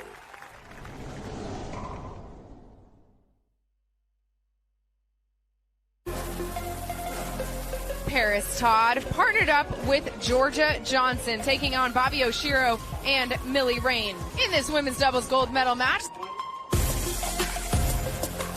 It's another game point opportunity for Oshiro and Rain. Oh, nice job. Bobby Oshiro down the middle again. Oshiro just too smooth to take game one 11-8 with her partner Millie Rain.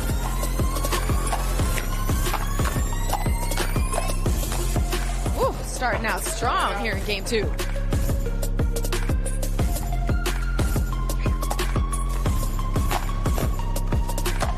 Ooh, Oshiro on the attack. Turning my back and running, winding up for an overhead like this. The shape from Oshiro here. Look at how she does it. Millie Rain, Bobby Oshiro have done it. Started 2024 with the gold medal. Well, Millie Rain already has one gold medal under her belt this year with Bobby Oshiro trying to punch her ticket to a second gold medal match. Time in. Georgia Johnson 0-0-2. and Jill Braverman awaiting the winner of this one.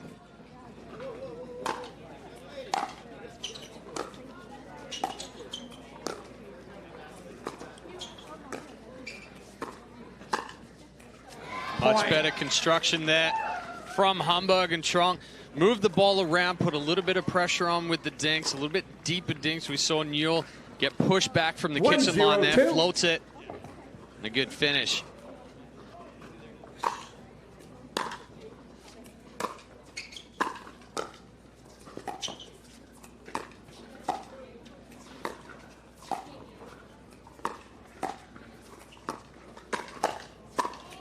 Oh, Trump sitting on the first speed up there from Jana Newell, but can't control it enough, and Newell puts away the second. Yeah, and Trong was setting up for those aggressive things right there. Looked like she was going to go on the attack.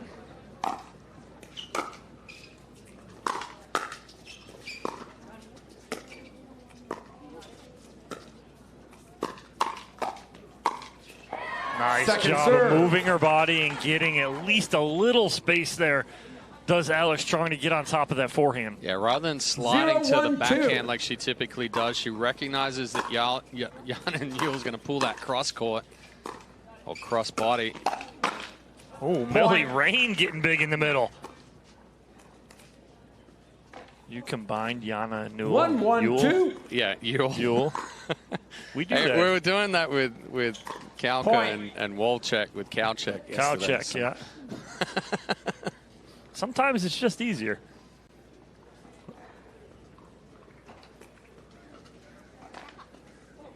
Two, 1-2.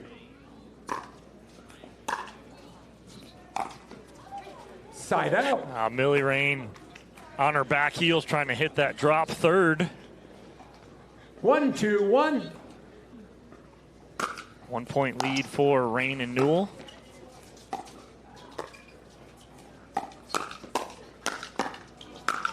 Nice job in the middle by Mari Humberg closing that off. And that's good hands there from Hamburg. Looked like there was an opening. She was sitting a little bit on the backhand side. Quick over to the forehand. Good defense. Gets that ball down and creates the pop-up.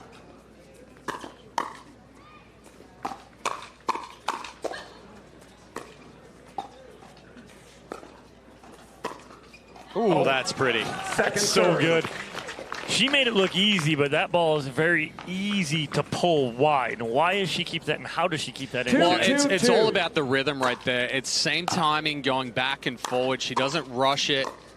Allows the paddle to create the spin. Side out. Flip side right there.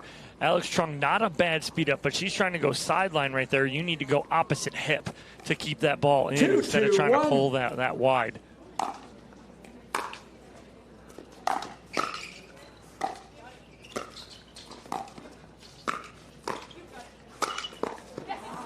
Excellent wrist action from Hamburg there. You see those balls there just below the net cord. She gets that paddle underneath, cranks up the back of it, heavy top spin, and then the sliding overhead. Side out. Quick side out for Newell and Rain. 2-2-1.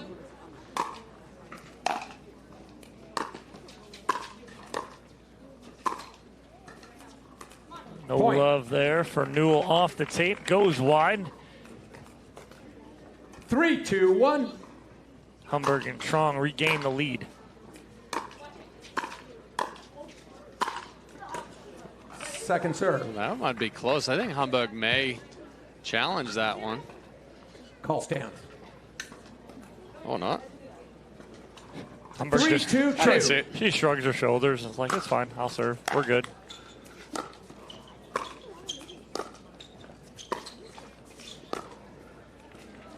Side out. Tries to cut it a little too much. Body was a little upright, standing up a little too much there. 2-3-1.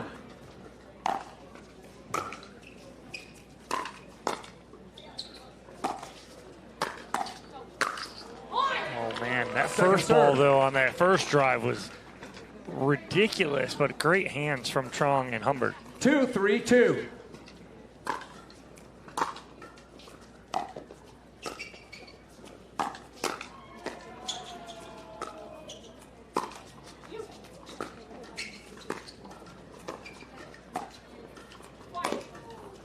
Just wide cross court there from Rain. A pretty crazy angle there from Trung going back cross court here, but yeah, Newell agrees that that ball was just 3-2-1. Newell and Rain not getting a whole lot of love from the net court here in game two. A few of their attacks popping up. Second serve. A couple uncharacteristic reset misses from Hamburg here early in game two. 3-2-2.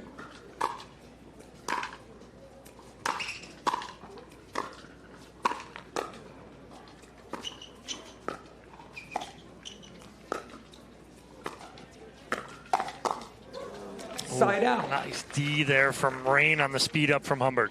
Yeah, again, just a little too low on that speed up. Hamburg has to elevate it too much. 2-3-1. Rain recognizes it, gets on top of that ball well.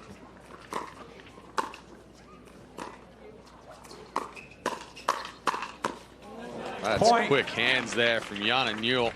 It was almost a half speed up from Trung. I'd like to see her attack that first one a little more. 3-3-1.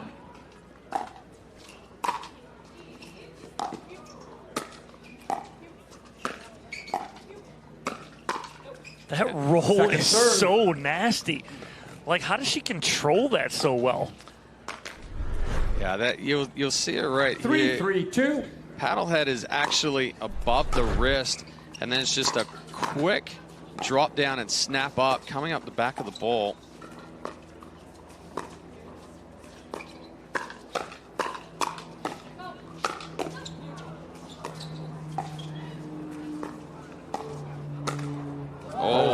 Missed that one, though. But, Chad, how does she, for everyone at home, how does she keep that in and put so many revolutions on that? Well, it's more about the acceleration coming up the back of the ball and the slight extension rather than really trying to turn it over, if we roll over the top of that ball too much, we're either going to miss it in the net or it ends up floating deep. Excellent defense there from Newell.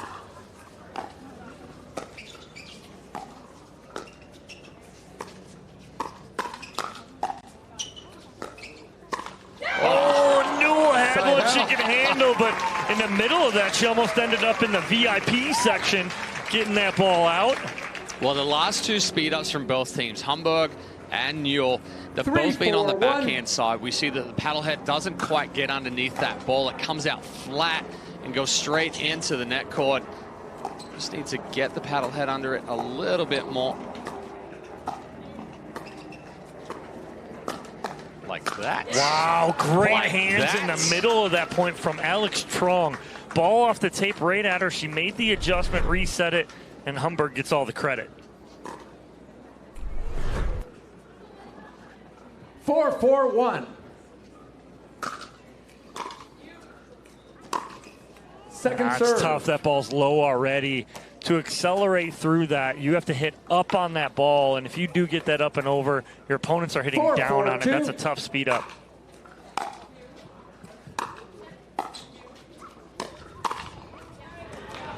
Side out. Reading that one well. Trong almost telegraphed that one with how big of a take back she had on that forehand. 4-4-1.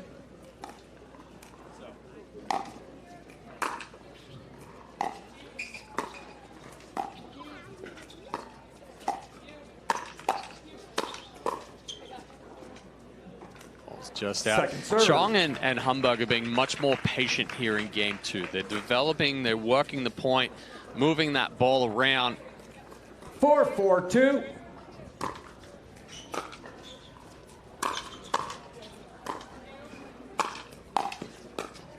Millie, great get again. Millie well off the court to get that last one. Humberg trying to drop that into the kitchen. But she doesn't try to overhit it there. It's just a short, compact swing using the power. Side out. And then the miscommunication in the middle from Newell and Rain. They do get back on the board. Take a 1-point lead. 4-5-1.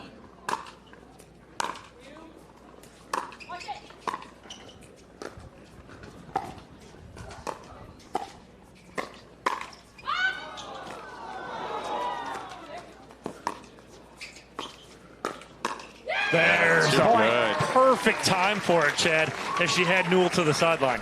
Yeah, and the setup here is the ball from Trong. Good 5-5-1. defense, good get. This roll out wide from Newell. Trong rolls it back cross court, kicks and pushes Newell off balance. Oh. Yeah. Ooh. Second serve. You and I, off the paddle, thought that was in. They do have a challenge. Oh, they're not going to challenge it. Second serve this way. They've taken too long now to challenge. 5-5-2. That's surprising.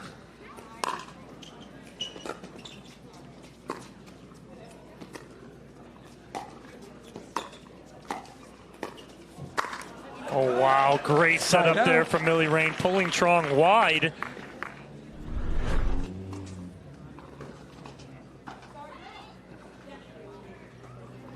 Good roll there from Rain.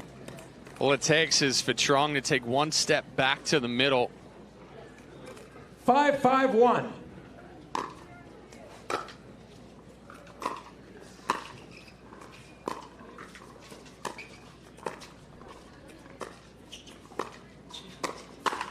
Oh, Yana Newell, she was all over it. She moved at the spot before Alex Trong even pulled the trigger right there. 6-5-1, almost before that ball was put away, Trong was calling a timeout, upset with herself right there, nobody else. I mean, yeah, they're trying to set up.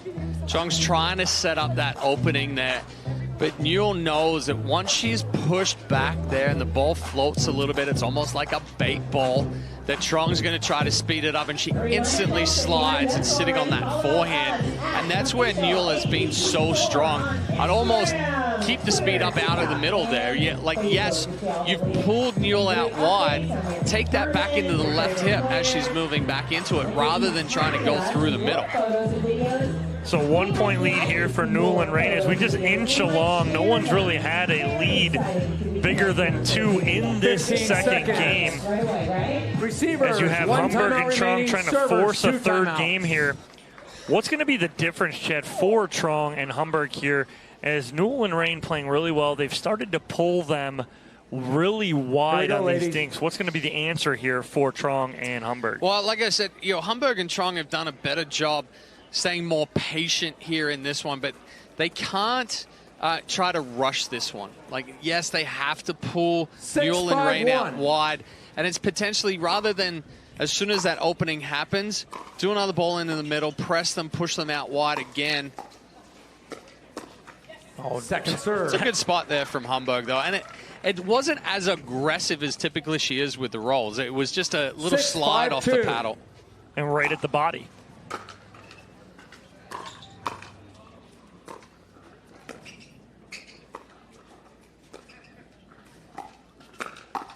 Oh, she flattened that one out. So instead of rolling that, she flattens that one out. Great timeout there for Humberg and Trong.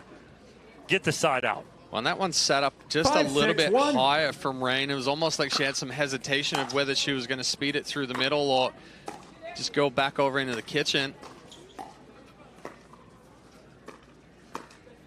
Oh, and Humberg has to take that one, not Trong. Yep, Trong got in her way a little bit. 5-6-2.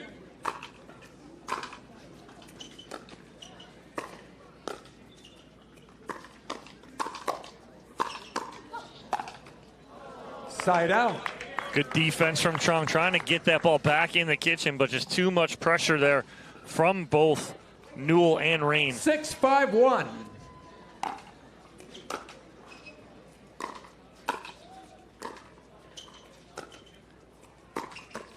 And this time she changes the spots.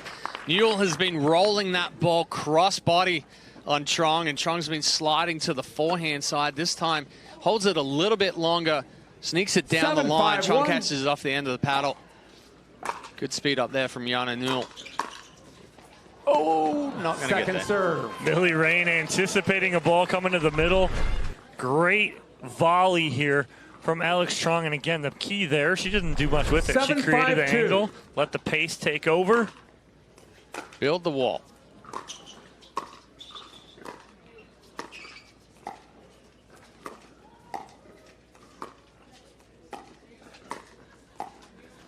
Side out. Nice patience there from Humberg and Trong as they have a deficit of 2 here. Like I said, trying to force a third game here in the second semifinal.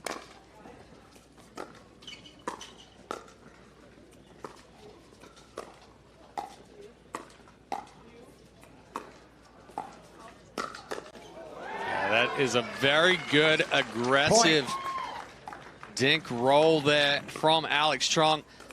But it was set up from taking that ball out of the air. The previous one 6-7-1. Pushes it out wide, and Rain comes a little too far into the middle.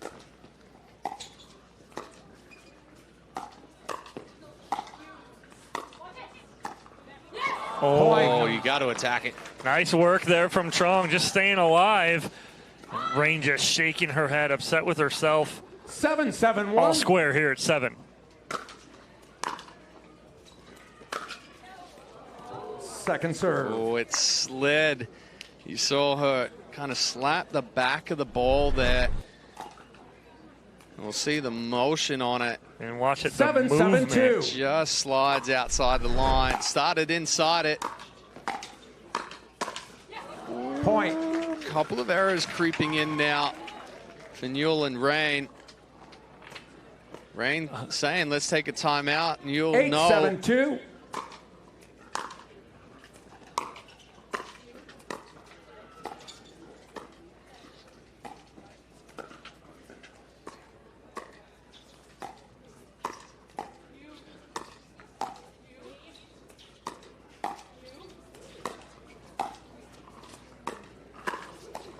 Oh, the net cord Trong had complete control of that point right there. She has been getting Rain to commit to the middle and putting the pressure on out wide.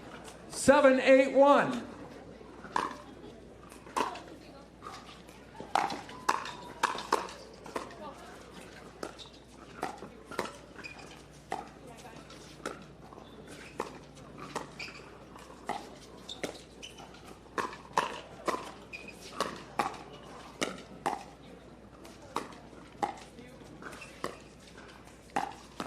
Oh, that's good. Great spot there from Millie Rain, finding a hole finally. But it was also the reset there in the middle of the point from Rain, kept it in. This time, Trong does not come to the middle as much because Rain had been pushing that ball out wide.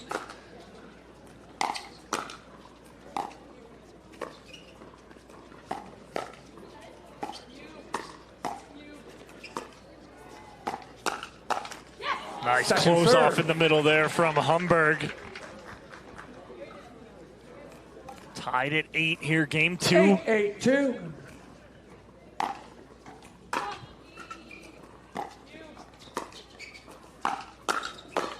I don't like that speed up there from Rain. That's back-to-back speed ups off the same ball right there, and Humberg all over it. Rain just a little late getting to the backhand on both times. That one she pulls across the body.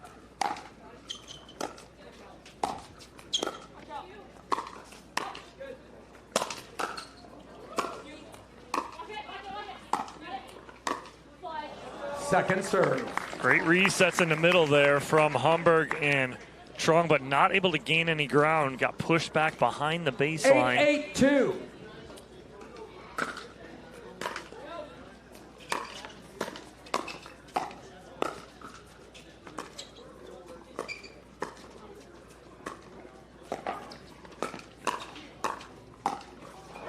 Point. Almost seemed like Humberg played an out ball right there. She was committed to that Ernie, though. 9-8-2.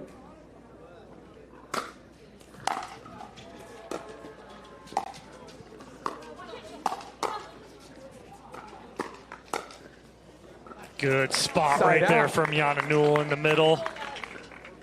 But Humberg and Trong do take the lead. 8-9-1. Second serve. Well, that's the one where Newell tried to drive off of that cut return from Humberg, but 8-9-2. didn't quite get underneath it, so the spin was accelerated into the net.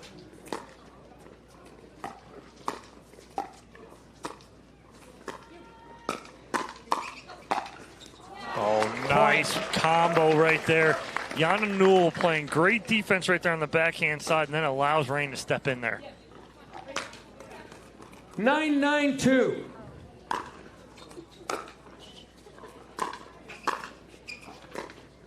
Side out. A little jammed up there from Newell. Couldn't get the extension to get that one Timeout over the net. servers, 9-9-1. 1 minute. So timeout here from Trong and Humberg as they want to regroup here as they get the serve back. But Chad, it seems like no one wants to run away with this one here. But you talked about early on is a much better adjustment here in game 2 from Trong and Humberg.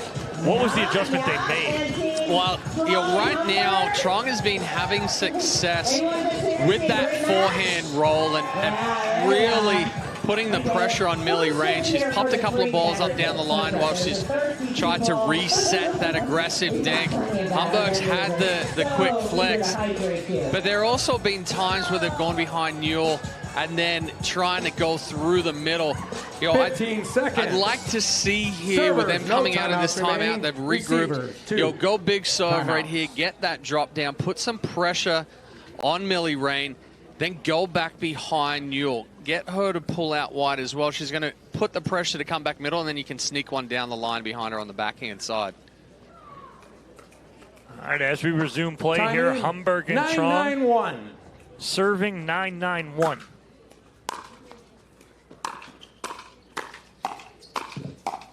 Or just come out aggressive and catch a net cord. Mine as well. That works too. And it will give Alex Trong and Mari Humberg game point here in game number 2. 10-9-1.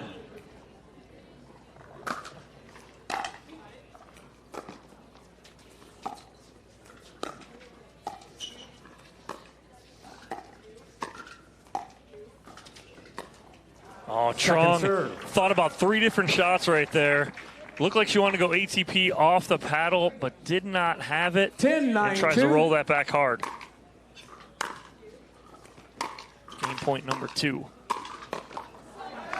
Side out. And goes by the wayside as Millie Rain and Yana Newell hold. 9-10-1.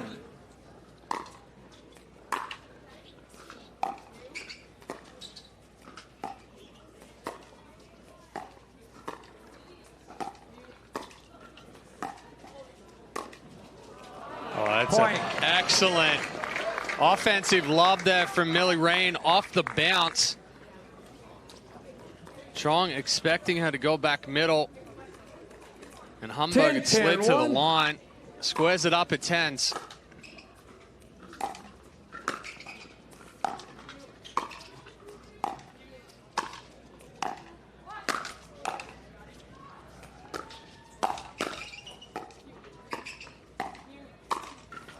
Point.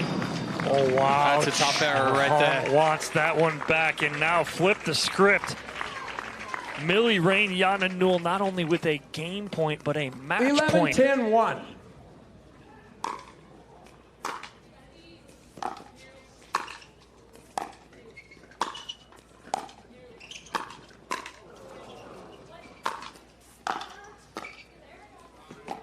Oh, it worked out. Wow. I think Yana Newell played an out ball. The ball was hit right at her. She was about 3 feet inside the baseline, but couldn't get out of the way. 11-10-2. Match point number 2.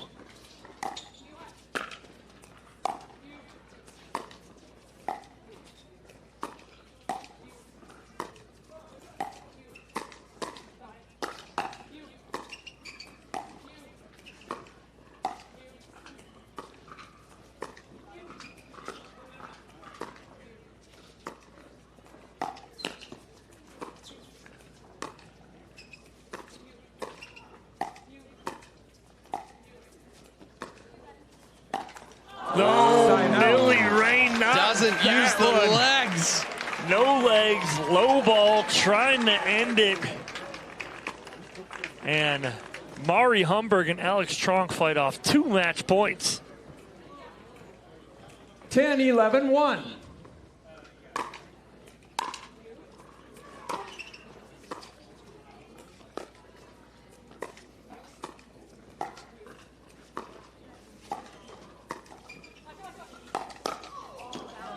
Oh, it's in. Oh! Football. Push off. Push off. Second serve. So Mari Humberg thinks that this ball touched Yana Newell's It was close. stomach. It was close, but we looked the left foot push off there from Humberg. And that is a non-reviewable call. 10-11-2. So no review available. And then the mistake right there, and Humberg, frustrated, kicks the ball back to the other side, and it'll be match point number 3 for Rain and Newell. 11-10-1.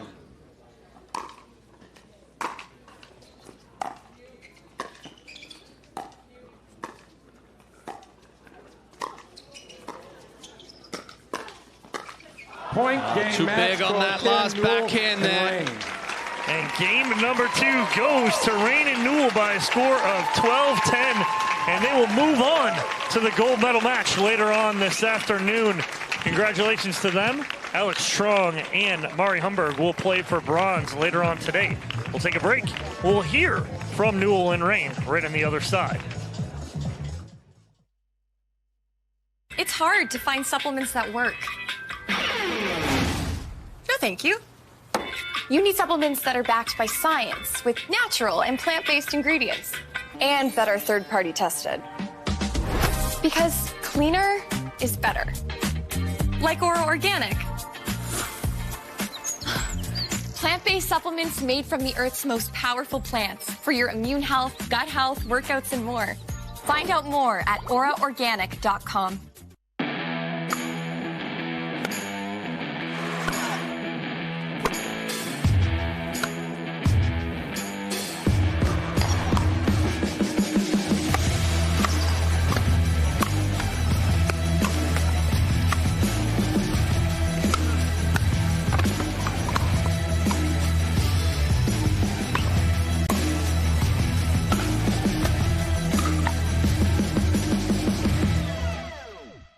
It was deep into the winter freeze when Ryan and Brenda Brinka made a pact. We will no longer be prisoners to you, Wisconsin winter. We shall fly south to where the courts are eternally bright, and we will do so with a new phone plan, one with the same coverage, up to half the cost. They may call us snowbirds, but we're phoenixes. When freedom calls, we're here to answer. The BioFreeze USA Pickleball National Championships, November 10th through the 17th in Mesa, Arizona. Designed for pickleball's best, amateurs and pros alike. 14 tournaments, 14 opportunities. Find your golden ticket tournament. Earn your title.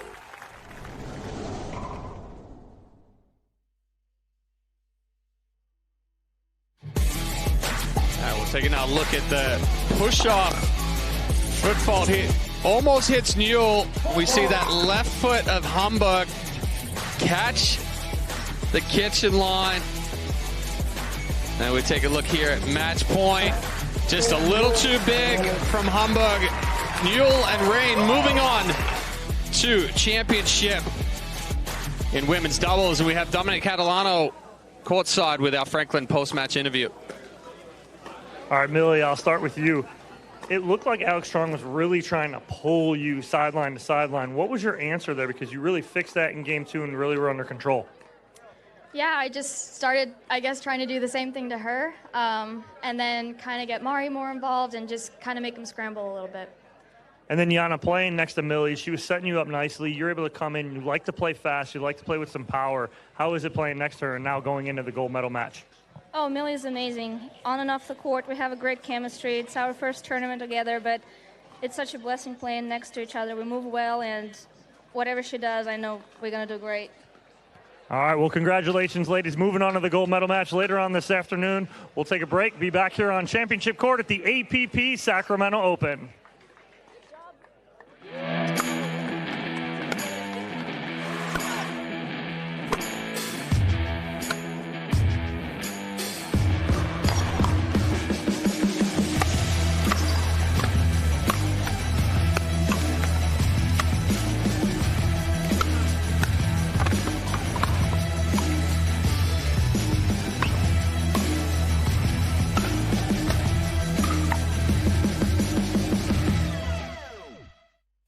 18 years from tonight, Grant Gill will become a legend when he totally kills it at his improv class's graduation performance. Knees will be slapped. Suds will be sprayed. People won't know what hurts more, their cheeks or their sides. That's why he's already keeping himself in shape and razor sharp today with health tips and wellness tools from AARP to help make sure his health lives as long as he does. Because the younger you are, the more you need AARP.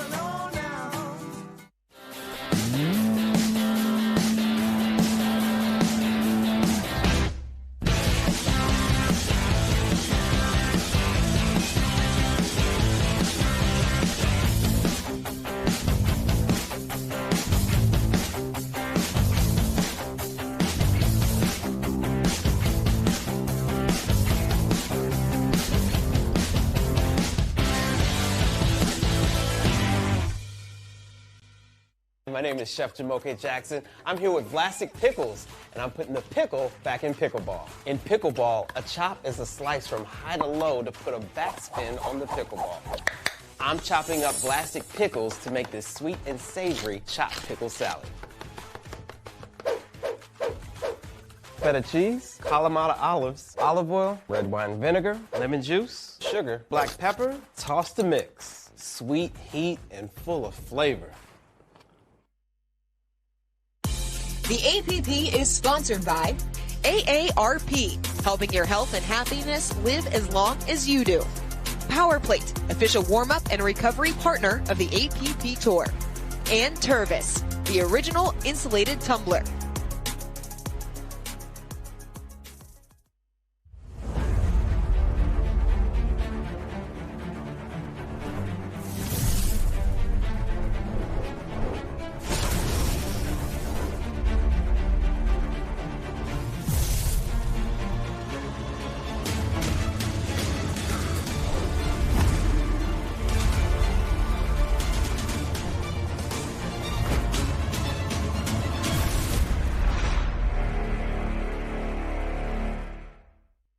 Introducing Skechers Pickleball, the official footwear of the APP Tour.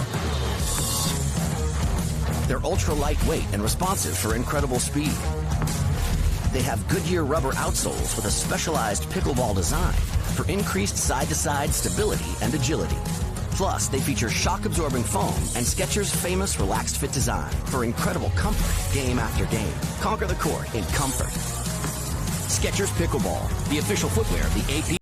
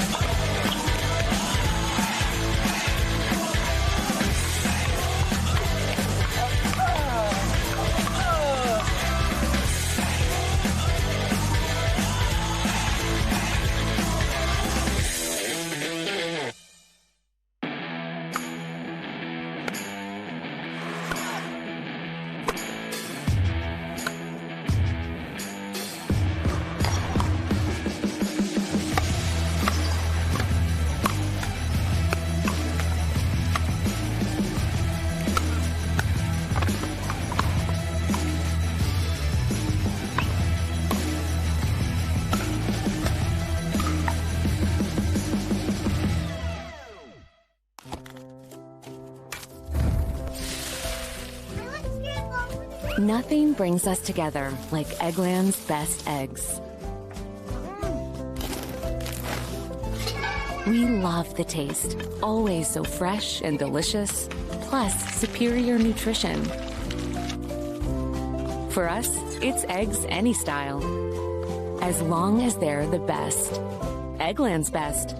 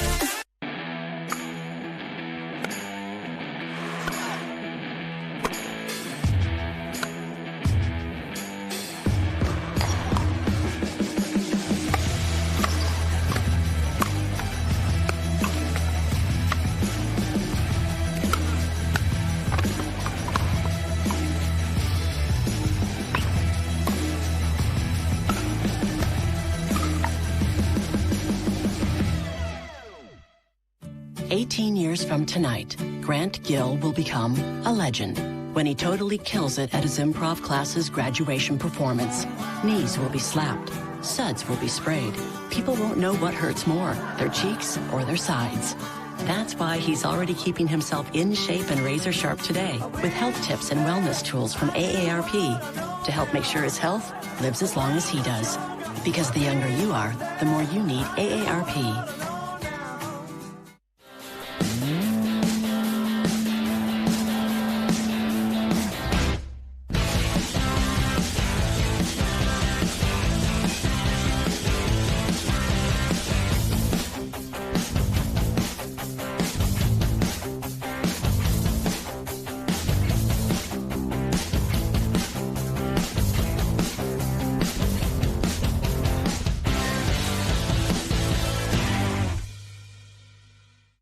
name is Chef Jamoke Jackson. I'm here with Vlasic Pickles, and I'm putting the pickle back in pickleball. In pickleball, a chop is a slice from high to low to put a backspin on the pickleball.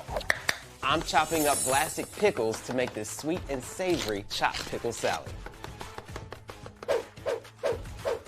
Feta cheese, Kalamata olives, olive oil, red wine vinegar, lemon juice, sugar, black pepper, toss to mix. Sweet, heat, and full of flavor.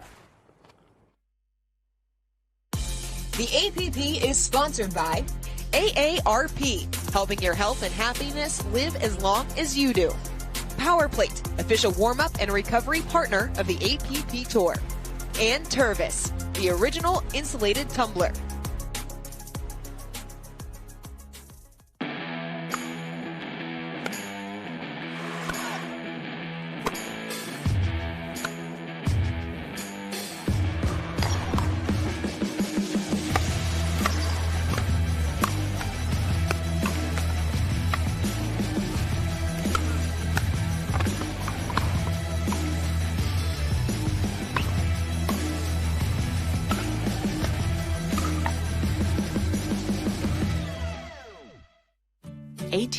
From tonight, Grant Gill will become a legend when he totally kills it at his improv class's graduation performance.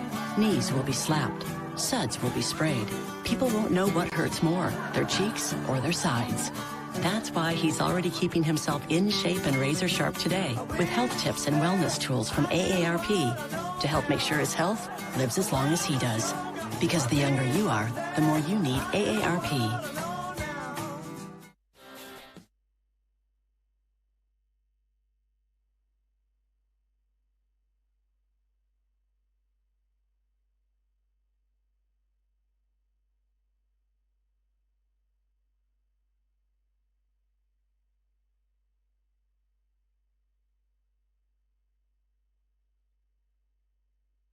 It's a beautiful day for pickleball on the APP Tour.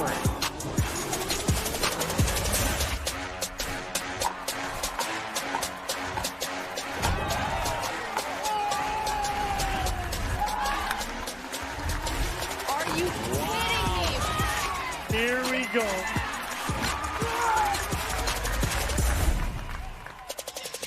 For over a century, the Golden State has drawn in dreamers with the glittering potential for gold. This week, the best pickleball players in the country have converged in Sacramento at the prospect of a different type of medal that's every bit as precious. In the rapidly expanding sport of pickleball, you better dig deep, because in this town, it's boom or bust. It's the 2024 APP Sacramento Open on ESPN.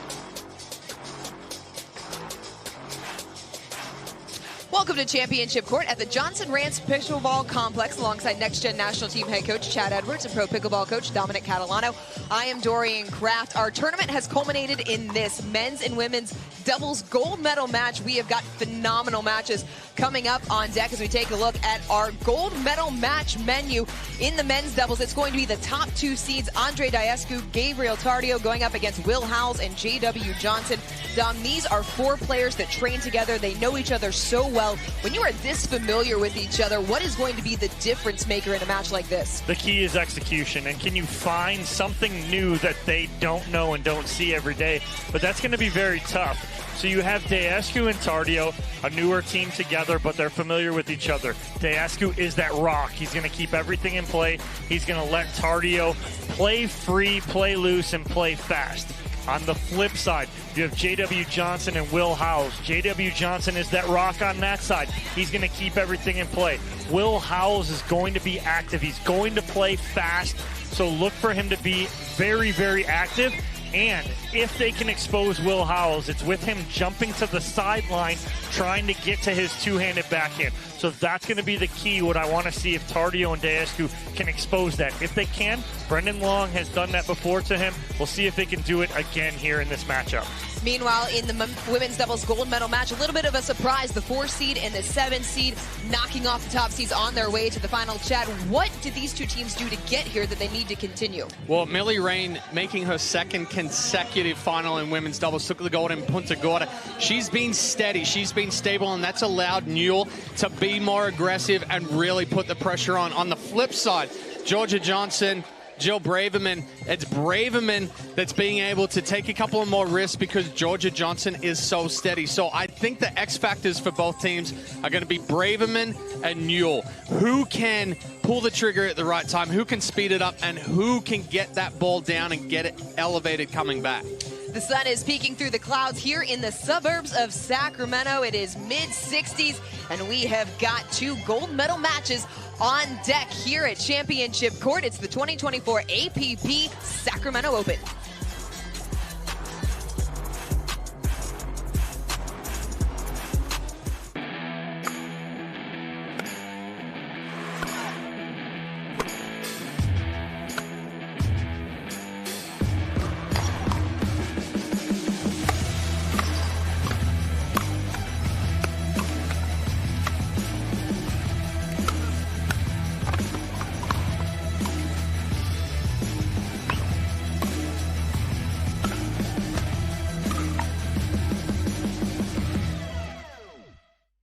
Introducing Skechers Pickleball, the official footwear of the APP Tour.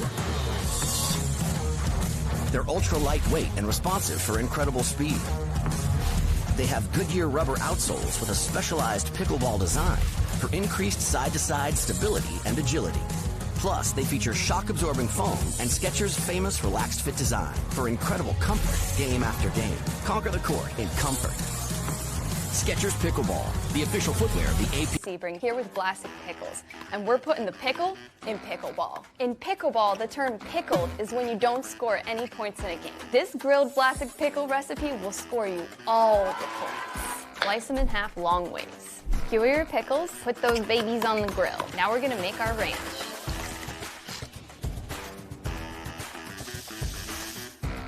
Roll in crushed potato chips. Winner's Grill Pickles. Welcome back to Championship Court. Gabriel Tardio, the 18-year-old, part of the top-seeded duo of Gabriel Tardio, Andre Diescu. Diescu, the most successful man on tour last year, brought home 29 medals. They are the top seed. They had an easy way through the draw. They are taking on the duo of Howells and Johnson. Howells in the pink shoes as we are underway here in the men's doubles gold medal match.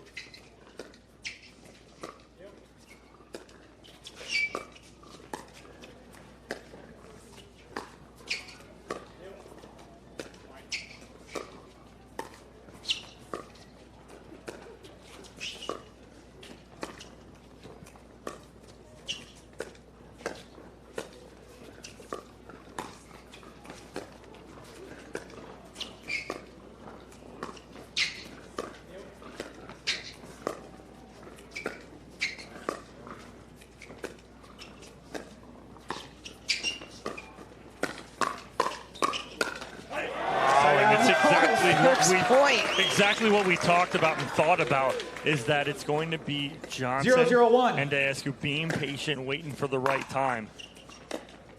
The epitome of exactly what we were thinking. 0-0-2.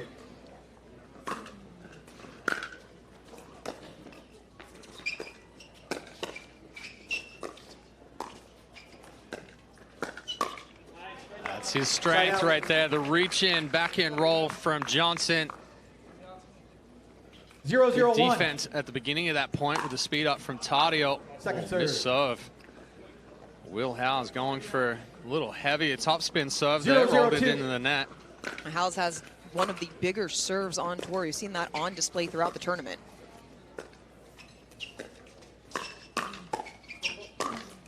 Easy put away in the middle for Diescu. Oh, he just gets big, and you see that face. He makes that angry face in the middle, or he's going to put that ball down, finds the hole down the middle. 0-0-1.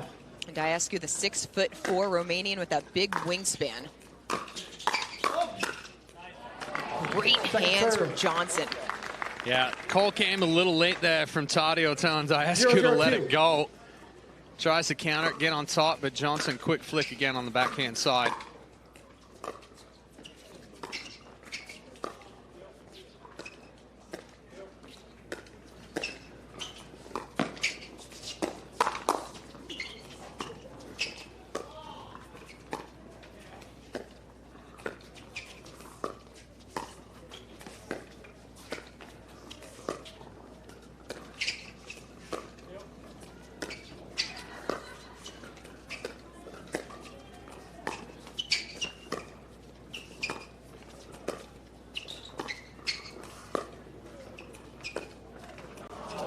Johnson comes up short. A couple of really long, drawn-out rallies to start this match. Tardio, one of the younger players on tour, part of that next up-and-coming generation out of Jupiter, Florida.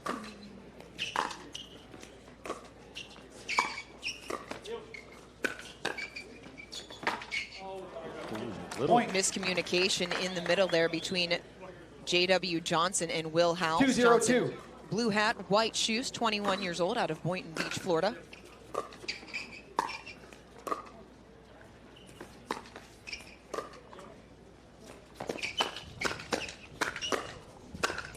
Lightning fast hands from Johnson. Yeah, hands just too quick right there.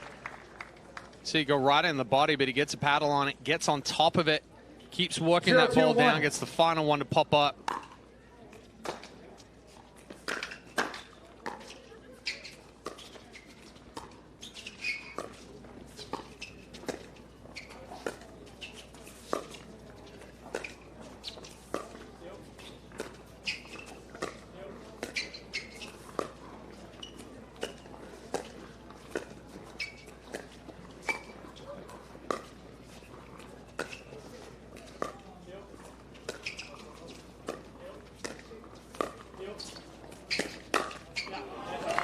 Getting a little big on the backhand. So a lot of people always ask why the men don't play faster. It's because of the hands. Their hands are lightning fast.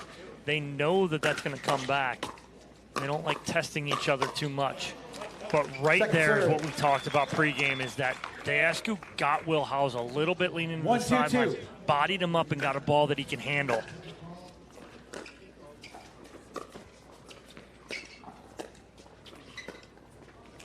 Johnson can't make the pickup. And we saw Howells and Johnson through the quarter in the semifinals. They played with a lot of pace. They played fast, but really having to slow down so far against Tardio and Daescu.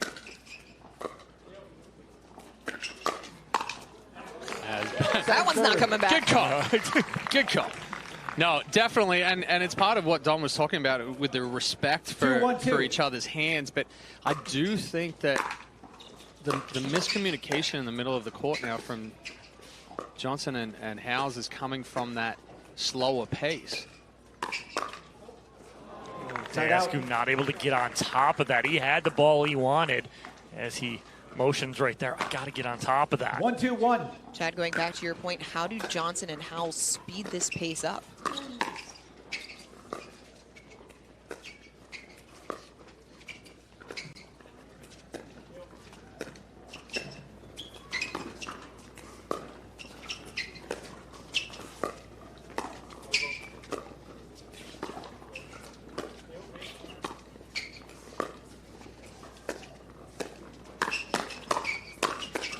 Oh, the hands from Daescu are so good.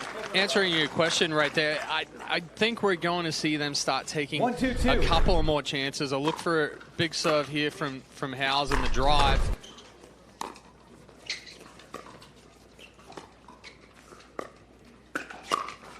Oh, that's the wrong spot. Johnson missed his spot right there. There was an opening in the middle. Just a little too quick with the flick. Excuse me, catches the forehand side of Daescu, and he's all over it.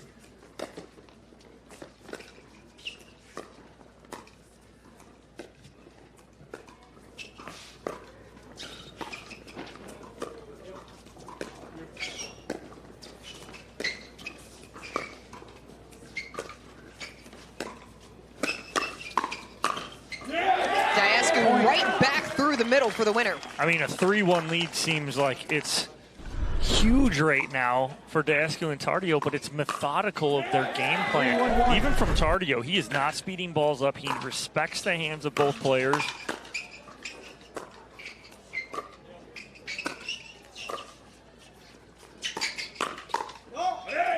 So what we're seeing differently from Howells here is he's not sliding, he's jumping, he's getting elevated, he's not having a steady base there on this. He needs to stay grounded a little bit more, take a more 4-1-1 deliberate slide and counter that rather than trying to jump across.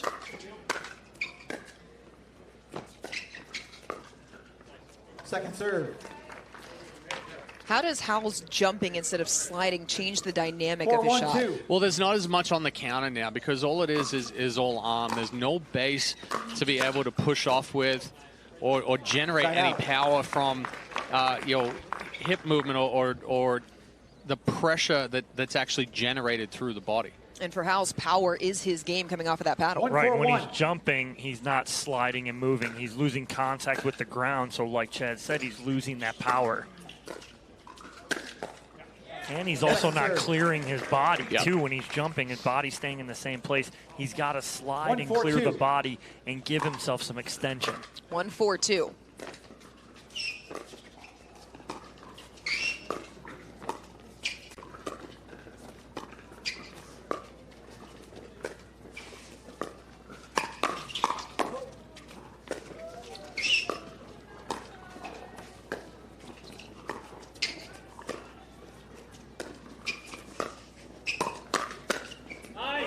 Hands battle won by Johnson. Well, Johnson saw the opening after the speed up from Howells. Daescu slides to the middle here after the speed up, and Johnson sees that and finds the sideline open. Too much there from Howells, side out. Yeah, and that's more aggressive play. They're going on the shake and bake, but Howells, like you said, Dorian, takes a little too big of a backswing, and that ball is down. He's now hitting up on it. So tough to keep in.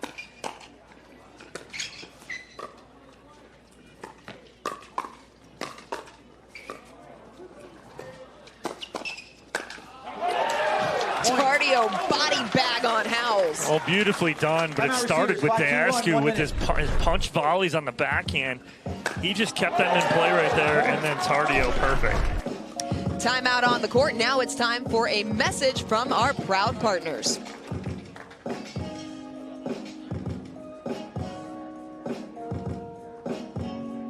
It's hard to find supplements that work. No, thank you. You need supplements that are backed by science with natural and plant-based ingredients and that are third-party tested. Because cleaner is better. Like Oro Organic. Plant-based supplements made from the Earth's most powerful plants for your immune health, gut health, workouts, and more. Find out more at oraorganic.com. Welcome back to Championship Court. Andre Daescu, Gabe Tardio leading J.W. Johnson and Will Howells 5-2 after Johnson and Howells took a timeout.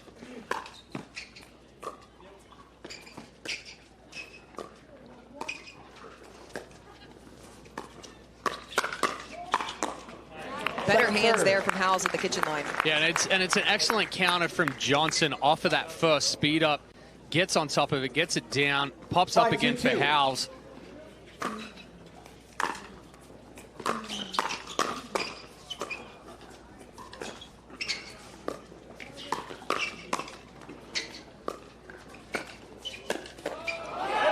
Oh, little net tape love. Good adjustment right there from Tardio because he was all over the speed up, but then it clips the tape. He's got to make an adjustment, like going from a fastball to a changeup. Makes the adjustment well, keeps his hands back, punches that ball down.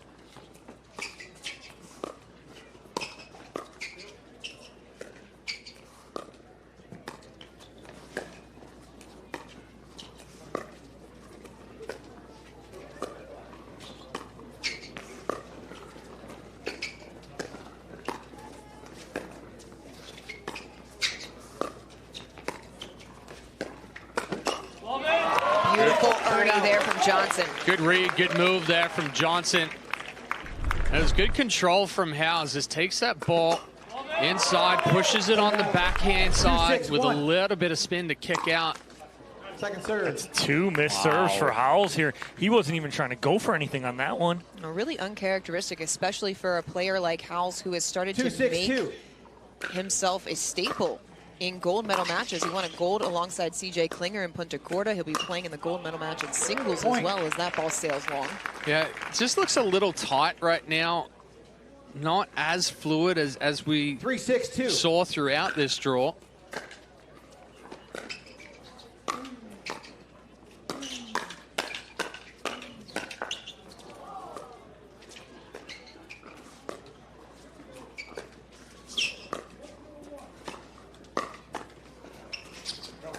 lands just outside. When you are a player like that and you're playing tight, how do you get yourself into a more fluid type game? You got to hit your way out of it a couple of times. Take a couple of big swings. Just go for it. Even if you miss it long. Second serve. Right now he's missing those serves into the net where he's jumping at these speed ups where we've seen him slide and counter. Just don't worry about making a mistake.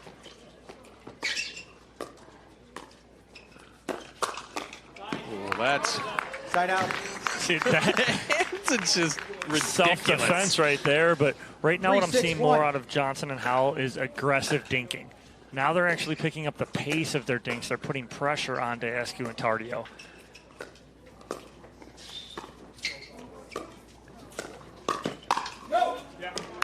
So you're seeing Daescu back up now and play more dinks off the bounce, way off the kitchen line, and that's exactly what they need, they want, and they got right there, but they just overhit. What does pushing Daescu back off the kitchen line do to your strategy? 3-6-2.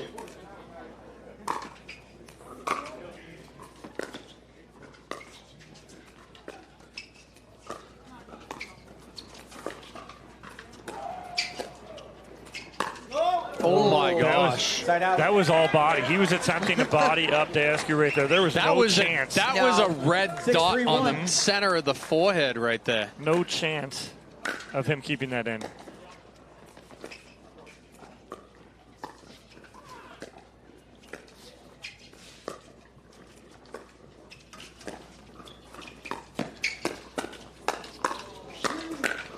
Oh, get out.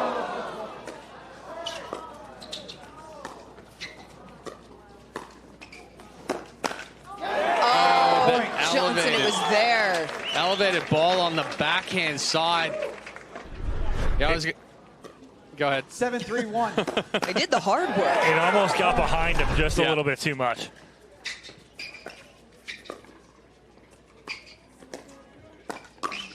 That's a good change of direction there from Daescu. Reads the quick flick, goes back to the forehand side of Howells. When we talk about not speeding up cross court right there, that's what J.W. Johnson just did. He speeds up cross court at Daescu. 8-3-1. What happens is you leave your partner hung out to dry, and Daescu goes right at Howells. And it gives Daescu and Tardio a 5-point advantage here in game one. Serve. Second serve coming. 8-3-2.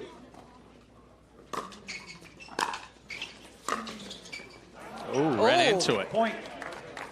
The unintentional body bag. 9-3-2. 9-3-2. Daescu and Tardio 2 points away from taking game number one. Side out. Good change of pace right there from Johnson, going doubling up on the backhand side of Daescu. 3-9-1.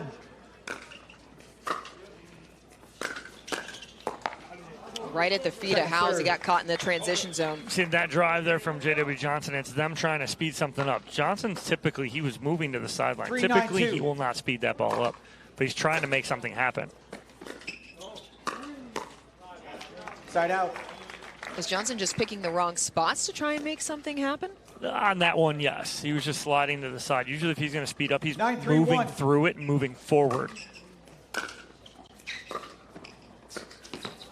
But again, it's frustration taking over right now for Howells and Johnson. Haven't been in this position very often. It's been an easy run for Howells and Johnson through the bracket, but facing game point here. Second serve. Just out off the paddle of Tardio, but game point number 2 on the way. 10-3-2.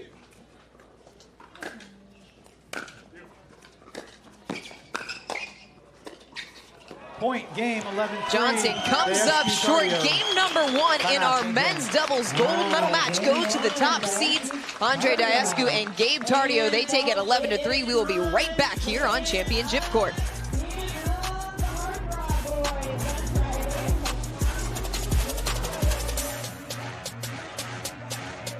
To be clear, Fulfill is a protein bar, not a candy bar. Don't let its creamy, chocolatey goodness confuse you, or the fact that you hide them from anyone with a sweet tooth. You saw nothing. I saw nothing. Fulfill. We swear it's a protein bar.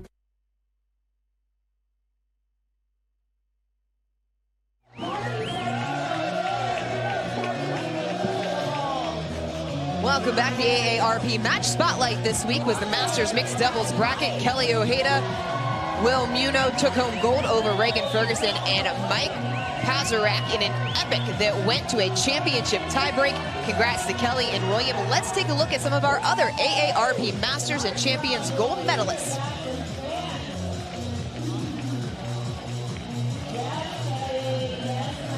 We got game 2 still ahead here on Championship. Don't go anywhere. There's still plenty more at the 2024 APP Sacramento Open.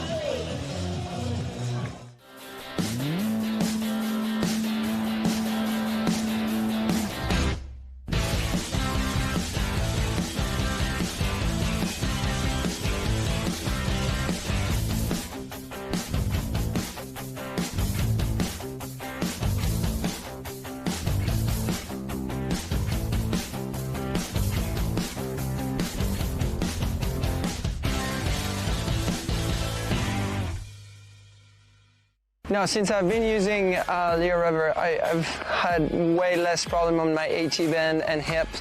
It has been really a game changer for me, so I highly recommend it to everyone. That's what makes it so different. The whole idea about balanced compression, it improves your blood flow, reduces your fatigue. At the end of the day, you feel so much better. I feel comfortable, I feel supported, I feel like I can train harder, train longer, recover faster, and feel supported while I'm playing. And that's so crucial for me, especially in singles when I'm trying to play against the youngest. I'm not the youngest out there, but I try and play against the youngest.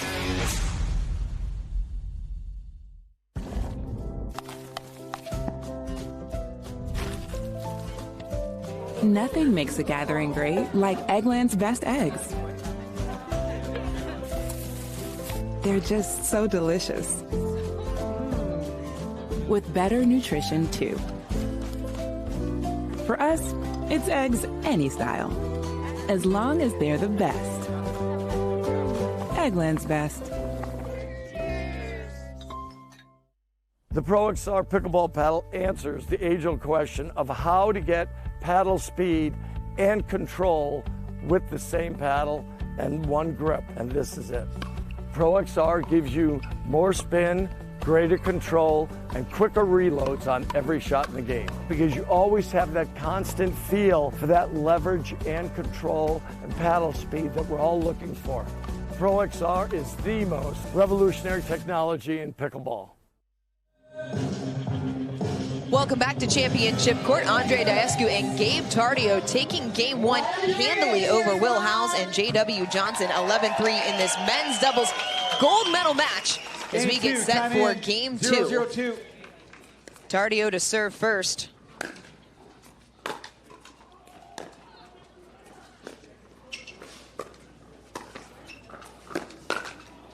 Point. Johnson again getting big at the kitchen line off that backhand side. You don't see that from him very often. 1-0-2. You got that first game in your pocket. Tardio starting to get fiery early, testing the waters on Johnson right there. I like it. And so does Diescu. Hey, you got that first game. Might as well go out here. 2-0-2. They're testing it early.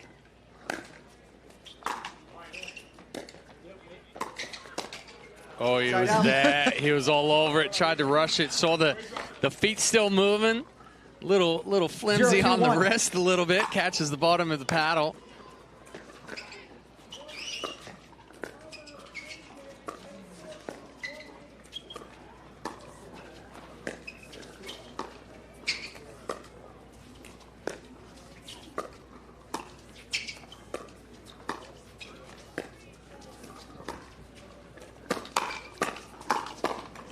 Tremendous hands by Howell. I mean, he did block an out ball, but this one he slid. He didn't jump. 1-2-1.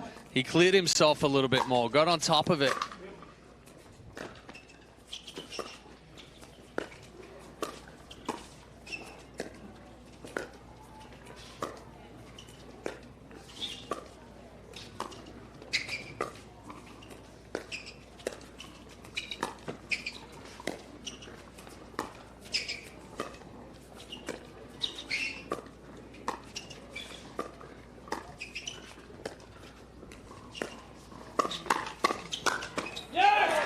Johnson able to beat Diascu to the backhand side. So there it was right there. He fed, that being Diascu, right into the Will Howells slide to the sideline. Howells able to get the first one, and like I talked about earlier, Johnson covers in the middle. So Howells is free to do that because he knows Johnson has his back there. 2-2-2. 2-2-2.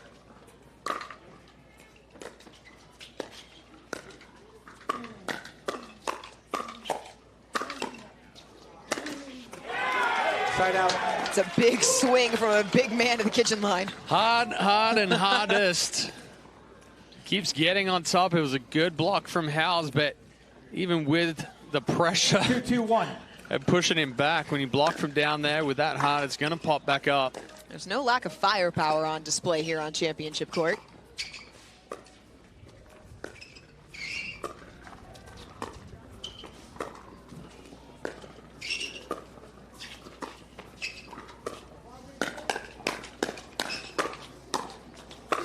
Andre Diascu. Jumping the sideline right there for the Ernie. Fancy footwork by Diascu. All right, perfect hands there 3, 2, from 1. Taddeo. And then a 1-2 combination from Diascu, culminating in the Ernie finish. It's safe to say they're feeling pretty comfortable right now. Well, I'll tell you right now, the familiarity right there with Taddeo and J.W. Johnson gives him a little bit of an advantage right there. When Johnson is speeding up at him, he's seen it 1,000 times. Point. Taddeo going after Howells, and out ball makes it 4-2 in favor of the top seeds. When we talk about the familiarity, that is Gabe Taddeo and J.W. Johnson. They practice and work out together, so they know each other's game inside and out. Side out. Diascu getting a little big side out. Yeah, actually over-moved on that one and jammed himself up. 2-4-1.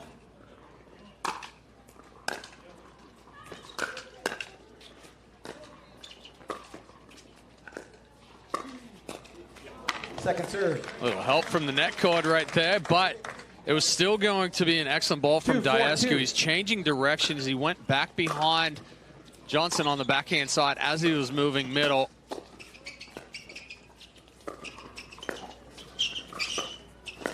Football, left foot. See, Side out. and now you're seeing Johnson try and take over a little bit. You saw him step right in front of Will Howells to take that dink and try and make something 4-2-1. happen right there, sensing maybe a little bit of pressure here. So we see that foot fault, the left foot lunge.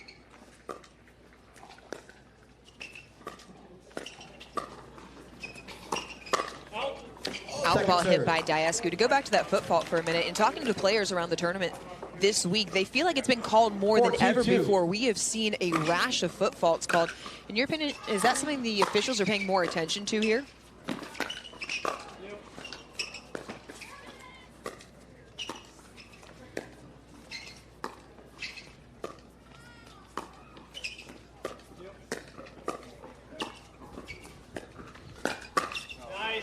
I don't think it's necessarily them paying more attention to it. I think it's more the aggressive play. Yes, players are that's being, exactly what I was going to say. Players are being way more aggressive. They're flirting with that kitchen line a lot more and getting called for it, but they're going to take that risk because with the risk comes reward.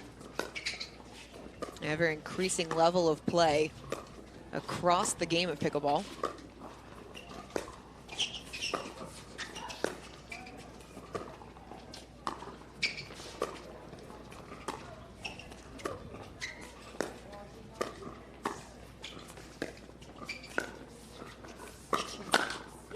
Oh, beautiful forehand winner from Johnson. Yeah, Diascu trying to sneak that one through the middle. Change direction as he was sliding through. We're going to get a challenge. Yes, no, maybe so. Still debating on it. Are we doing a challenge? Yeah, they're going to challenge this Referee one. timeout. We have a challenge of the in ruling. Yes. I think that was in ruling puts us at 3-4-1. well in, but we have seen on some of these challenges that the ball is a lot closer and even out a couple of times with how fast it's moving, but as we look at this replay, it looks like it's well inside the baseline. So potential for Tardio and Diascu to lose this challenge. Call would stand on the court. If the call does stand, it will be 3-4-1. So again, nothing hurt for them. If they, again, we've talked about it before, if with these challenges, it's a free timeout for them. So they get that free timeout. If they lose the challenge, they lose it. They get 3 challenges. So like we said, those free timeouts, if it doesn't work out, hey, fine. They can kind of slow that momentum down if any has been on that side. Don't mind it at all. Game 2 has been a much more closely contested so far. What has been the biggest adjustment for Howells and Johnson coming out against Diascu and Tardio? Well, I think, you know, Dom mentioned it, where Johnson's starting to take over a little bit more. He's covering more court. So now Howells is actually sliding more to the line, knowing that Johnson's going to be there. They've kind of picked up the intensity a little bit. We saw on that last one where Diascu, he's sliding across, gets Howells to slide, tries to sneak it through the middle. Lost video challenge. You have 2 video challenges. The call does stand. You have 3 video challenges. 15 seconds. We'll resume play at 3-4-1. Play resumes at 3-4-1. Diascu and Tardio lose a video challenge. They're down to 2. Second serve. So again, a little freeze there on the timeout. 3-4-2. AKA failed challenge.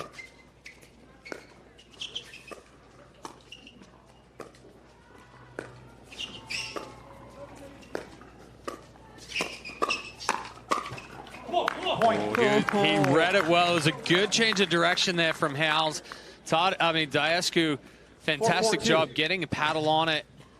Move back middle, but just mishitting it.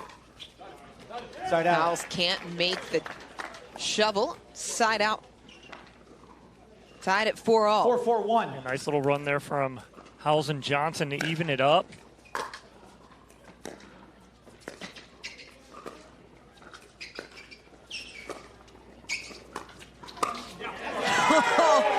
Diascu read it perfectly. There was a huge hole down the middle. But he can go as late as he wants because of his length, right? He one goes after step and a jump. After Howells hits that, he goes. Well, and he's also looking to see where Howell's eyes are. Howell's eyes never came up. He's going again.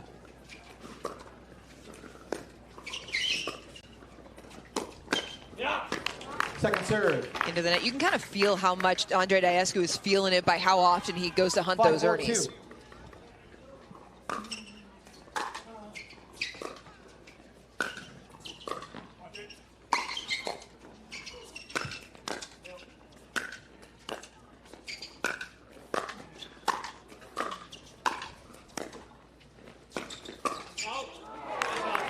Side out. Good control of the kitchen line there from Howells and Johnson. Diascu was looking in the crowd, looking at Tardio, going, how did I miss that? 4-5-1. It was aggressive down to the toes while it was moving.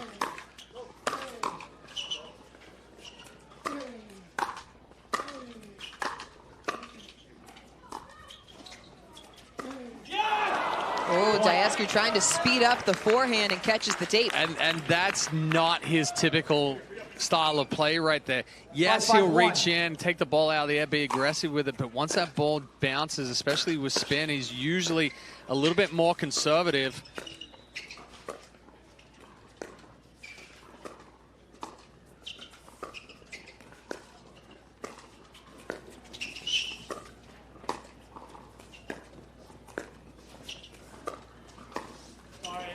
So what you'll get to is a lot of people ask, Diascu being the stronger player, obviously, why are they going to him? 5-5-2. Because there's not as much attack out of Diascu than there is out of Tardio. They know Diascu's going to keep that in play, but there's more risk going to Tardio.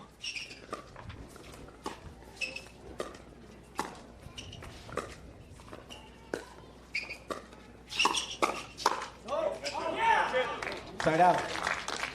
Ball just deep there off the paddle of Howells. A little too big on the take back, and it flattens out. Side out, tied at 5. 5-5-1. Diascu has been such a solid presence on tour throughout the last 2 seasons.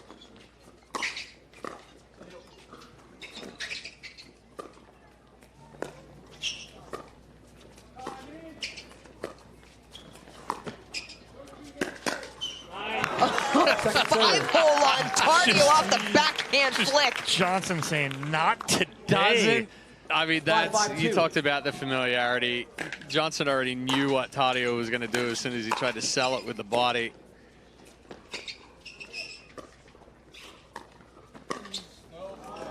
Diascu pushes it long, side out, as Howells and Johnson able to stave off another point. But if Howells jumps on that one like he had been doing previously, he's not getting out of the way there. He slid, gets out of the way. 5-5-1.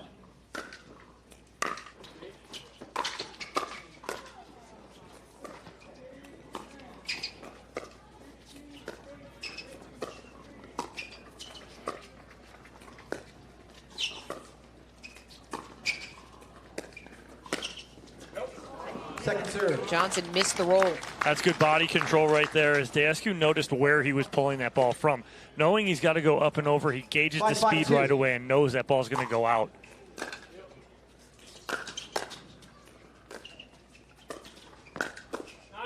Nice step in there from Johnson as Howells and Johnson get their first lead of the match at 6-5. Well, and that's such a tough ball to read right there because Johnson's leading with the wrist, and then it's a late snap that goes crossbody into Diascu.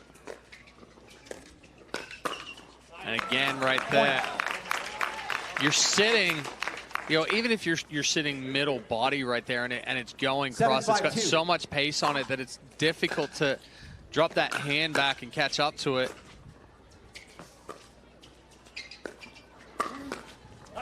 That's such a good spot right there from Diascu. He had Johnson pinching middle. He goes outside hip. Johnson crossed up just enough.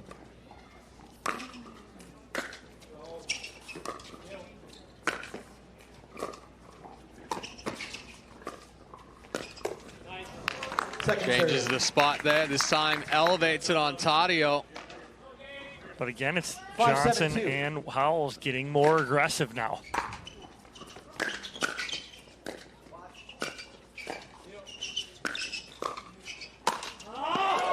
A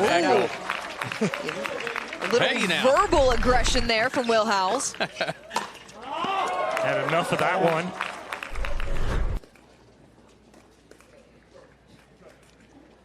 Almost lost Dorian in the booth right here. Jumping back as that scream came from Will Howells. It's an exciting point.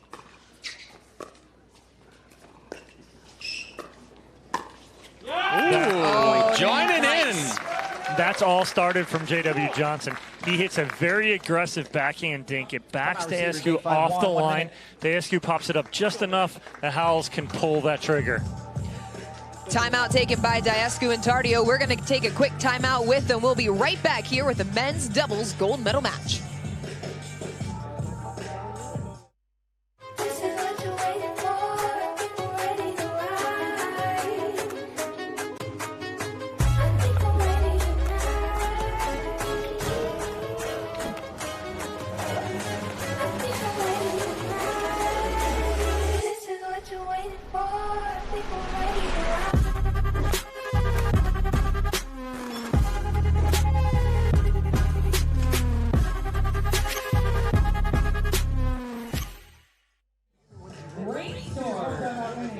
A reminder to check out pickleballsuperstore.com via the QR code on the screen to get your instant discount.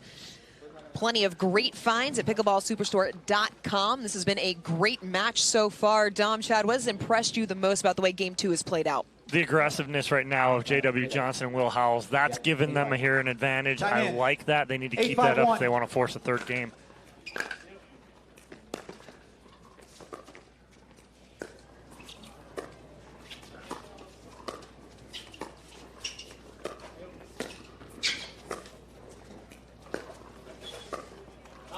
Point. Yeah, Dorian, you asked the question earlier as far as what does the aggressive dinking do and what benefit is it? Once we start getting pushed back away from that kitchen line, we're coming off the back foot. We're more likely to pop that ball up. And that's what we're seeing. We're seeing now these balls that aren't bouncing from Diascu and Tadio, and it's giving Howes and Johnson the ability to reach in and flick. Brings up game point for Howes and Johnson.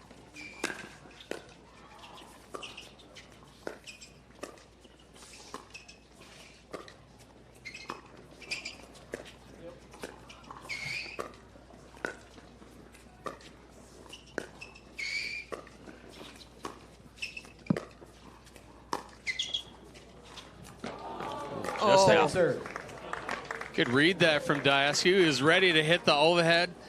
Knew his court positioning as it started drifting. Game point number 2. Oh, Johnson misses the forehand side out. Great job right here holding 2 game points, trying to force that third. But got to hold the dig out of here down 5. Second serve. Rushed it. That's not how they got here. 5-10-2. They got that victory in game 1. Have to be more methodical.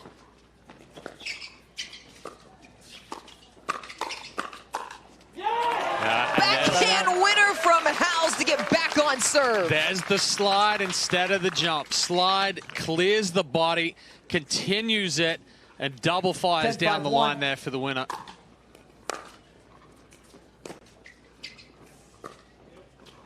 Point game. Third time is the charm. We will head to a winner-take-all game 3 as Howes and Johnson take game 2, 11-5 against Andre Diascu and Gabe Tardio. While we have a break in the action, let's go off the court to meet the Martin family, who found a bright light in pickleball, even in their darkest times. This is Pickleball Stories presented by AARP.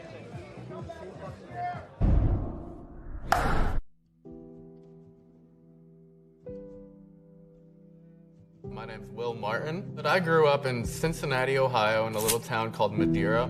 Will has always been extremely methodical. He was a good kid, but his mind was always going. It was parents' weekend, and we're all together, and then we left, and he went on to do what they do, is some college parties, and I was out with a bunch of my friends, like close friends. Unfortunately, one of my friends made a kind of a dumb mistake, but he ended up putting something in my drink one of the nights, and it messed with my brain chemicals. And the next morning when we saw him, he was sheet white. Just shaking and sweating, not really lucid, not making a whole lot of sense, like something's really wrong. And I mean, that opened up a whole nother can of worms for the rest of my life. It was just 2 years ago. He was in the chair right here, shaking, sweating, not able to get out of the chair. I was in the middle of a very, very bad episode, and after a month or so, they said, Will, you have to get out of the house. You have to get off this couch. And for the first 3 or 4 times, it was no. And finally, it was like, no, you are doing something, and guess what? You're coming to pickleball. And I think that was probably the first time I heard Will laugh for a year. Pickleball means a lot to me, more than just connecting with family and friends. It means the world to me that my parents and family and close friends were on board with what I was going through. And that's the thing with Will, there's so much more to it as to how pickleball got him off the couch, got him to socialize, and then it helps him to help others, and that's why he does what he does in terms of playing pickleball, and it helps him, helps others, hopefully. Pickleball to me is a tool to be able to get to people, to talk to them about mental health. I appreciate them and everyone, and I thank them so much for supporting me in what I'm trying to do.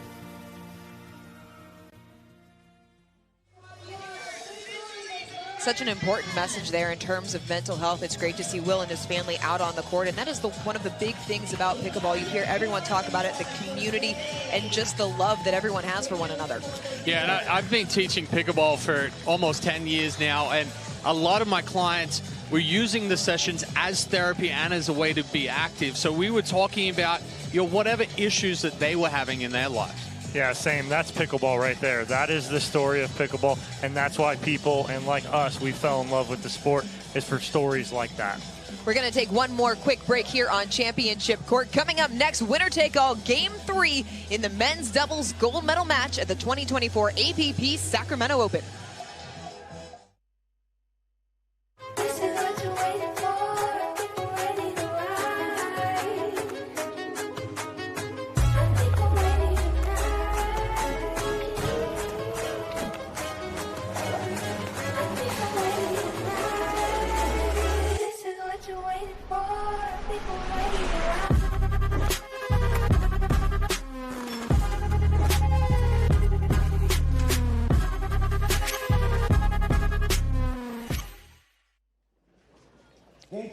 Welcome back to Championship Court. Game 3 coming up in the men's doubles gold medal match. Tardio and Diascu took game 1, 11-3 before Howells and Johnson came back. 5-hole winner from Diascu. Howells and Johnson took game 3, 11-5. Well, Diascu coming out, guns blazing right there. Goes right 0-0-1. past J.W. Johnson to earn a quick side out.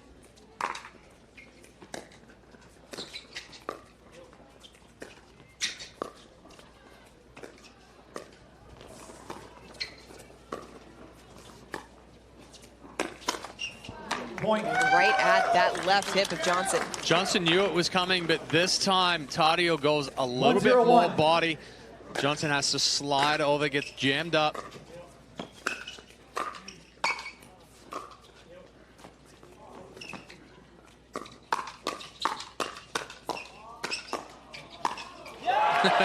Forehand winner from a ridiculous hands battle. It almost looked like Diascu caught the one ball on his paddle and just flipped it back over.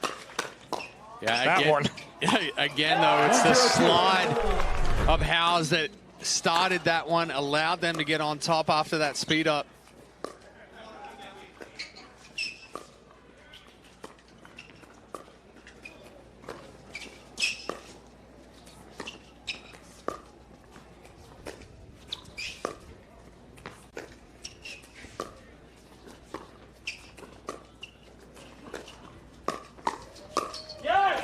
Diascu puts it into the net, side out. So Diascu got what he wanted right there. Howells did not counter that as well as he would have liked, but Diascu into the net. Good pattern there for Diascu. Second serve. One just a little too high there from Johnson. Diascu gets on top, gets it to the feet of Howells. Doesn't overhit it.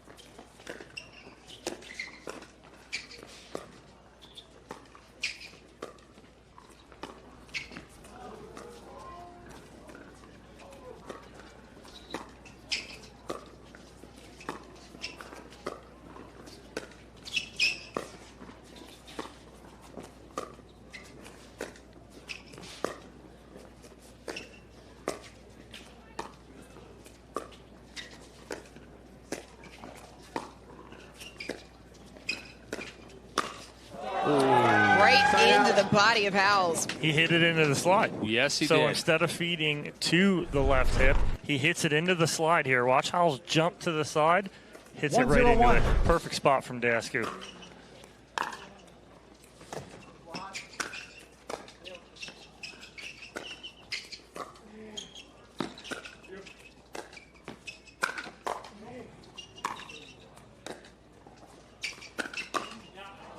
Second serve. Good spot there from Johnson.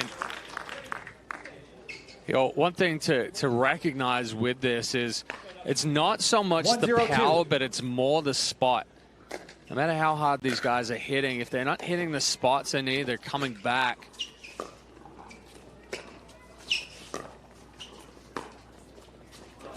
Point. Howells comes up short, another point for Tardio and Diascu. You particularly talk about that on the overhead putaways, how important those angles actually are. Well, even any ball right now that's being taken out of the air.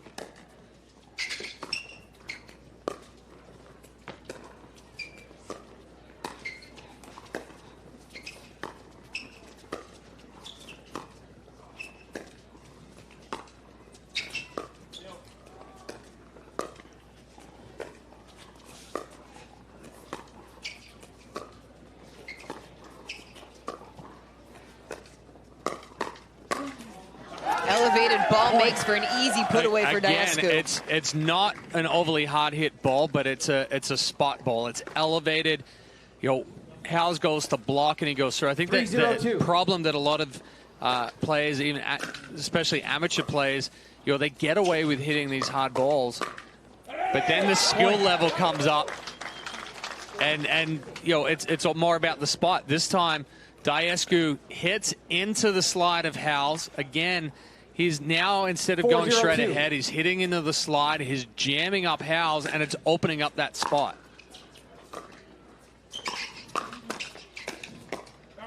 You and I, Chad, talk about in-game adjustments all the time and coaching in pickleball because you and I are both coaches in this game. 5-0-2. We see that, but Diascu has that on his own. Yeah. He's figured that out right now on his own.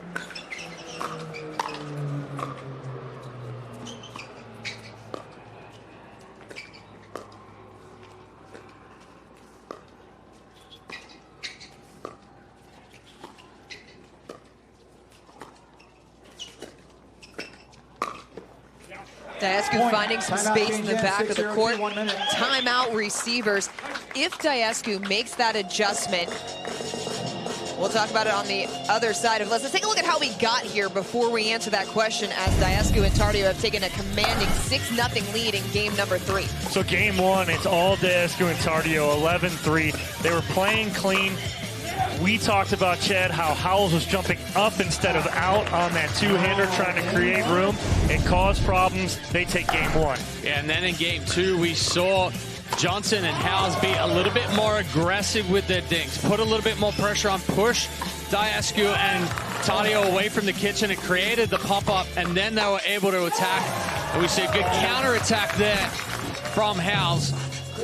To go back to the question of adjustments, Diascu made the adjustment. He's attacking Howell into the slide. What does Howells need to do to counter? Well, go ahead. He needs to sit straight. He needs to sit on the forehand now instead of trying to slide to the backhand. Yeah, he's going to slide to the forehand, but the issue is now Diascu's picked up that pattern. So if Howells slides to the forehand, now Diascu's going to start following the movement again. 7-0-2. So it's very, very tricky with that one. Long off the paddle of Johnson, and this has the potential of getting out of hand quickly. 8-0 here in game number 3.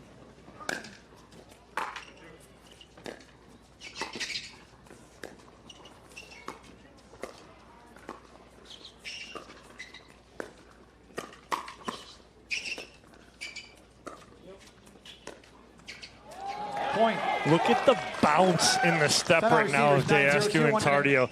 They're almost rushing to the baseline to start serving. When they get to the kitchen line, they are leaning in and being really aggressive with their dinks right now.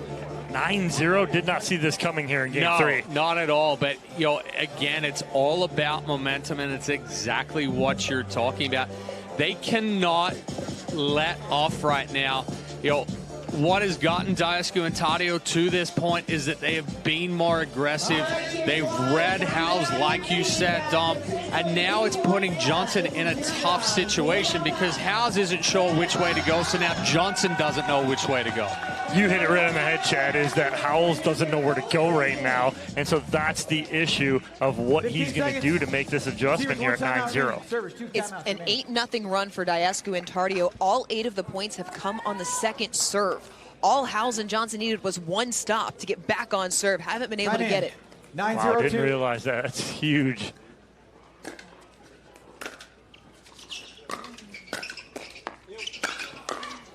Oh.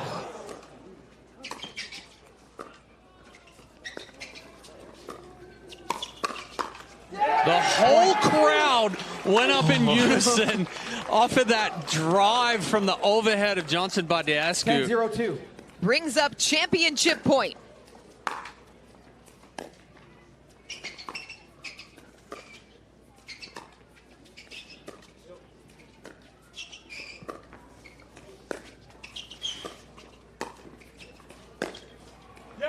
Point game match. Just catches the line, and there are new kings crowned in Sacramento. Andre Diascu and Gabe Tardio take it in 3 games. Wow, Chad, that is unbelievable right there. He saved that until the very end. Tadio still can't believe that he made that ball, though. He turned around toward us and he was like, oh, that ball's out. No challenge coming. We all hesitated, too, because we didn't know where that was, but that was a great ball by Gabe Tadio. And, Chad, that was absolutely methodical here in Game 3.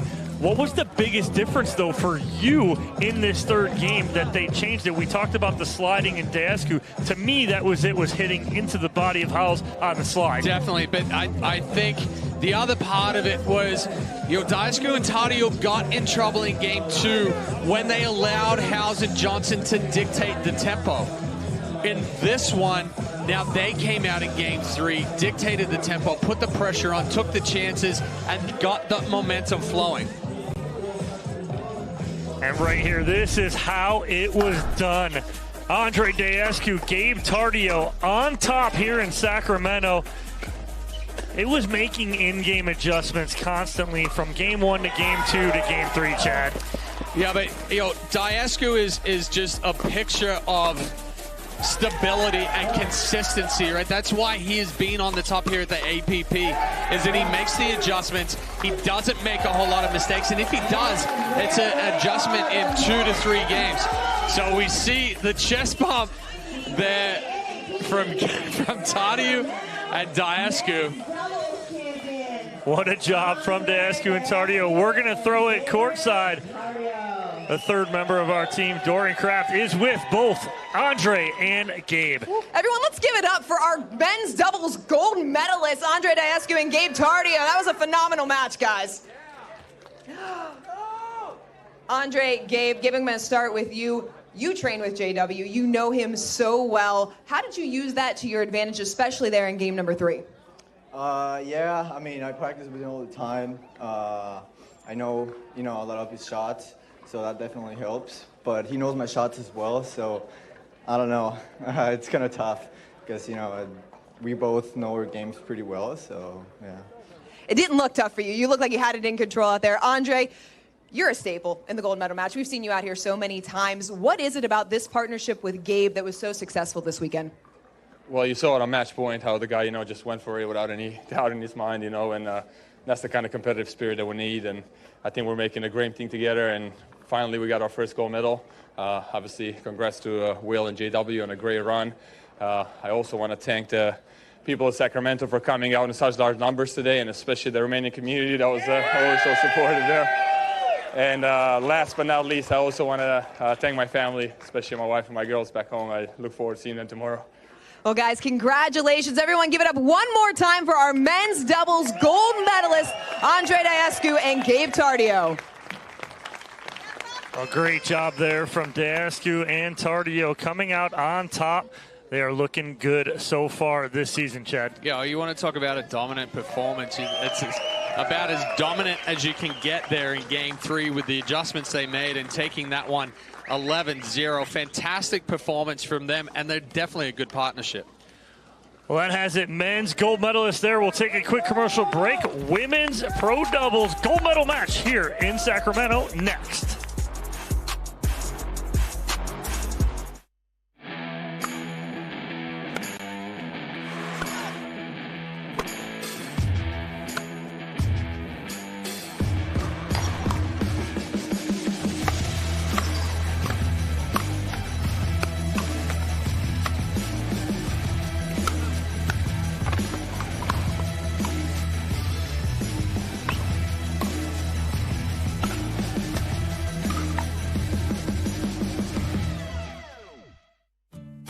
Years from tonight, Grant Gill will become a legend when he totally kills it at his improv class's graduation performance. Knees will be slapped, suds will be sprayed. People won't know what hurts more, their cheeks or their sides. That's why he's already keeping himself in shape and razor sharp today with health tips and wellness tools from AARP to help make sure his health lives as long as he does. Because the younger you are, the more you need AARP.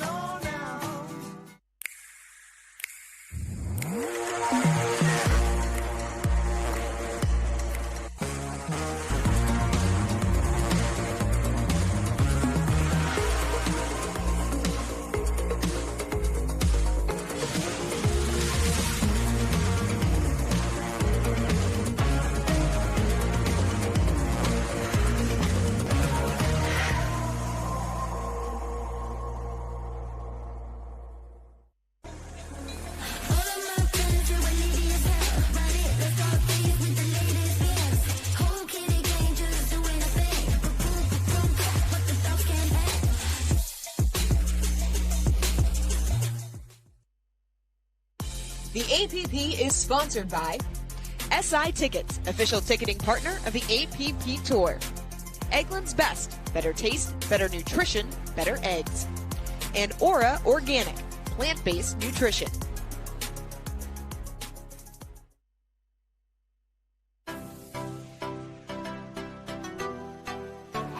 Ken Herman, I'm here at Pictona at Holly Hill, Florida for the AARP Champions Cup, the richest prize money tournament, $75,000 for our top champions and master professionals.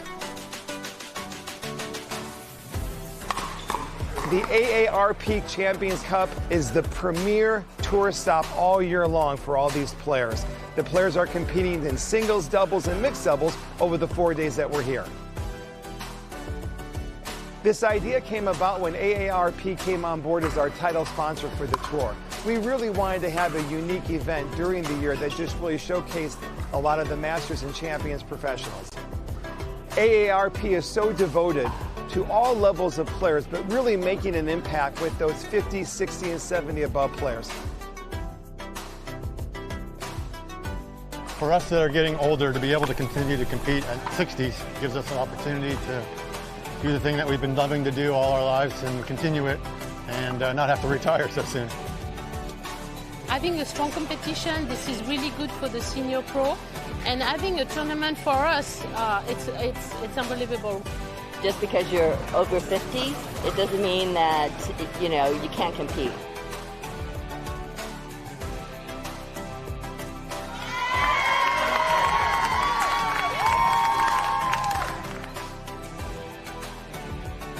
I'd like to thank AARP too, because they are behind seniors 100%, and it means the world to all of us.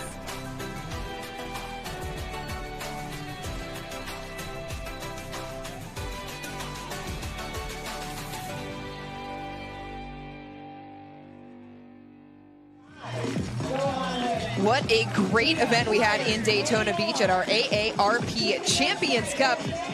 This week in Sacramento, our AARP match spotlight this week was the Masters mixed doubles bracket. Kelly Ojeda and William Muno took home gold over Reagan Ferguson and Mike Pazarak in an epic that went to a championship tiebreak. Congrats to Kelly and William. Let's take a look at some of our other AARP Masters and Champions gold medalists. You take a look there. Some familiar names. Well, Matthias Johansson is That's just... the one I was slow-key That's etched on our screen right there. It's just going to stay there. It's tough to beat that guy. Matthias is a stud. Kelly Ojeda, Will Muno have a weekend taking mixed and gender doubles at each of their respective. We've known Will Muno for a long time. Will, great guy. One of the best out there. Congratulations to him and all of our winners. Congratulations, as Dom said, to all of our winners. We will be right back here on Championship Court at the 2024 APP Sacramento Open Women's Doubles Gold Medal Match coming up next.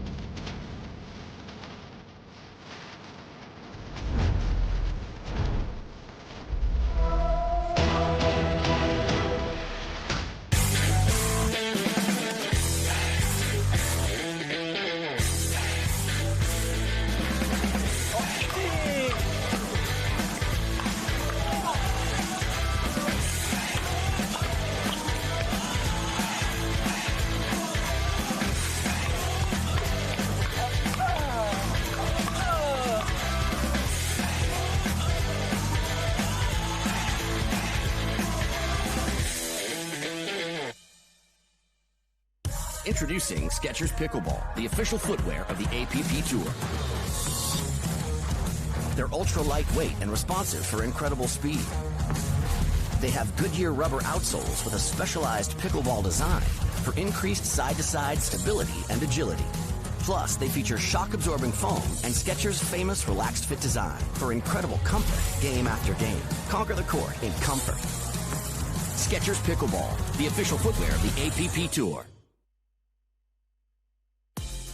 The APP is sponsored by Yola, for the champion in you. Humana, official healthcare partner of the APP Tour. And Fat Tire, crisp, bright, easy drinking.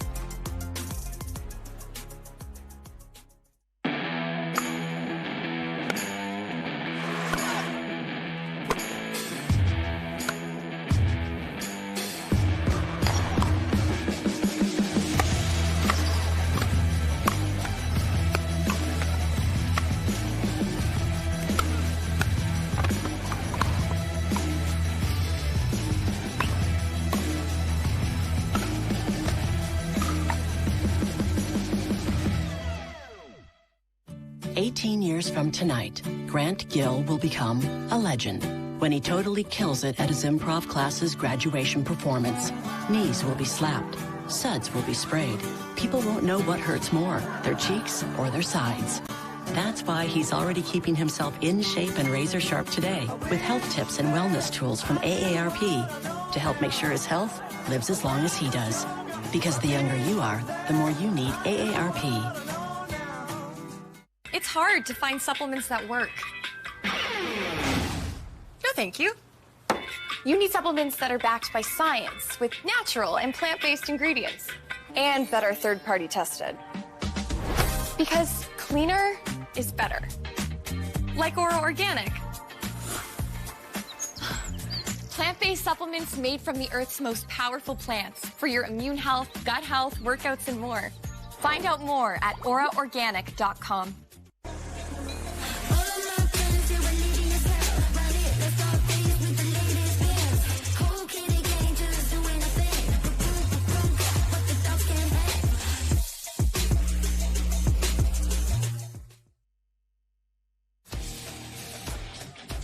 Welcome back to Championship Court as we get set for the women's doubles gold medal match. This is how we got here, taking a look at the semifinals moving into the finals.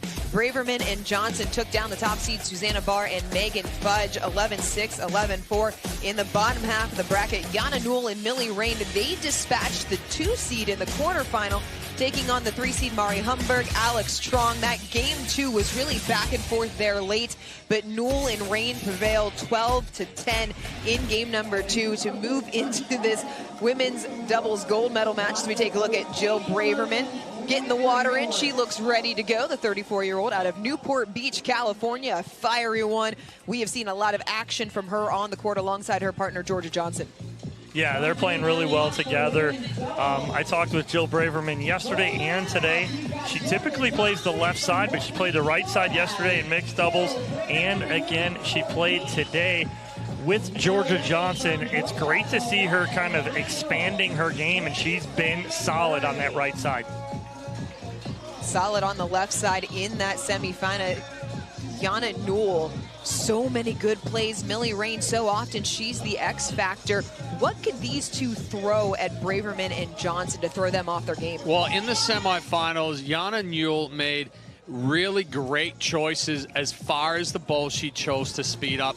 And when she did attack, she stayed in that and really put the pressure on. But it was Rain that was setting it up most of the time in that cross-court dink, pulling out wide, creating the opportunities for Newell. We are underway here in this women's doubles gold medal match. Braverman and Johnson at the bottom of the screen in black, Newell and Rain in the white tops on the top of the screen. I think that ball was just out. Georgia Johnson played it anyway.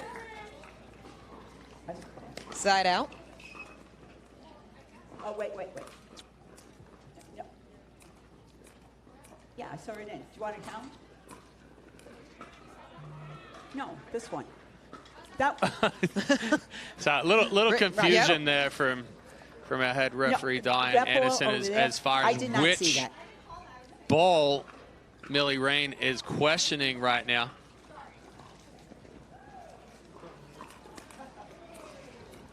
So now that we have that underway, 0-0-1. 0-0-1.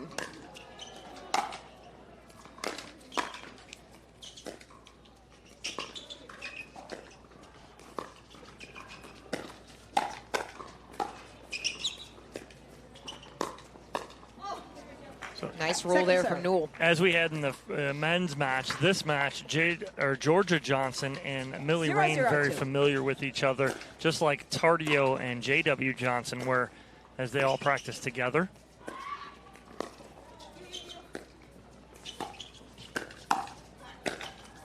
Oh, athletic overhead from Johnson, but just missed it. Yeah, that ball just floated up 0-0-1. a little too high there for Johnson.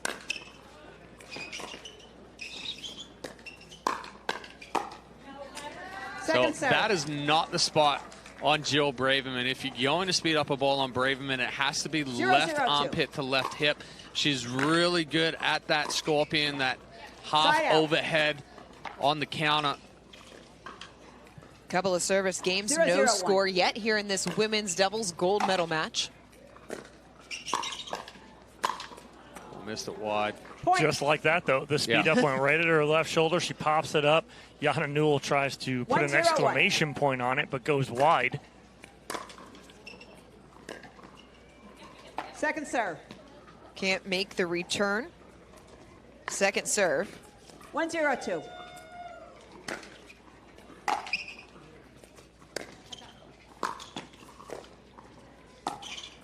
Point. Rain stepping in. It's unlike her to miss that shot. Well, she stepped over to cover, which was perfect, but then she tried to move 2-0-2. back into position as Newell came back into the court before she'd made contact.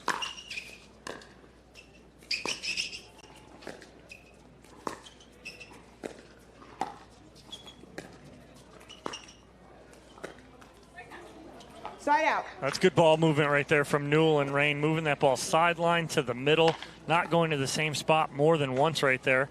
Also playing the factor, sun has gone down. It's gotten a little cooler. Means the ball's going to be a little harder, travel a little faster too. Which team does that favor? I think it's going to favor Jill Braverman and Georgia Johnson because of the strength of both of them. On elevated balls, they are going to be able to really use that leverage, put that ball away. Wind has started to pick up a little bit here on championship court as well. Just inside the line. Takes that cross body. Braverman sitting just a little heavy on the backhand side there because of the previous attack on that left hip.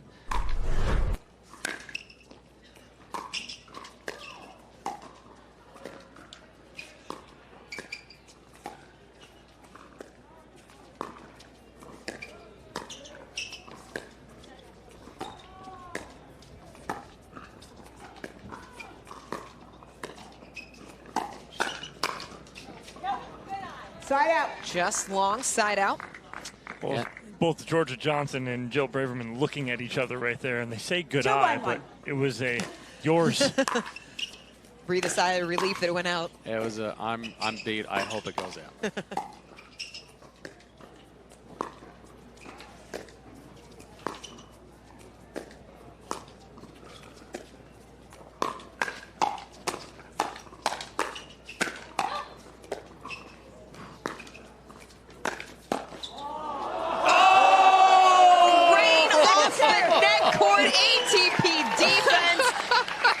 Perfect angle from Millie Rain, uses the top of the net to slow it down and dots the opposite sideline right here. As soon as she hit it, she's like, I'm sorry, but it was perfect. Apologize. We saw it from Eric Lang in the men's doubles today with a couple of ATP defenses going back cross court. Rain, same thing, just creates the angle. And then goes right at the left hip of Braverman. And she says, forget the net. I'm going right at you. And again, it's that left hip of Jill Braverman. 1-2-1. 1-2-1.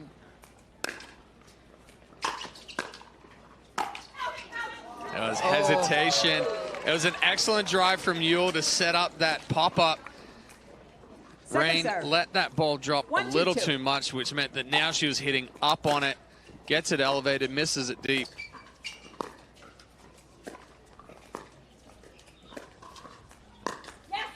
Newell tried to speed it up a little bit too low below the net. Well, it was almost being baited by Braverman as she's going for the fake Ernie right there as Newell wanted to light her up as she went to the sideline.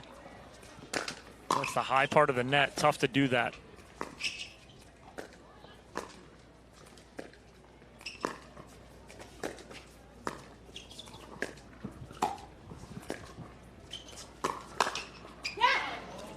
Braverman getting a little love from the net cord. Not the spot on Braverman. She sits forehand so well right there.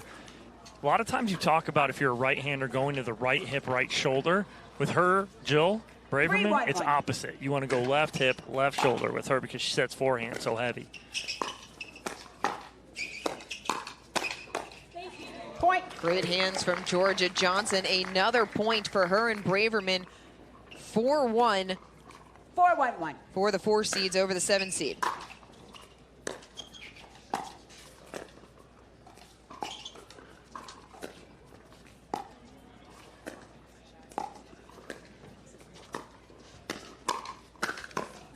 Point. Right now, Georgia Johnson all over that kitchen line. Receivers 5-1-1. 1 minute. Time out on the court. Now it's time for a message from our proud partners.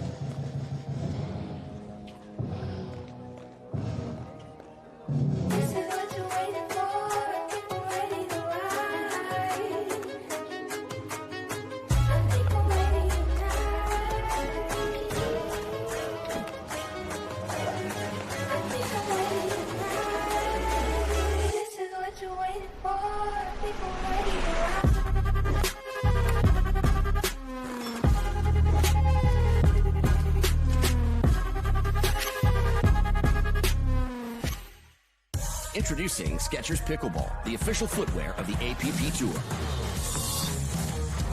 They're ultra lightweight and responsive for incredible speed. They have Goodyear rubber outsoles with a specialized pickleball design for increased side-to-side stability and agility.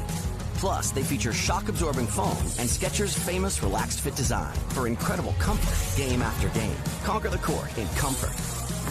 Skechers Pickleball, the official footwear of the APP Tour. So coming in the summer of 2024, we have the APP UTR Sports Pickleball Leagues. They're recreational pickleball leagues across the U.S. As I said, league play begins summer of 2024, and then it's going to culminate in the national championships from December 7th to the 7th to the 10th in Fort Lauderdale at the Fort. Joining us in the booth is APP founder Ken Herman. Ken, thanks for being here. Chad and Dom, here we are under the lights in Sacramento. How awesome is this? So we're talking about the new APP UTR Sports Pickleball Leagues. What was the vision behind that, and where are you looking to take that? Sure, that's a great question. You know, back in the summertime, I visited with our team on how I hear from so many players, they just don't have the time to travel to go away to a tournament, but they still want to be competitive. So we talked internally about what we could do to offer great play that people can play either at their park districts or their local clubs or their country clubs, but still be a part of a team event. In doing so, they can start off at their grassroots at their own club and then end up challenging either to the regional or state championships, making it all the way to our national championships at our new headquarters at the Fort in Fort Lauderdale. So back here, game 2 of our women's doubles final. Newell and Rain, game 1. Yeah. Newell and Rain down 6-1.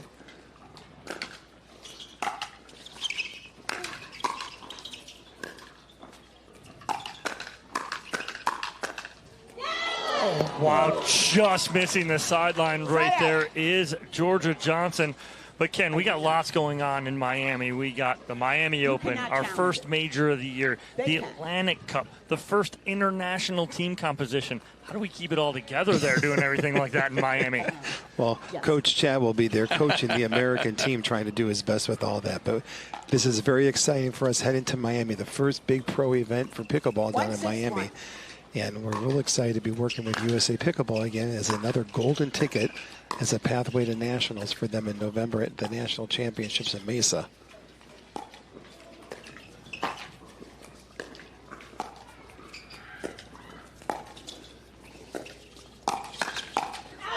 Oh, good counter there from Jill Braverman. This time sliding to the right with the backhand. She had been eaten up on that left hip a couple times, and now she slides to clear that two-handed backhand. Great adjustment in game from Braverman.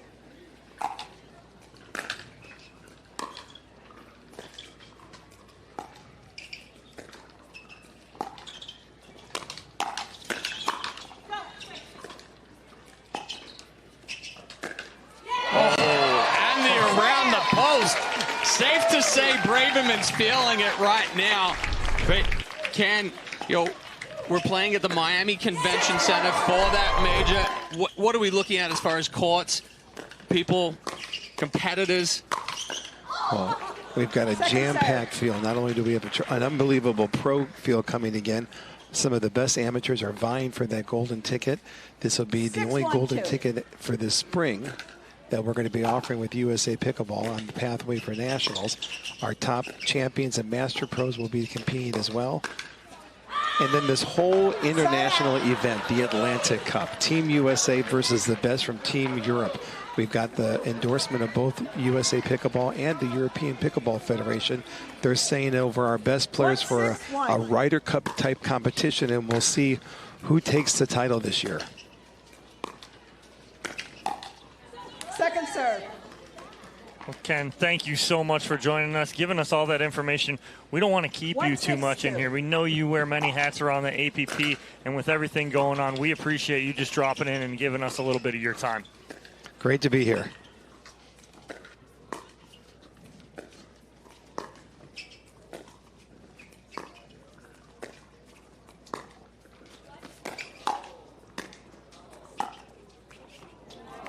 Nice job right there of defense played from Rain and 6-1-1. Newell, but back on serve is Braverman and Johnson.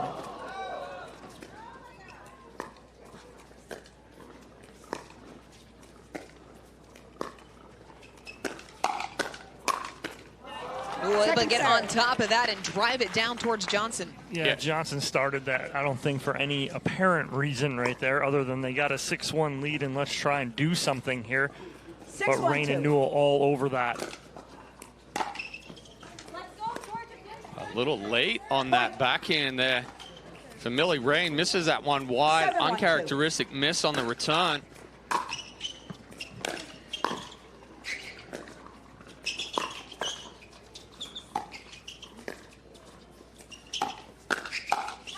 Oh, right into the shoulder. Nothing. Man down, women down. Nothing Braverman can do right there. That is right at the shoulder. And Chad, we talk about being center mass. So you go right at the hardest thing to get out of the way is your core right there. And Braverman just twists right into it.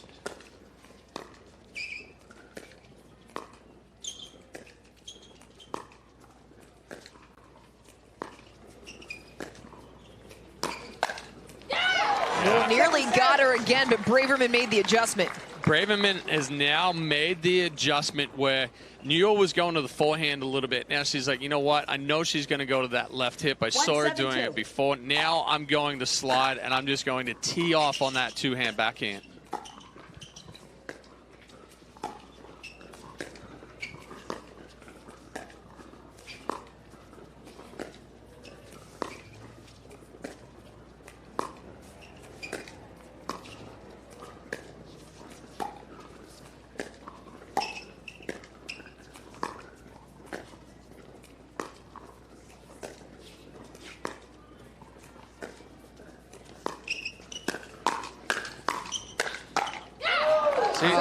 The footwork by both Braverman and Johnson right there. As Johnson pulled that dink really wide, she slid to the middle, and it allowed Braverman to slide to her two-handed backhand.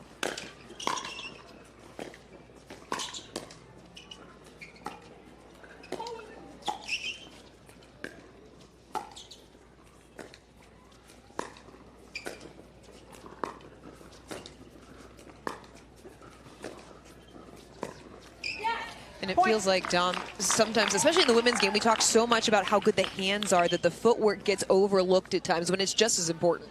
Oh, 100%. And again, you're seeing it right here from Johnson and Braverman. They're moving the ball really well, and they're really dinking aggressively.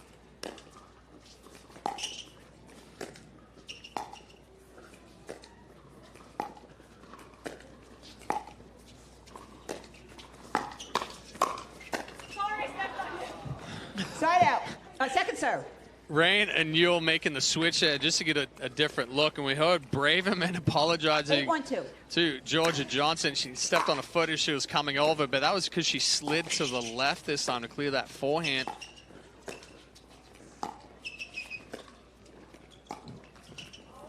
And you see the adjustment trying to be made from Newell and Rain as they are switching sides right now. They put Rain cross court now from Georgia Johnson. I didn't mind Newell going cross court with her. She was dinking well with her. Just couldn't find a hole.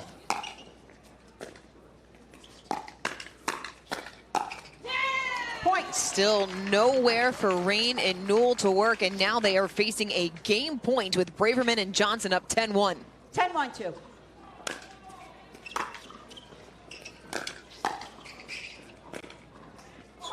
Johnson comes up a little short, side out. Well, Newell and Rain need to find a little momentum here. 1-10-1. Even if they can't close this one, which is a tough task, it's to find that momentum and find that rhythm going into game two. Unfortunately, missing it that wide down the line isn't finding that rhythm. 1-10-2. 1-10-2.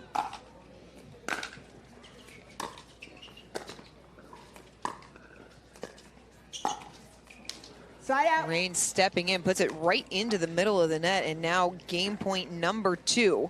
It wasn't that it was a bad speed up. She was off balance. 10-1-1. So she was leaning one foot in front of the other instead of being square.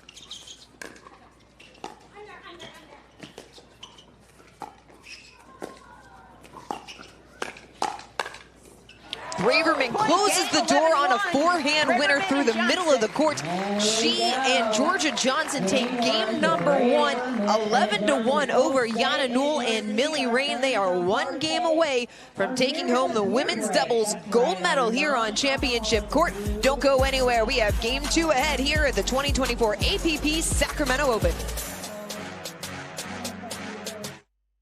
When I have pain from arthritis, I grab BioFreeze. Unlike Voltaren, BioFreeze provides fast-acting relief. I can apply it to more areas of my body, and it's NSAID-free. Cool the pain, so I can get back on the court.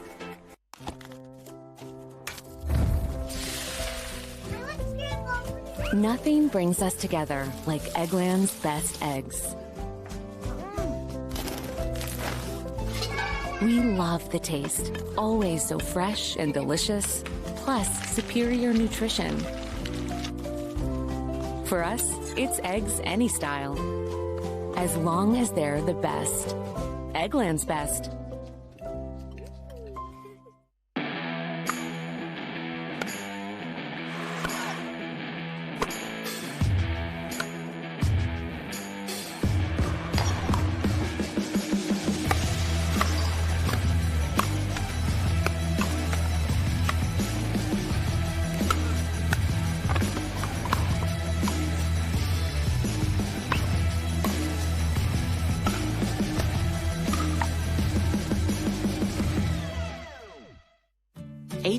From tonight, Grant Gill will become a legend when he totally kills it at his improv class's graduation performance.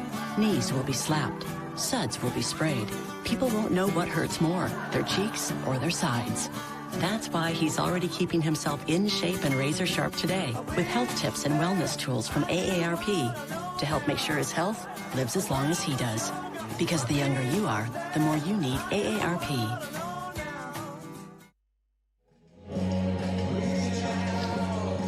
The next event on the APP Tour is the first major of the 2024 season. Join us in Miami for the Chase APP Miami Pickleball Open, March 19th to 24th. Check out the app.global for more information. We are back to action here on Championship Court. Jill Braverman and Georgia Johnson running through game 1, 11-1 over Yana Newell and Millie Rain. They are first to serve here in game number 2.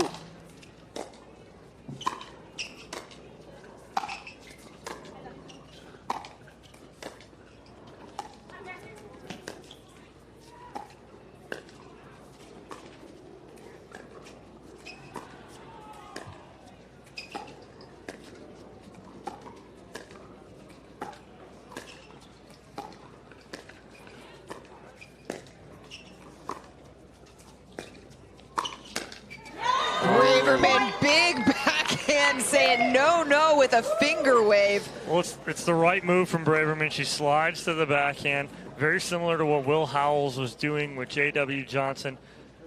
Jill Braverman slides to the backhand, knowing Georgia Johnson has the middle covered. That finger wave was reminiscent of Dikembe Mutombo. Not in my house. Ooh, watch your knees and your face. But there it was right there. Braverman slid. It was out of her reach, but who was there covering? Georgia Johnson in the middle. 1-1-1. 0-1-1.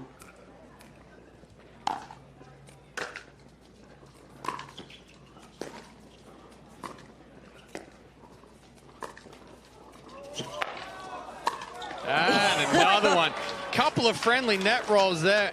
But Don, when you talked about the movement of Georgia Johnson in game one, you know, what it's almost reminiscent to mixed doubles right now, where Georgia's able to move and really control the point. Braverman can sit in that corner a little bit more and slide left or right and clear the backhand or the forehand. 1-1-2. 1-1-2.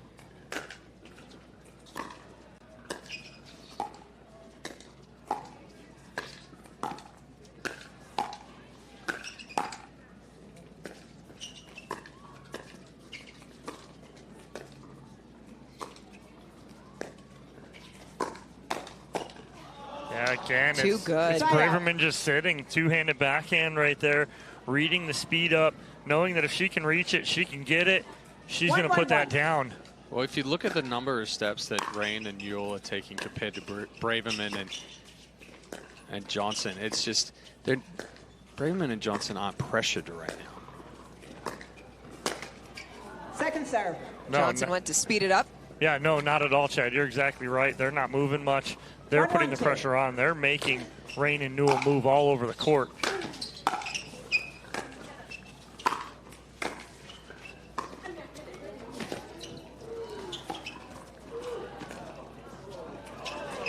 That was a carry. What? All right. There's a carry on the court. Let's take a look at this one. Saying it was a carry. Correction, replay. They're going to replay it. Georgia going in one motion. I think what they thought the second hit was the ball that hit the net. Okay. Didn't look like a double contact, even though it is legal. No challenge. No, she didn't. It's a replay. We're going to replay the point. Replay. Oh, Jill. Sorry.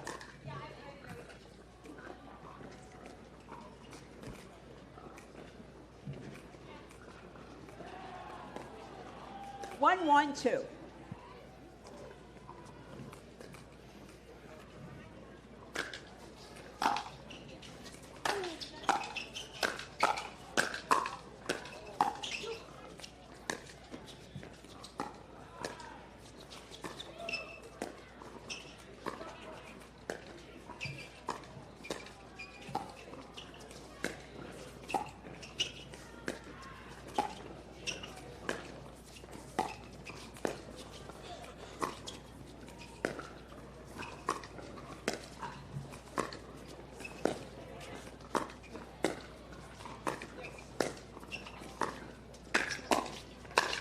Such good hands from Braverman. Yeah, beautiful spots. I like where she's dinking, too. She's dinking to the middle, and she's pushing Rain and Newell back. I like that spot. 2-1-2. Officials timeout on the court. We're going to take a quick break, but we will be right back with the conclusion of the women's doubles gold medal match here on Championship Court at the APP Sacramento Open.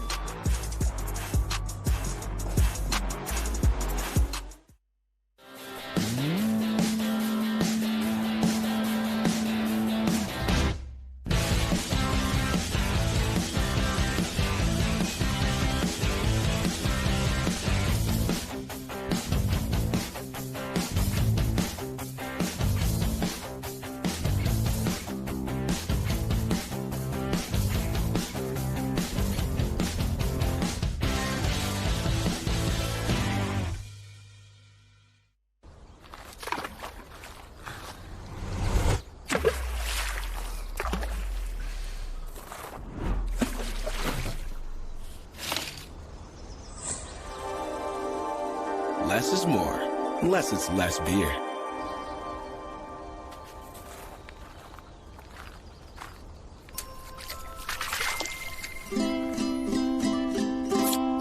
Fat tire. The Pro XR pickleball paddle answers the age-old question of how to get paddle speed and control with the same paddle and one grip, and this is it. Pro XR gives you more spin, greater control, and quicker reloads on every shot in the game, because you always have that constant feel for that leverage and control and paddle speed that we're all looking for. Pro XR is the most revolutionary technology in pickleball. I'm Vivian Chan here with Plastic Pickles, and we're putting the pickle into pickleball. In pickleball, a slice is a chopped shot used to create backspin on the ball. I'm going to show you how to make a fried chicken sandwich topped with plastic sandwich dill pickle chips that will put your taste buds into a spin.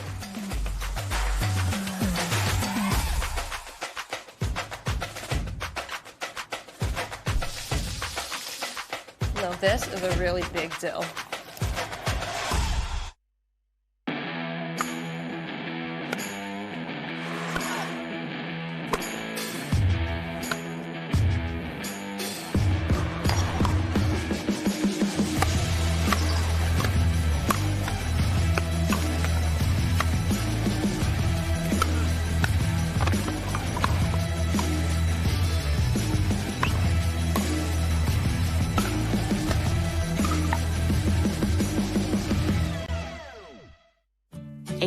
From tonight, Grant Gill will become a legend when he totally kills it at his improv class's graduation performance. Knees will be slapped, suds will be sprayed. People won't know what hurts more, their cheeks or their sides. That's why he's already keeping himself in shape and razor sharp today with health tips and wellness tools from AARP to help make sure his health lives as long as he does. Because the younger you are, the more you need AARP. It's hard to find supplements that work. No, thank you. You need supplements that are backed by science with natural and plant-based ingredients and that are third-party tested. Because cleaner is better. Like Oro Organic. Plant-based supplements made from the Earth's most powerful plants for your immune health, gut health, workouts, and more. Find out more at oraorganic.com.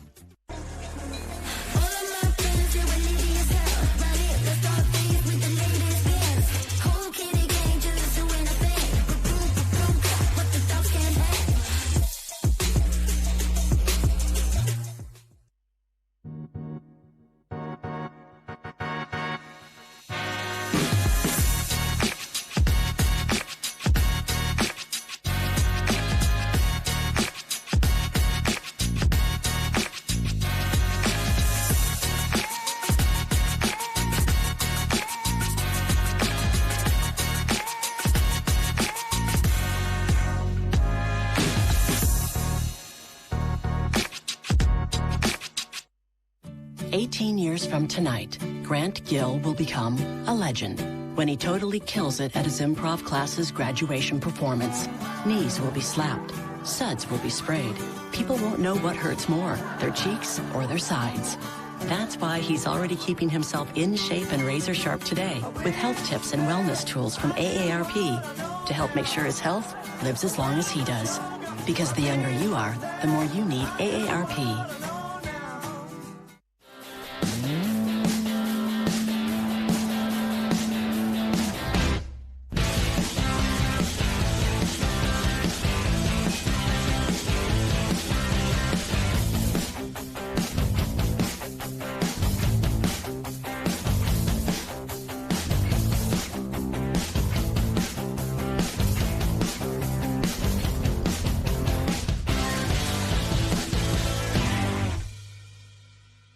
Hey, I'm Chef Chad Rosenthal, and I'm here today with Elastic Pickles to put the pickle in pickleball. In pickleball, a dill ball is a shot that is inbounds and is bounced only once. It's a live ball. This Vlasic Pickle Dip is a live ball of pickle flavor.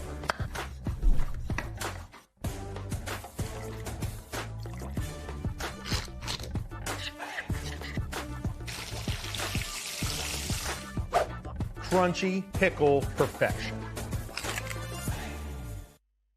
The Pro XR pickleball paddle answers the age-old question of how to get paddle speed and control with the same paddle and one grip, and this is it.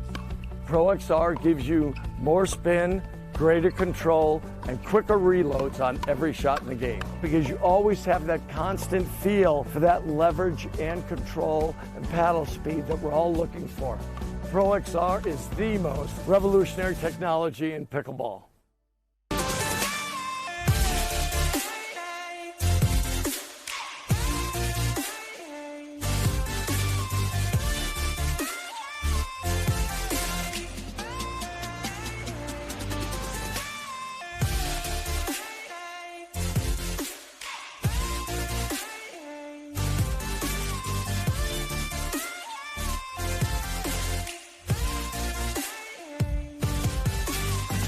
Introducing Skechers Pickleball, the official footwear of the APP Tour. They're ultra lightweight and responsive for incredible speed. They have Goodyear rubber outsoles with a specialized pickleball design for increased side-to-side stability and agility. Plus, they feature shock-absorbing foam and Skechers' famous relaxed fit design for incredible comfort game after game. Conquer the court in comfort. Skechers Pickleball, the official footwear of the APP Tour.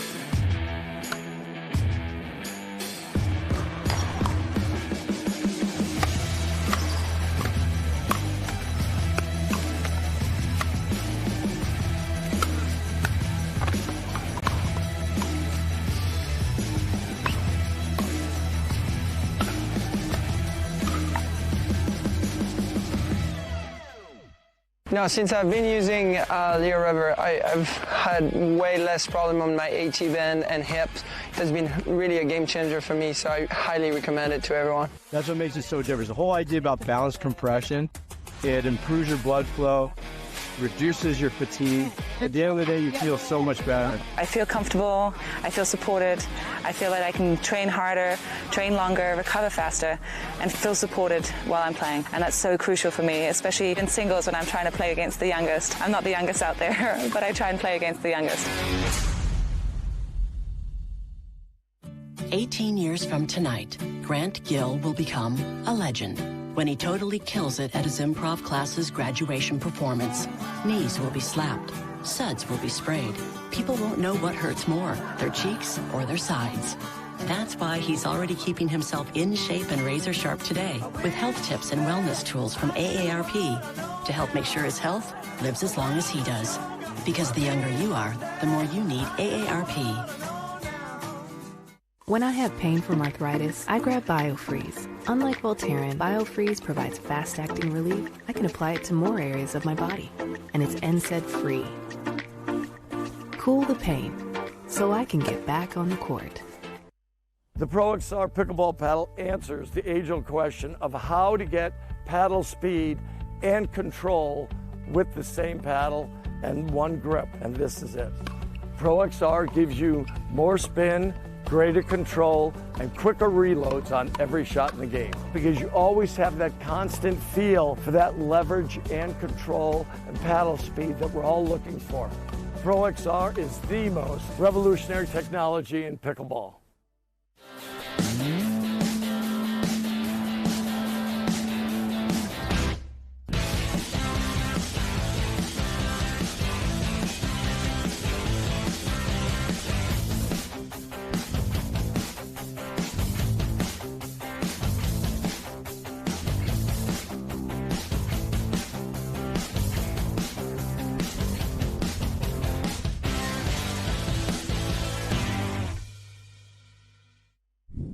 Need to sell tickets for an event? From Sports Illustrated's official ticketing platform, introducing Box Office. Managed ticketing for sports, festivals, fundraisers, and more, paid or free.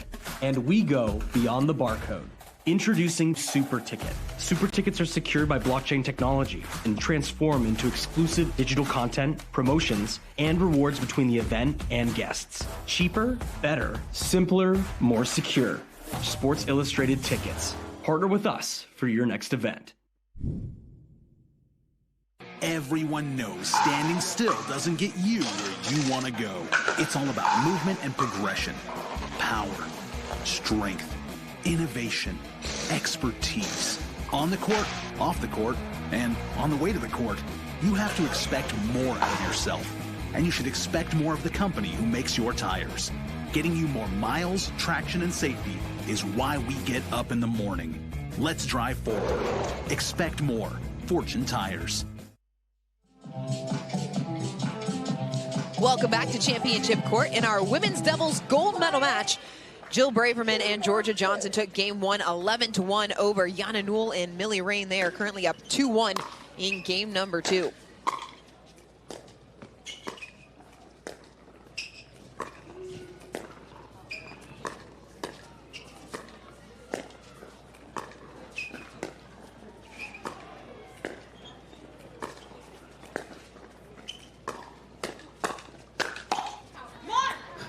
Those elevated balls, Johnson's been over them all afternoon. So it's Georgia Johnson pinning Newell in a corner. If Braverman can step in and take that ball, then she punches it middle, and she's dinking to the middle, and it's causing pop-ups right now. They're picking on Yana Newell right now.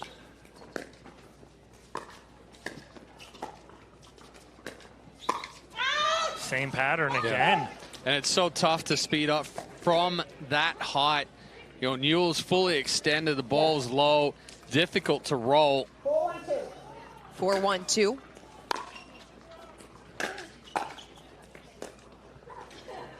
And now Rain and Newell switch sides. Try and get Newell out of that pattern. See if they go back to it. And gets Newell and Rain back on serve, trailing 1-4-1.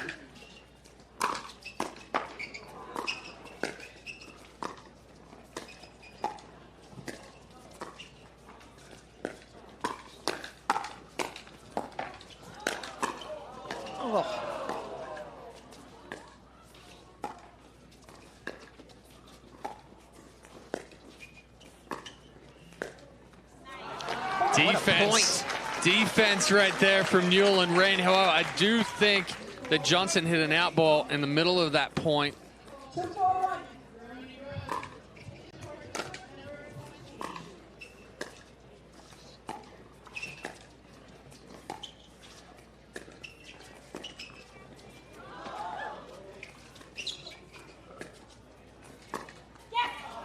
Great job by Braverman getting up to that ball and then just kind of patty caking that back up and over the net and then getting back and getting set. And she pushed Newell to her backhand again, got right back into the pattern.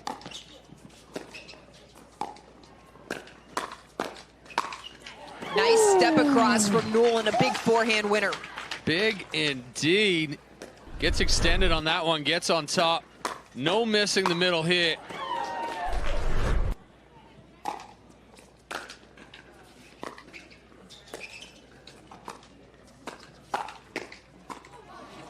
Couple of miss hits. She framed that so bad, it was good. The miss hit, that ball ended up tailing away from Newell. Couldn't catch up to it. English off at Johnson's paddle, put it out of the reach of Newell. It's a side out.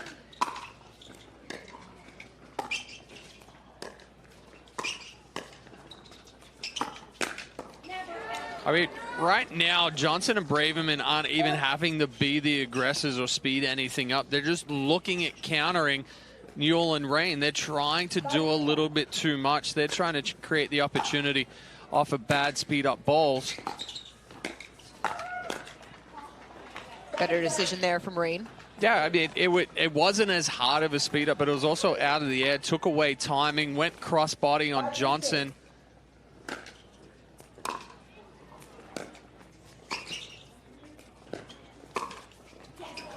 Ooh, that's tough right there, but I don't mind the speed up right there from Newell because its opportunity was there for it. She was in a good position.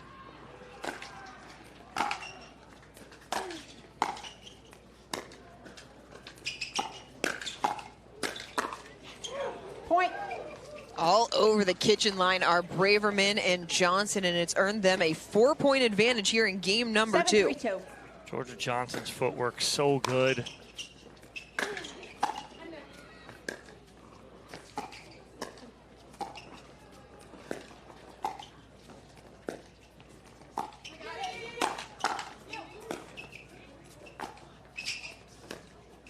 That comes off for Johnson.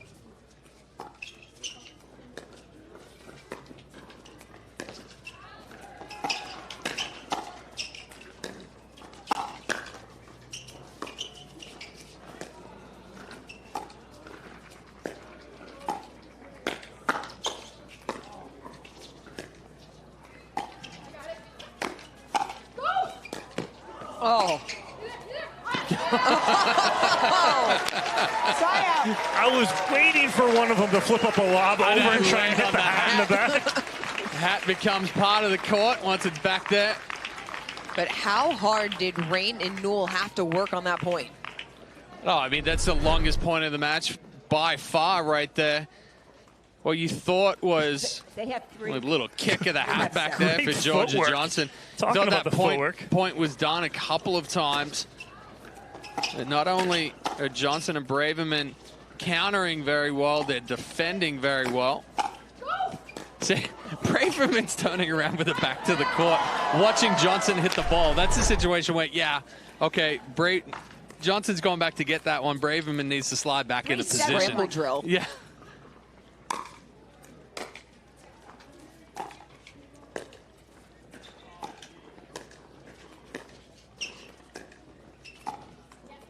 Second Rain serve. can't make the pickup. So it doesn't even matter who's on what side right now. They're just picking on spots. So it doesn't matter that now Millie Rain is on the 3-7-2. left. They're still going to go sideline to that middle. Rain finds some space with the backhand. Yeah, I like to step up and attack right there. It's a ball out of the air that she can get on top of. Gets that down. 4-7-2. A nice 3-shot combo right there.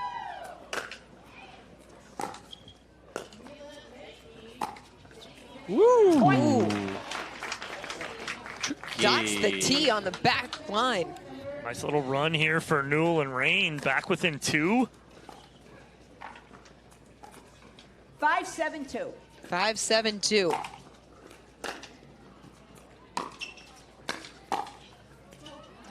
Just outside Side the out. line. Gives the serve back over to Braverman and Johnson. 7-5-1.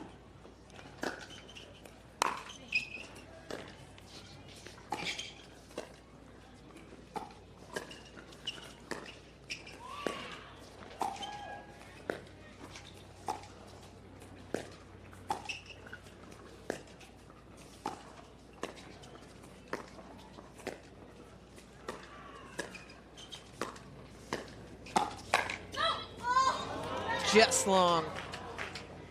They called that out. Second serve. Referee doesn't have to 7-5-2. pay attention to that ball, but the question was asked.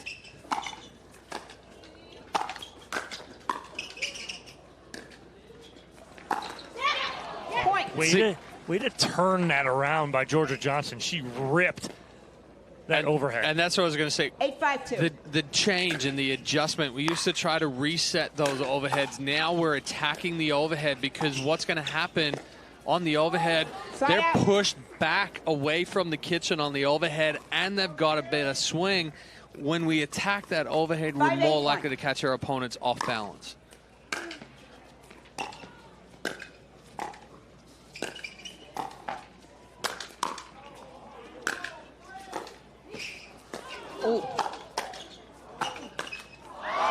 Braverman gets too big. Johnson did all the hard work from her knees. That's the second time that Johnson has slipped on the courts. One was in the semifinals where she was coming forward to grab that ball. This time, trying to come back after that overhead. 6-8-1.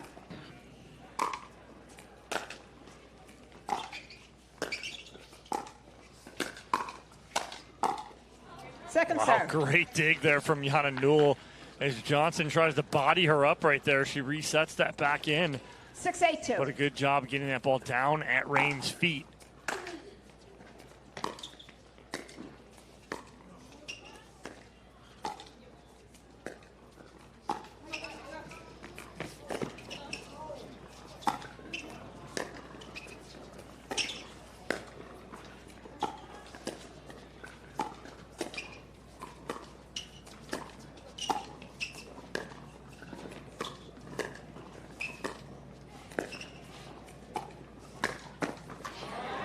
Just off the edge guard to get back on serve. But it was like a 60% speed up right there. Instead of really hitting that, Braverman hits it about 60%, and it causes Rain to be just a little bit out in front of it. Throws the timing off. It's all about the spot and the pace.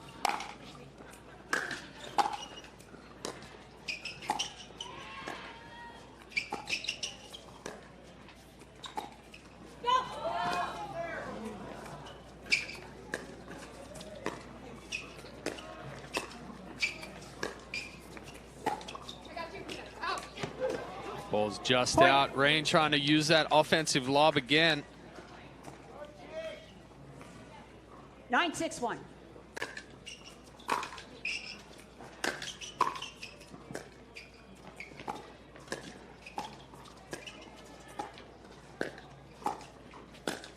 Oh, wow. The What a IQ on Georgia Johnson right there. She pulled Rain wide. Rain's off balance. She pops that ball back up.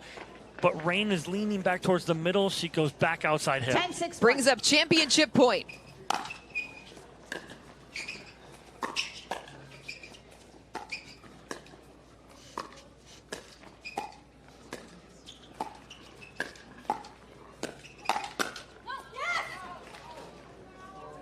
Just outside the line. Braverman tried to sell it.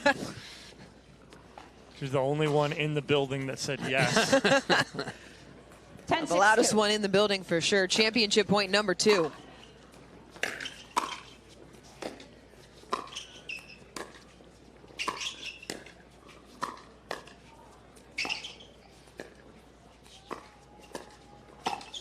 Oh, that's... Braverman and Johnson are the queens of the court. They take the women's doubles gold medal here in Sacramento.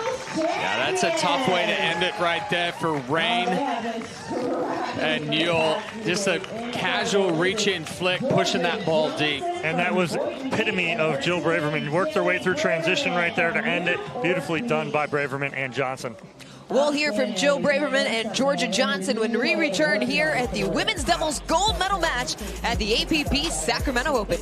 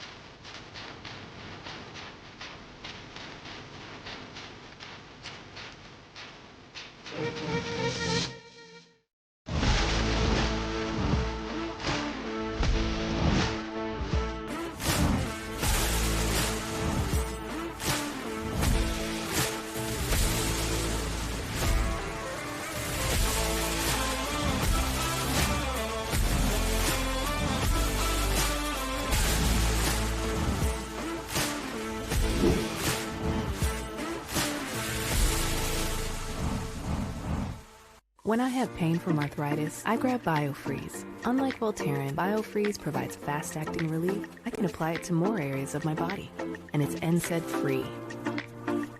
Cool the pain, so I can get back on the court. Everyone knows standing still doesn't get you where you want to go. It's all about movement and progression, power, strength, innovation, expertise. On the court, off the court, and on the way to the court, you have to expect more out of yourself. And you should expect more of the company who makes your tires. Getting you more miles, traction, and safety is why we get up in the morning. Let's drive forward. Expect more. Fortune Tires. The APP is sponsored by Fulfill. We swear it's a protein bar. Good Idea. Primes metabolism, balances blood sugar. And USA Pickleball, official sanctioning body of the APP Tour.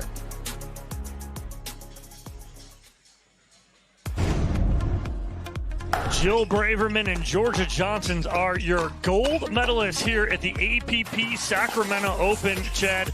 They played really clean, did everything they needed to do to come out on top. Yeah, Braverman talked about how typically she's a left side player, but here she's playing right. And she's comfortable allowing Johnson to really control the point. She just has to sit there and look for that counter. Third member of our party, Dorian Kraft, is courtside with Jill Braverman and Georgia Johnson. I am here with our women's doubles gold medal winners. Everyone give it up one more time for Jill Braverman and Georgia Johnson. Congratulations, ladies. George, I'm going to start with you. Early on in that second game, it really looked like you and Jill were picking your spots on that left side. What did you all see that you were able to exploit?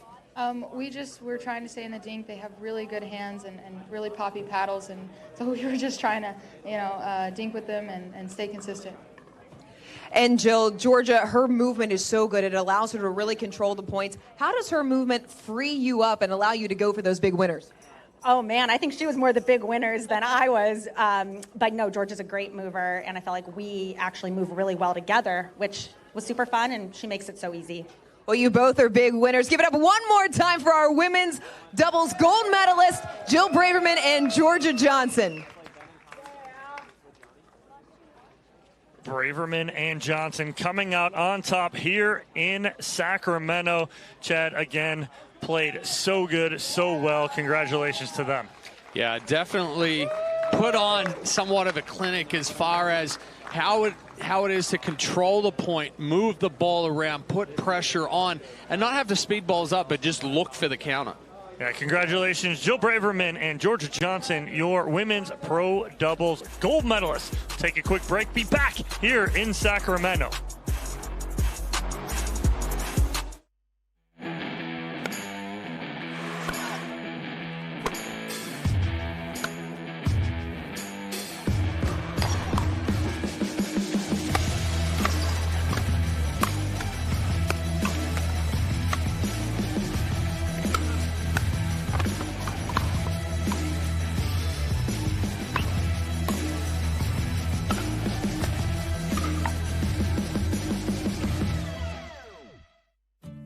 Years from tonight, Grant Gill will become a legend when he totally kills it at his improv class's graduation performance. Knees will be slapped, suds will be sprayed. People won't know what hurts more, their cheeks or their sides. That's why he's already keeping himself in shape and razor sharp today with health tips and wellness tools from AARP to help make sure his health lives as long as he does. Because the younger you are, the more you need AARP.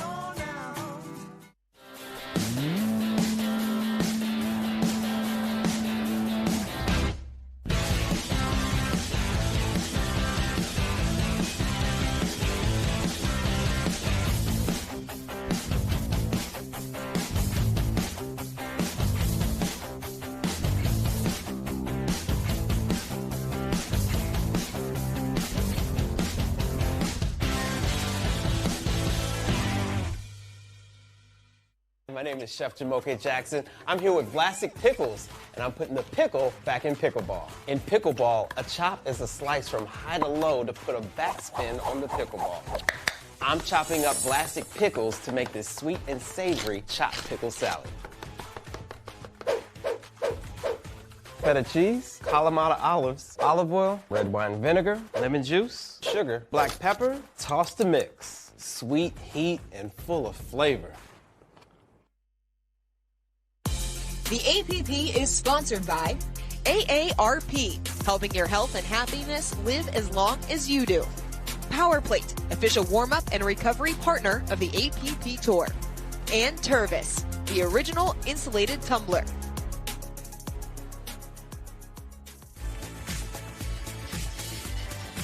Welcome back to the 2024 APP Sacramento Open. Our gold medalists in men's doubles, Andre Diescu, Gabriel Tardio. In women's doubles, Jill Braverman and Georgia Johnson taking home the hardware here at the second APP tournament of the season.